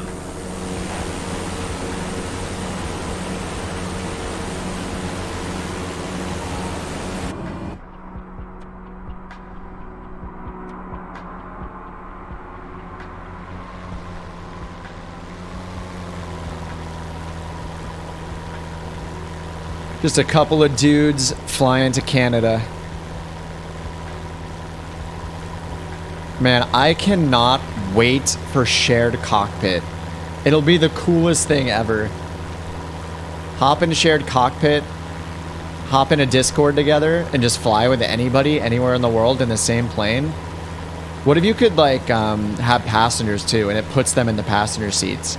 And then you can choose to switch seats or something. Or, you know, if you land, you can choose to switch seats, let's say. That would just be so cool. People would just do, like, around the world flights together virtually. And, like, trade off who's flying. Or people flying airliners and doing, like, VATSIM and virtual airlines. I mean, I know people do that already. They use tools to do shared cockpit. But I think it'll be just another level when it's actually like natively in the sim, where you're not. How it works now is basically there's 2 planes like right on top of each other, and it's pretending like it's 1 plane, but it's actually 2. A true shared cockpit system would be so cool. Are you where you think you are, or is ATC borked? Yeah, it's a good question. Let's double check that. I did put it in. Yeah, I'm exactly where we should be. So we're not using GPS to fly. We're using the VORs and stuff, of course. But yeah, we're like exactly. We're like, I mean, not exactly, but we're close to our track here. So I put in the GPS flight plan just so I could get IFR clearance with the in-game ATC. But yeah, we're right where we should be. You made me scared for a second. Yeah, Mike, supposedly shared cockpit is planned. I even, I think I looked it up again. And here's the dev update.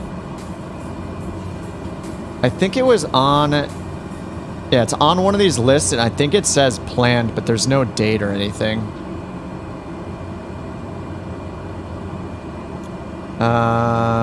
Lifetime wish list. Weather system. There is shared cockpit somewhere. I checked this a couple weeks ago and it was still there. It's just hard to scan this.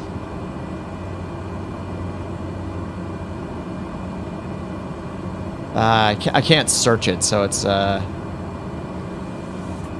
planned World Update Canada. Do I know if Asobo's actually going to do it? Yeah, I think it's on here. I'm pretty sure it said planned.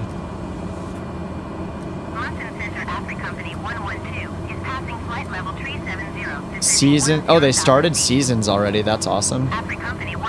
AI ship wakes for AI ships. Gliders, sailplanes started. Yeah, we know that's going to be that we'll have gliders at the end of the year. Direct X12, helicopters. Uh-oh, I can't find it. Where was it?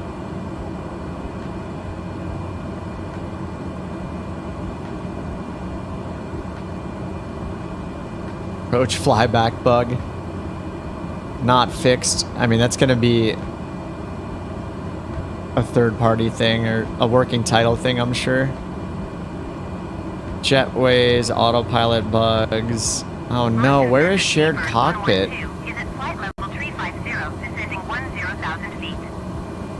Oh, this is the active development list. So these are things that aren't just planned, but they're actively working on them. Bush trips, DLSS. Yeah, helicopters, gliders, weather terrain APIs. Uh-oh, am I crazy? Did I not see it?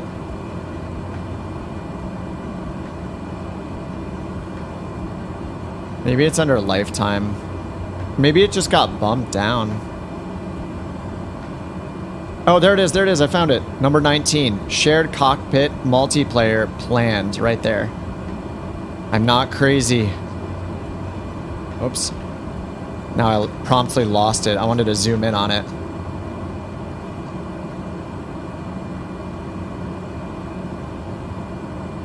Number 19 is shared cockpit. And that was the lifetime list? Yeah, lifetime wish list, shared cockpit planned right there. 700 votes. So, yeah, I mean, I don't think it's been updated for a while, but... And I want it. I want it now.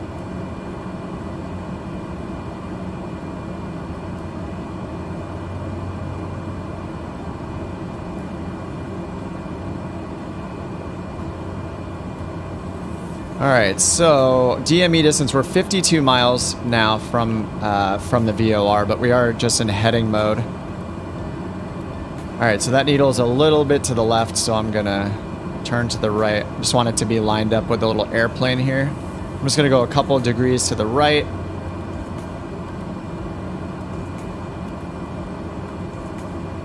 Or sorry, I should go a couple of degrees to the left. What am I thinking? A couple degrees to the left so the needle will pull to the right.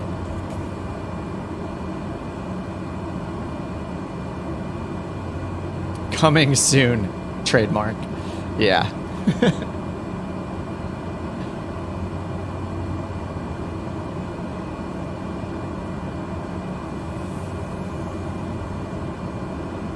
I need to go a little bit more to the left.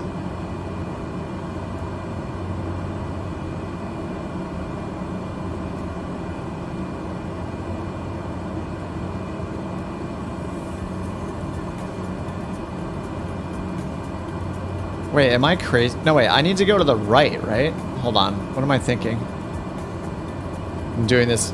Wait, do I need to go to the left or the right? I need to go to the right so the arrow moves to the left, right? Yeah, I need to go this way. Let me just do a bigger turn.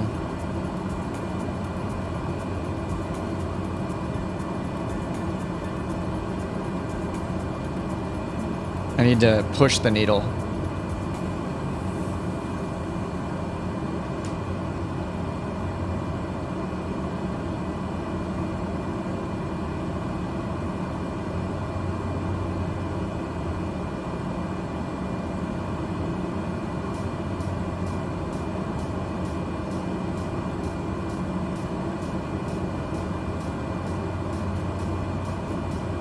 No, I was doing it right. Why am...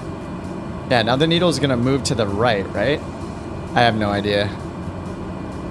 Why is this so confusing? I know, because I never use ADF. I mean, it's saying to head east to get directly to the station. So yeah, if I fly to the right, then that needle is going to move to the left. Because it's going to be more to the east. More towards the north side than the south side. So if I fly south, it's going to be more to the north. I don't know. I feel really stupid right now, and I don't know why this isn't so intuitive for my brain. This points directly at the station. So if I head east right now, then we're going to be heading right at the station. But say the needle is pointing further to further to the left of east, I would need to fly... No, I would need to fly past the needle to get it. To push it back to that way. Anyway, as long as it's lined up vertically like this, I'm good. Alright, now to the right, like 1 more degree. Alright, so do we have... Okay, cool. We have the next VOR in range already, so that's really helpful. Whoops, wrong app. So what I can do is just go back here. And so our inbound, let's see. So we're somewhere in here. We are, let's see, it was 19 there, 11 to that one, 52 nautical miles to get to the NDB. So 52 plus 11 plus 19, 82. So when this reads 82, we should pass over the NDB. Left of East sounds like a band name. The porn bots have the night off tonight.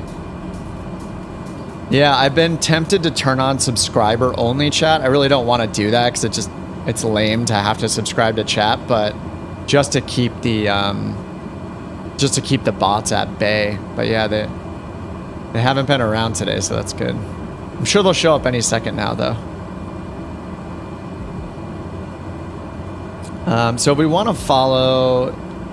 See, because we need to fly over the NDB first because we'll be more than a couple degrees off if we wait, because it's already a 4-degree course change after the NDB.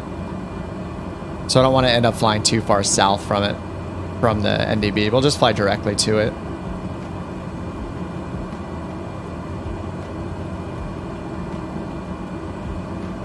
Just correcting with my heading here.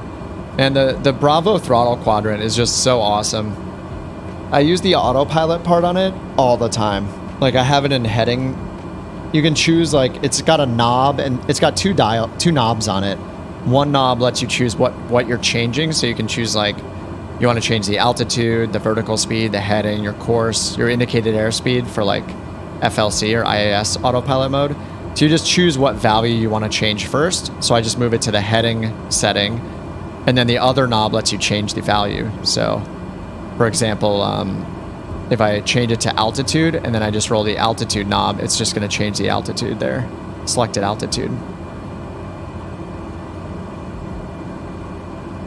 And then if I switch it to vertical speed and hit up or down, then we'll see this change right here. If I had another altitude set in. So it's just, I use it all the time and I love it. A while back when I was, before I had the Bravo, I had bought one of the real SimGear autopilot units, like the, it was one of the Garmin autopilots, like the GFC 800 or whatever it is. That thing was nice, but the only downside was it did have one of those up-down rotary knobs, kind of like you see on like the TBM and the regular Grand Caravan. Your up-down isn't buttons, it's like a dial, like you push it up and down with your thumb, like roll a wheel up and down. And it was just so tight on the hardware that I had to like hold it with 2 hands to roll the knob, so that was not fun. Besides that, it was really nice having like a replica of that autopilot unit though. I ended up returning it. They took it back because I said it was too hard to turn. It could have just been a bug with that one, but I hope it was just a problem with that one unit. I just had kind of a lemon maybe. Alright, so 70, so we're like less than 20 miles away from the NDB station here. Or the NDB. So once we fly over, we'll see that flip around. And then we'll want to switch our course here to go inbound on the... We're going to Friend first, but then we're going over here. It's pretty much the same course. So 098 will be our new course for that VOR. So let's just switch this over to 098 in preparation.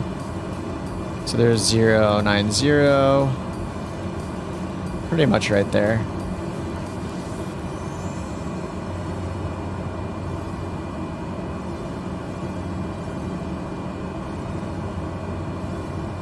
Four more days until your Alpha XPC. What's that? Alpha XPC. Oh, the new one. That's right. It's the new honeycomb. There we go. Yeah, I forgot. This is the second version, right? This is the one that's Xbox compatible. I guess that's what that means, is Xbox and PC. Awesome. I think, did they change some of the... I have an alpha. I have the original alpha, but I never use it. I wonder if they changed... This all looks the same to me. I assume there's still a button on the trigger finger here. Love the in-flight music.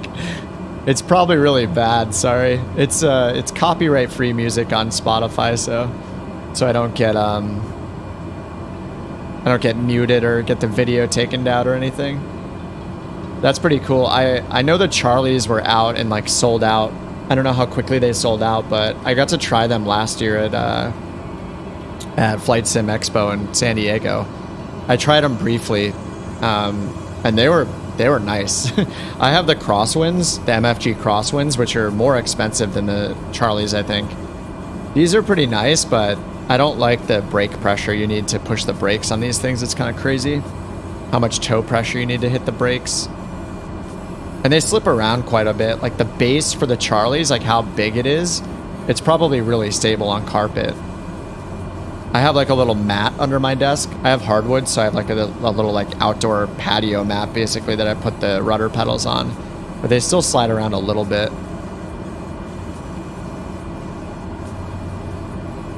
Upgraded resolution, Hall effects, spring-loaded the starter switch. Oh, that's cool. Yeah, I remember the starter. Yeah, you used to turn it to start. On the one I have, you starter position, it just stayed there, and then you had to pull it back to both. That's really cool.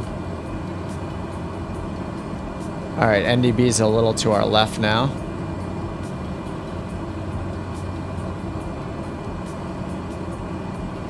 All right, so we're within like 10-ish miles of the NDB probably. We're gonna make our turn to the left here, get that needle centered again. So what I estimate 90 miles. So once we cross over it, we'll switch over. We'll do the that's 098 to the next, to that VOR. So we can actually switch to the other VOR right now. 117.3. Should be the right one. Yep. Oh, we already passed the station. Nice. All right, let's switch over to nav mode then. And we're just going to track that VOR. So the needle flipped when I wasn't looking. It's pointing directly behind us now.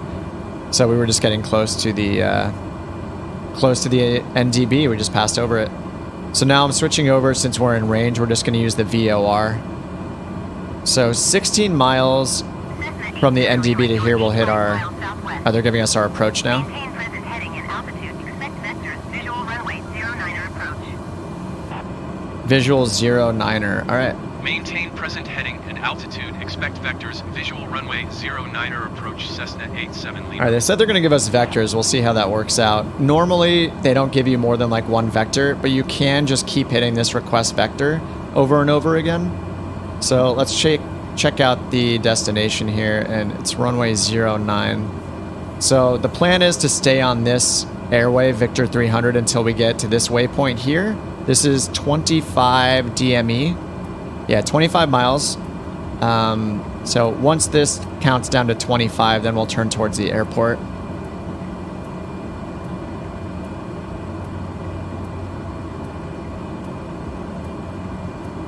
So we have a good 50 miles to go.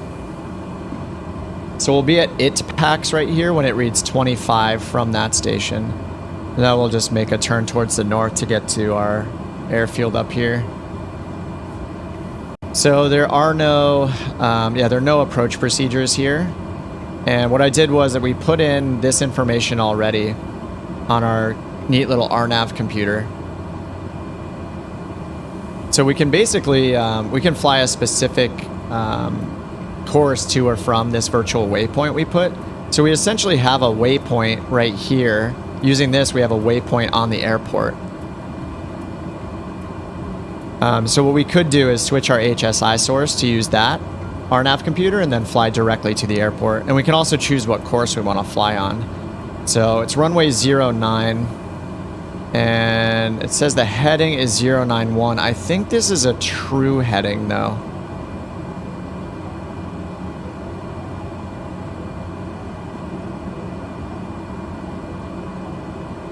It's right near the water here. So, I mean, we're going to have a lot of landmarks to look at. There's like this river, kind of this little river here. We have a city here right on the coast here. And then the airport is in this kind of unique looking section here. It looks like there's some mountains to the southeast or some obstacles to the southwest, I mean, of it at 451 and 379 feet. And they want us to fly the visual for 09, so we're going to be flying over these obstacles on our way in.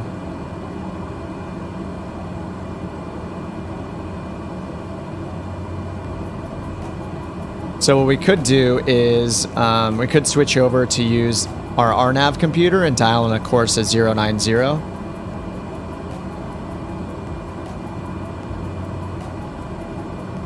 So we would, yeah, just dial in a course of 090 to that airport, and we'd be, you know, roughly on track with the runway heading. So what are we at here? 75 miles. So when this gets to, the plan was to wait until this gets to 25, and then we'll go north here. Oh, that's interesting. Wait, this says 278 on this map. Oh, it says 278 here too. Okay. 098. Okay, yeah, it's the same. All right. Private airfield. And then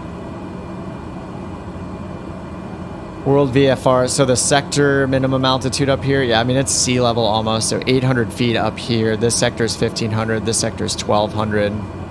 So we can go down to like, we could really go down to like 1,500 feet, I guess. We want more than that for obstacle clearance though, so we probably go down to like 3,500 to start. We're at 9,000 now. You have to be flying in the Arctic for anything to show up as true. Wait, really, in SkyVector? Actually, I know normally it says true when I look at something. So here, maybe it is magnetic. Oh, did they change it? Right here, it used to say true after some of these, or I've seen SkyVector say like 267 true. So these must be magnetic then. But I'm also not sure if they have like the actual runway heading information, or they're just basing it off.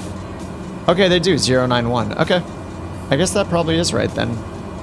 Sometimes what I saw is it would just say like 270. It would just match the runway every time instead of having like a very specific heading like 091.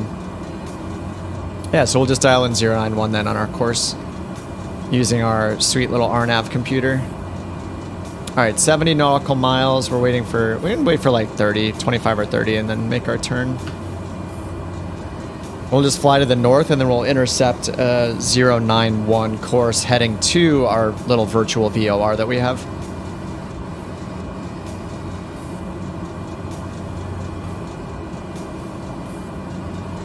All right, still 9 degrees outside air temperature.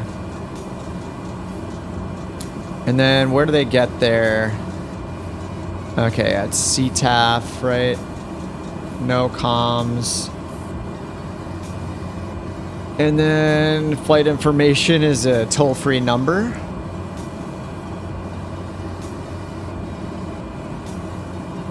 Nearby airports with instrument procedures.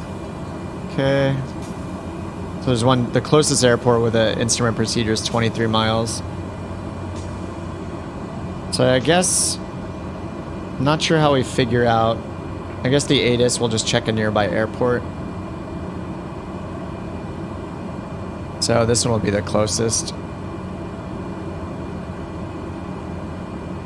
ATIS is 12865, and then we have the METAR there. So I'll just listen to the ATIS for that one as we get closer. And since we're IFR, they'll give us the altimeter setting when we get closer to the approach. 12865.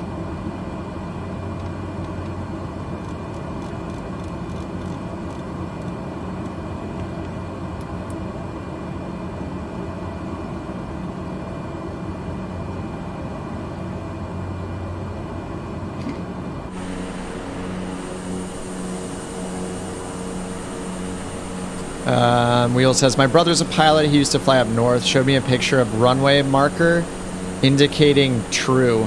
Oh, awesome. The first one he'd ever seen. Man, how far north? That's crazy. Up north is an understatement.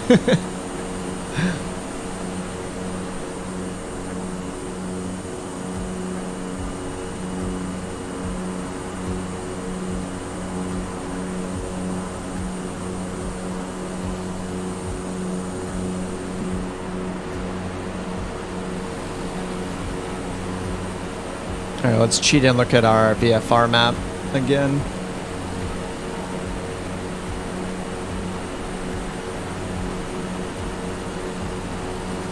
It'd be cool if this got updated to include like landmark names and stuff. Man, Mike just caught up really fast. Or maybe he time-lapsed or something. Or maybe it's just the power of the Chancellor.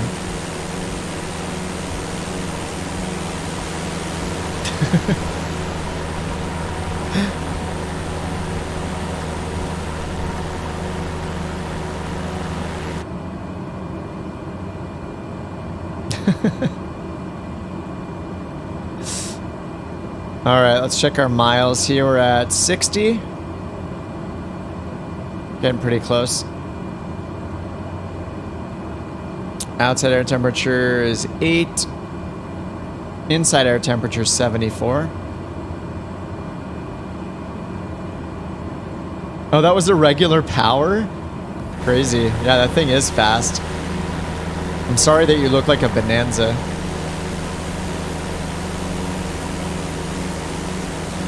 I mean, I might need to get something like the Chancellor or the 310 or something to make some of these hops we're gonna have to make.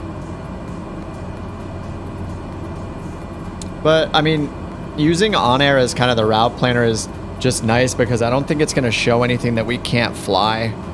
I mean, I'm gonna do the fuel calculations anyway, no matter the leg. So, you know, we'll know if we can make the hops or not that it's recommending. Or curious to see how many jobs it actually has up in this area. I mean, it should have them at like every single airport in the world, but I haven't really used it outside of the US.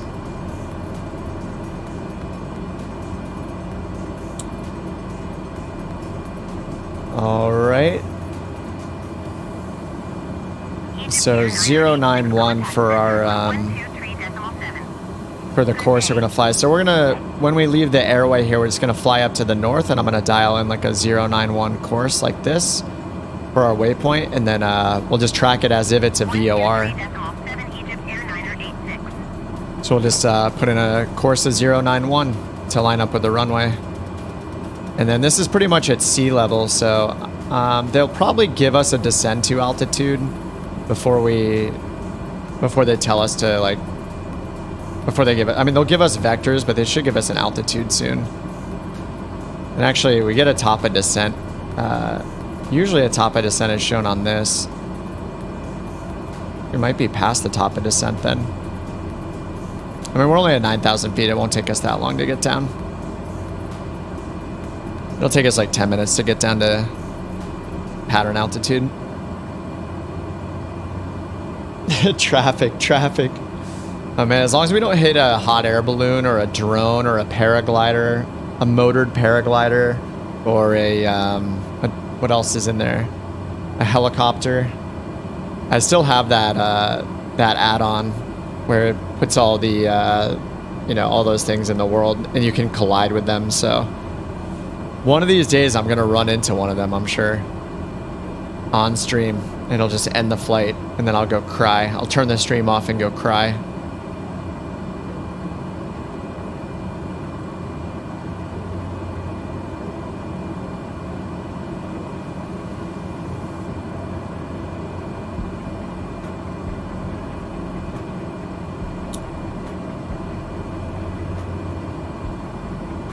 So let's see, we're at, so yeah, it's pretty much at sea level. So we'll do 1,000, like say 1,100 feet for our pattern.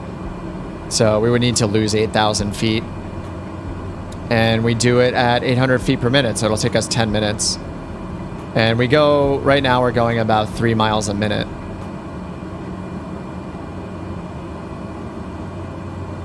So that'll give us 30 miles for our descent. So call it like a little more than 30 miles. And we're 50 miles away. So a little more than 30 miles out, we'll want to start the descent at 800 feet per minute to get down to 1100 feet. Let's see, did I do that math correctly? So 173 is our ground speed. That's about 3 miles a minute. 60 knots equals 1 mile a minute. So that's about 380 knots roughly. So about 3 miles a minute. And then our descent rate is 800 feet per minute. And we need to conveniently lose about 8,000 feet.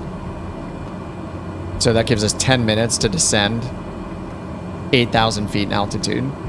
So in 10 minutes from the airport, 10 minutes flying at that same speed, that'll be 30 miles, right? 3 miles a minute. So yeah, we have about 30 miles. It'll take us 30 miles to descend. 10 minutes and 30 miles at 800 feet per minute.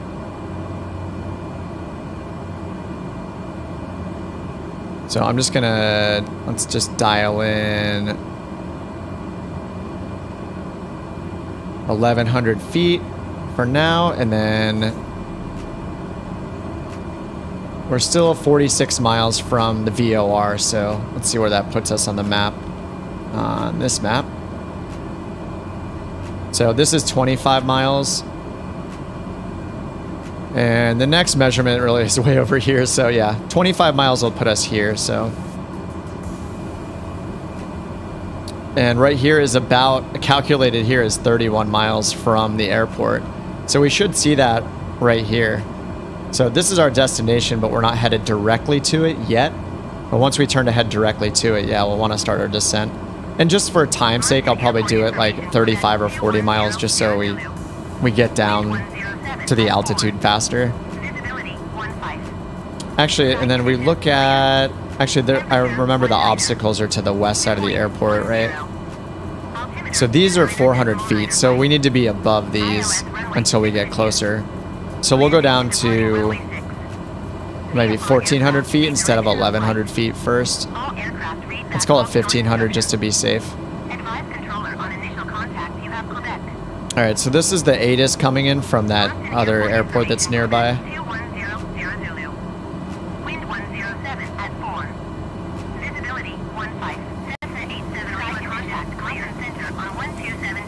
Oh, they're switching us over here.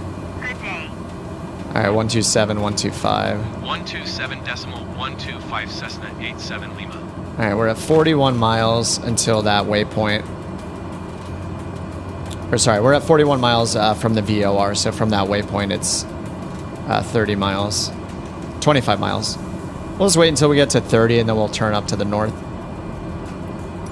Moncton Center, Cessna, November. They said they would vector us as well, so I'll hit the vector a few times just to see what they say and see if it matches up.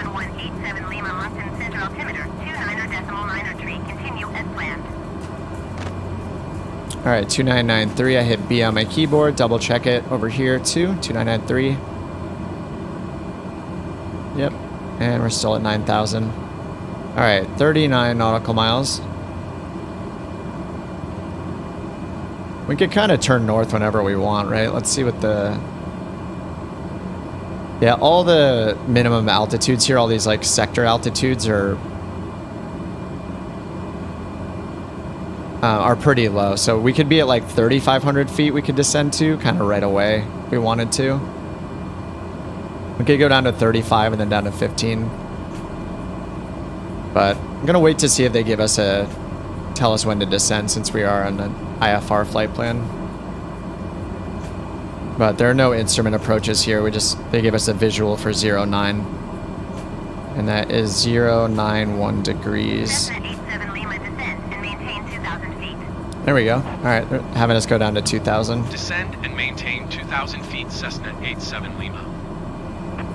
All right, let's use my autopilot shortcuts there. Go down at 800 feet per minute. Why does it always do that? I wish you could get to vertical speed. There we go. Sometimes you have to hit the altitude a couple times. You can't just hit up or down, and then it like when you hit altitude, it resets you to altitude mode. Altitude hold, so it'd be a little annoying to use that sometimes. All right, so they're having us go down to 2,000 feet for now. Just watch our airspeed.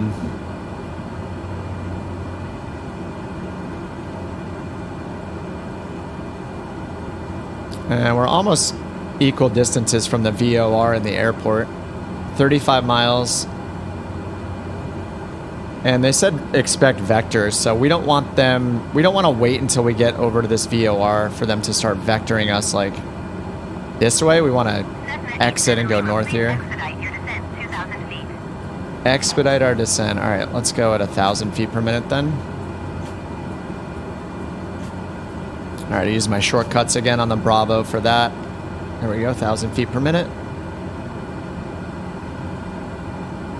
All right, so I'm gonna switch back to heading mode, and then we'll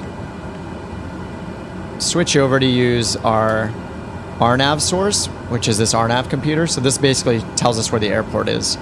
Pretends like there's a VOR on the airport. So now we can just set our course here to 091, which is the runway heading. Should be right around there. And then we can just fly towards that course and intercept it, and then track that course, and then we'll be on, just like as if it's a VOR inbound, track that course right to the airport. It's not going to be 100% precise, but it's going to be pretty close.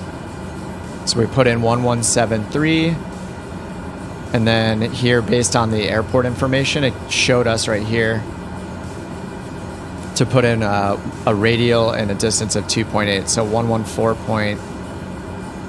Oh wait, whoops, this is the wrong airport. Sorry, our destination airport, here we go. So we're on 1173, 003, and 19.9. So I just put all that information here. 1173, 3, the radial is 3, the distance is 19.9, and that gives us a virtual waypoint. Once we get close, we can actually hit the RNAV button to toggle between the en route and the approach modes, and that changes the deflection of the needle, the scale here, so it becomes more sensitive if it's in approach mode. So once we get closer, we want to be more accurate, lining up with a runway, or just make our course more accurate. It changes this deflection, so each tick mark right now represents a mile, and then each tick mark will represent, is it 0.05 miles, I think? It changes from this full scale on one side being 5 miles to being a quarter of a mile. No, it's 2.5 miles, isn't it? So each tick mark would be a half a mile instead of a full mile. Or a quarter mile. It's my math. I need math. Let me look it up here. It's 1.25 nautical miles. So then it's a quarter mile per tick. So when it's in en route mode, the deflection is 5 nautical miles. So each dot here is 1 mile, 1, 2, 3, 4, 5. And then so it's a quarter of a mile per dot to give it 1.25 for the 5 ticks. So, sorry. Yeah, so a quarter of a mile versus a full mile when you switch the modes. So you do that just by changing the RNAV mode here from en route to approach, mattering what sensitivity you want on the HSI. All right, let's see. We're at 5,300 feet. Still descending down to 2,000 feet. They told us to expedite, which is fine. We'll get some more scenery.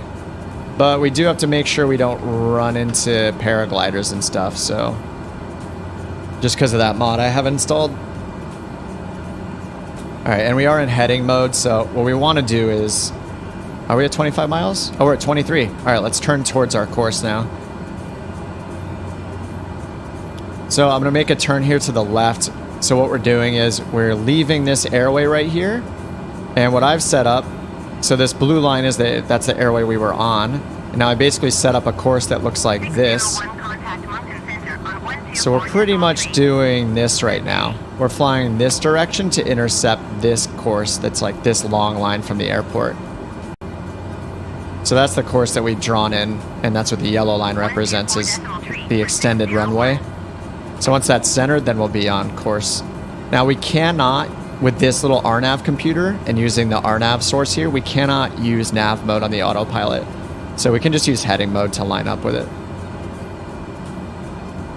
And this down here, this DME 26.6 miles, this represents our distance from the actual airport. So it's just pretending like there's a VOR at the airport based on another VOR. I'm actually going to turn left a little more just so we can intercept the course a little bit faster. So yeah, it's basically pretending that there's a VOR right where the airport is, and we're just navigating to it just like any other VOR. We have our course set in, which is happens to be the runway heading, which I think there's a little more accurate, 091. So when we intercept this, it's kind of like it's pretty much just how you use OBS mode with GPS on a GPS receiver. If you're using a Garmin, but we're just using this cool RNAV computer to do it instead. I think the team that made it, I think in the manual for this plane, they said that this is the first known, as far as they know, this is the first time someone simulated this system right here. Hashtag?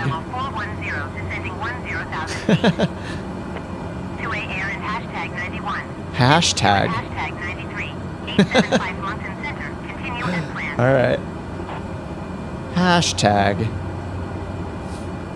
Alright, we are at 2,700 feet. We're gonna level off at 2,000 feet. We just need to watch those obstacles near the airport that are like 400 feet. They'll be on our path, so on the way, and we just need to watch those. And we're almost over speeding here.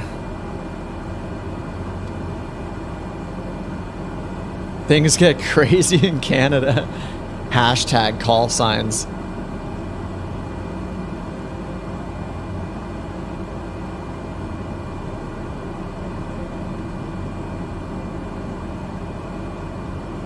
All right, outside air temperature is 19. Turning the pitot heat off.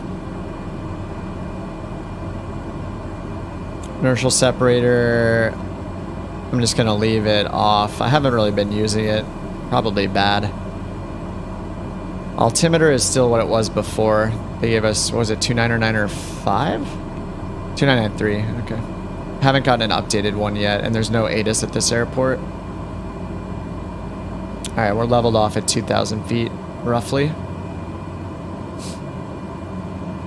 And we're just watching to see this course come in here. We're 19 miles from the airport, which we see down here. And we're just flying to intercept basically the course to go on a straight in for the runway. And they had us land it, said visual for 09. And the winds at a nearby airport were out of 107, so that's pretty close. Like 15 degrees, so we'll have some winds from the right a little bit probably.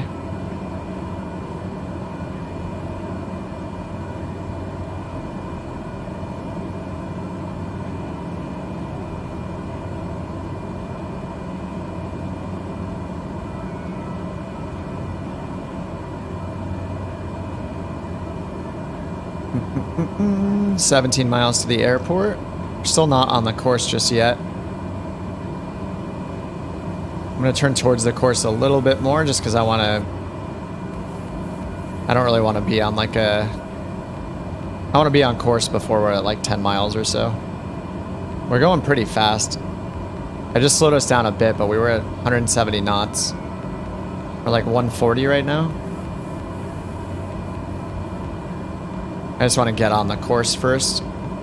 And if we ask them for vectors, let's see what they say. They said they would vector us, but they haven't done anything yet. Maybe I'll wait. I'm just curious when they're going to give us a vector, since we're 15 miles away.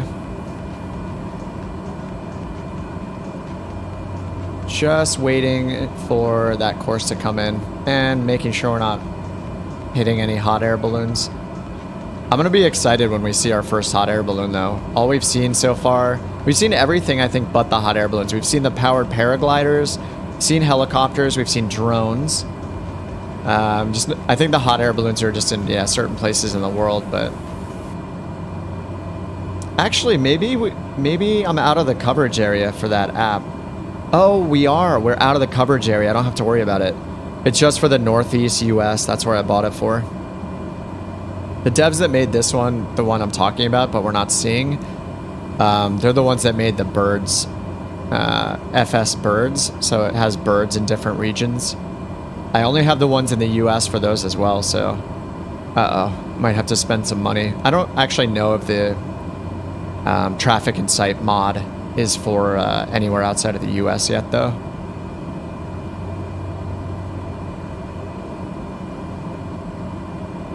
All right, 12.7 miles to the airport. All right, that's the course is coming in a little bit. I think it was at full deflection, but now it's coming in. Yep. I'm just gonna turn a little bit out just so we're not gonna run into the course too quickly. Go like a 45-degree angle. All right, and there's this river right here. So the airport's gonna be like right over here. Just based on the landmarks we saw on the map. It's before this this water here. I'm not sure what lake or whatever, what body of water this is, but it's right around here. So I'm gonna start slowing down. 7 Lima Airport is 12 miles at your 1 o'clock. Maintain present heading and altitude. Report runway in sight. All right, report runway in sight. Not just yet. We are gonna turn onto the course though. Let's see if we see the runway.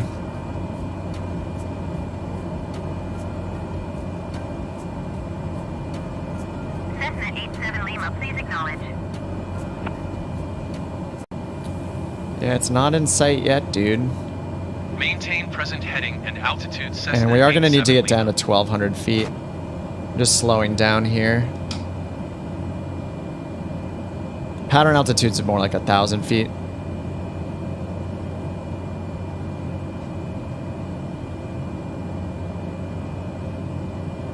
All right, almost on course. 9 miles away. Just gonna put our first notch of flaps down just to be really slow. Give us time to find the runway. It says it's asphalt, 5,000 feet. It must be like right over there. 8.9 miles.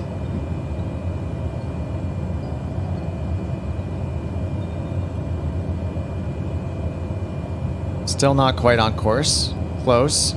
So what I could do now is switch from en route mode to approach mode. You see the needle swung further out, so that makes it more sensitive, so it'll be more accurate when we line up.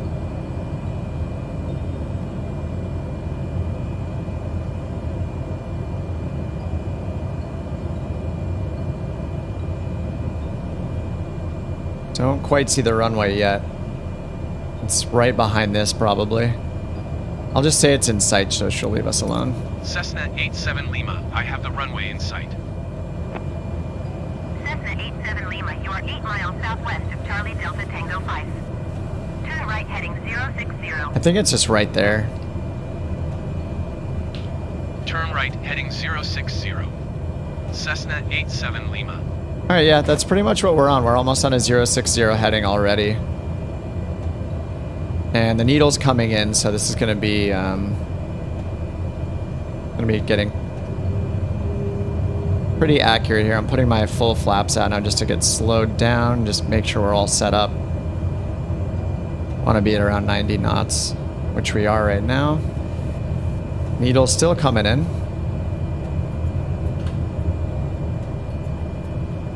The runway's just like perfectly behind here, so just using my instruments for now.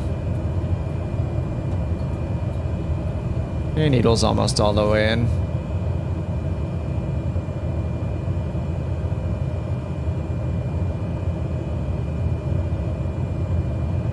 All right, let's go down to traffic pattern altitude. We're 6 miles out.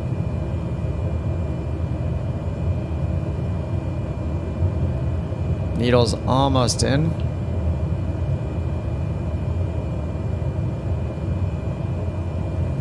You can see the runway over there.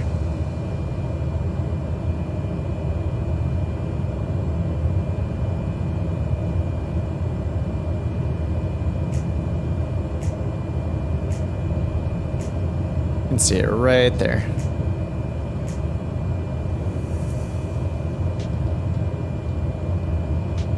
Yeah, this worked out pretty well. This RNAV thing is great. And we're pretty much we're just like lined up right with the runway, like we have a localizer approach almost. Or it's more like a VOR approach, I guess, since it is pretending to be a VOR essentially.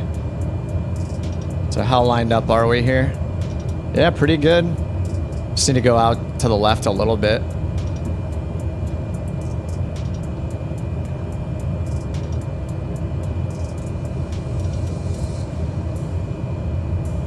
Alright, 4.2 miles out. And I have us in a really slow descent with the autopilot still, just getting us down to 1,000 feet.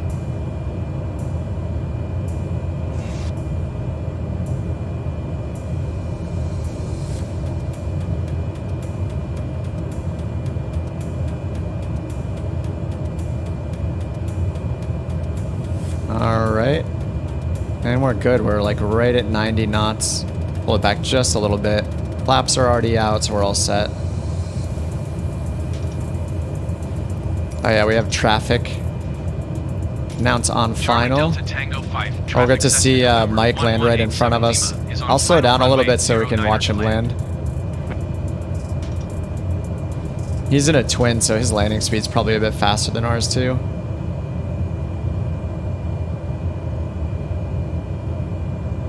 Music got intense for the approach, yeah.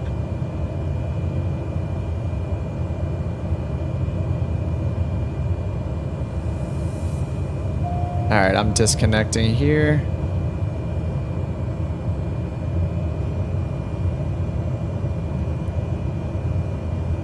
Alright, we're at 80 knots.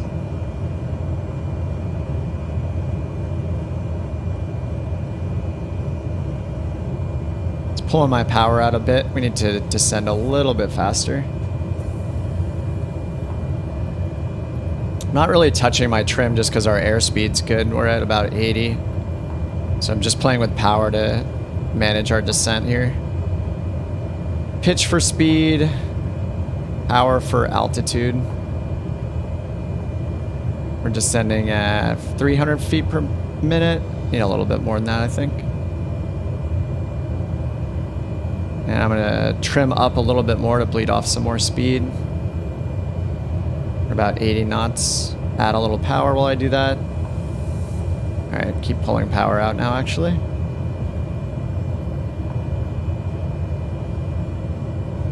Add a little more power. I'm a little low.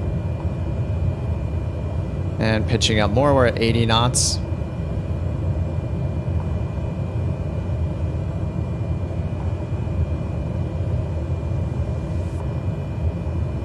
Alright, we're over the trees. Power's almost all the way out. Alright, power's just all the way out now. And I got a good 10 more knots to bleed off.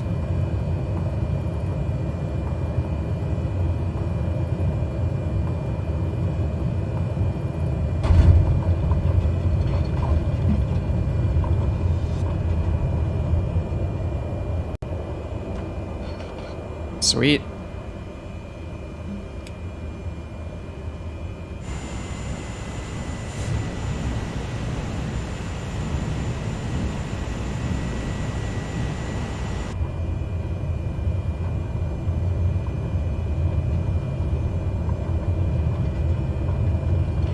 Wonder if there's any parking down here.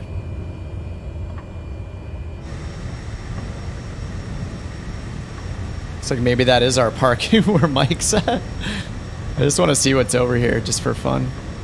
Let's go explore. We're right near the water here, so this is cool.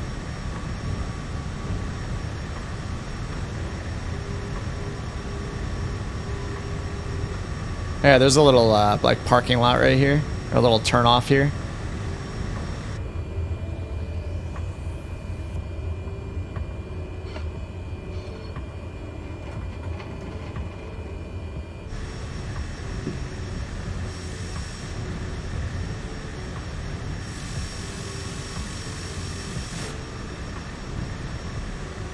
Awesome. Take the drone camera out and check out this area just because the area seems pretty cool.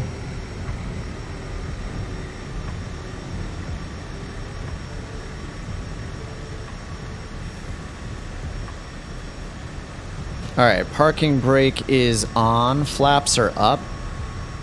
Ice protection and pitot heat are off. Standby alternator off. Strobe lights off. Taxi lights off. Landing lights off. Low idle. Okay, we just do shutdown. Parking brake is set. Lead air off. Temperature control knob. Rotate full counterclockwise. I'm going to leave it. Vent to air fans are off. Air conditioning is off. We didn't use it. Prop RPM to feather position. And then fuel condition cut off. All lights off. Fuel boost switch off. There we go. NG indication.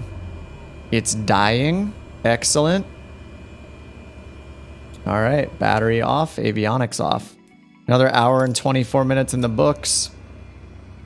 All right. Sweet. Oh, and then lights off, of course. There we go.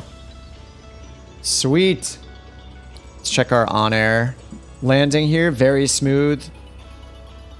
1.06 G's. 1,600 bucks.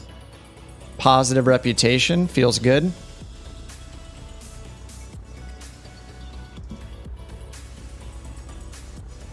Awesome. No, Adrian, no more keys. I might email them and ask. I don't know. They seem to like having me give them away, and I don't mind doing it. So I'll hit them up. I gave the other 5 that I had out last week. They had given me 10 to use for this month. So yeah, I gave all those out already. But I'll email them and let them know that I used all 10 of them. See if they want to give away more or not. I just want to fly around here for a minute and check this out. This is pretty awesome. So we're in New Brunswick. Let's take a look up here. Yeah, so we have... What is this anyway? Northumberland Strait. The Northumberland Strait. I'm so bad with geography, so this is going to be a learning experience for me. Okay, and the Gulf of St. Lawrence.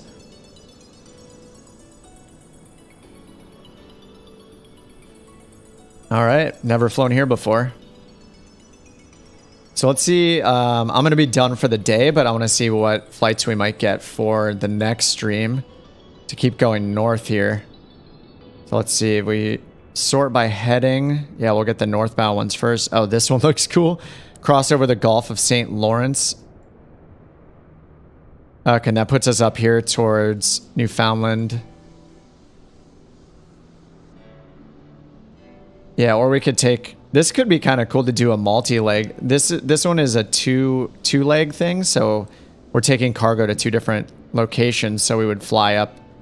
You know, if we could take all that cargo, I'm not sure we can take 1,200 pounds or not with the fuel needed for 250 miles, so maybe we could plan that, but it would be cool to, yeah, land here. Anticosti Island? Probably saying it wrong. That would be cool to do one here. We land on that island and then we go up north and do the rest here. That's pretty sweet. I want to keep, yeah, anything more than like 250 miles seems like a lot. Those look like those are our candidates for next stream then, going up this way. So it looks like we'll probably do something like that. We'll see what jobs there are then though, on the next stream. So sometimes I do one during the week, but usually on the weekends are more likely. All right, that's going to do it for me. And that was fun. That was some good VOR stuff. And we actually used an NDB for the first time in I don't even know how long. It's forever. Yeah, my multi-leg ones aren't that perfect either. Yeah.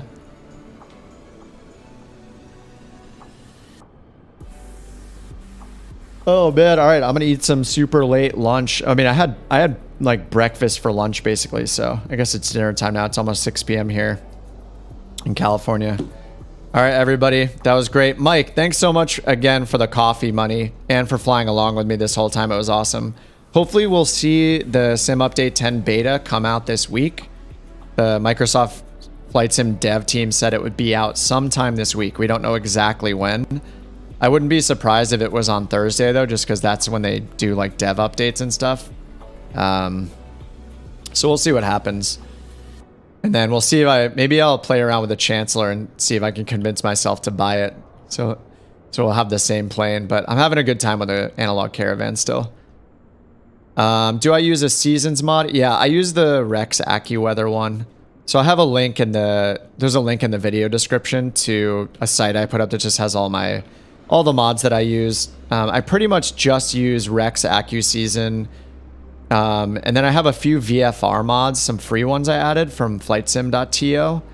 So they'll add things like power lines and like water towers and industrial smokestack buildings and stuff like that.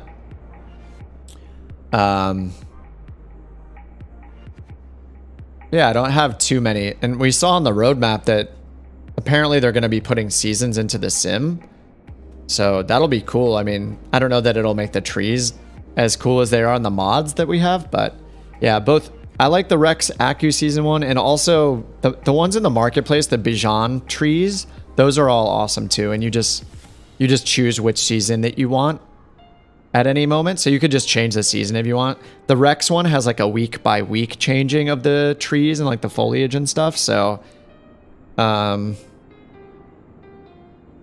I mean, they're both great though. If you're on an Xbox, then those stuff in the marketplace is your only option, but I generally like stuff in the marketplace. I don't really like having all these extra apps to like manage all my mods. So yeah. Yeah, if you don't have any of them, I would check out both. I think the Bijan ones are just great. I mean, you have to pay. Do you pay per season? Yeah, I think you pay per season for the Bijan ones. Anyway, yeah, check them both out. This is the Rex one though, and they look great. The Bijan ones look great too, so I don't think it really matters which one you get. And then we'll see what happens with the Flight Sim Seasons thing. I'm curious if that'll make them obsolete or not. All right, I'm out. Have a good rest of your day or night, and I'll see you guys in, I don't know, sometimes I'll do a random week stream, like during the work week, but usually it'll be on the weekend, so probably at the latest, I'll see you next weekend. And if you want to hop on the Discord, that's in the link just go to the like Kip on the Ground site, kipontheground.com, and I have all the links there if you want to hop on Discord and chat with people. Small, but I don't know, we're decently active, I guess, in there. And maybe I'm going to work up the courage to do some VATSIM tonight. We'll see how it goes. All right, guys, have a good one. Thanks for hanging out. And Mike, thanks again for flying along. See you guys next time.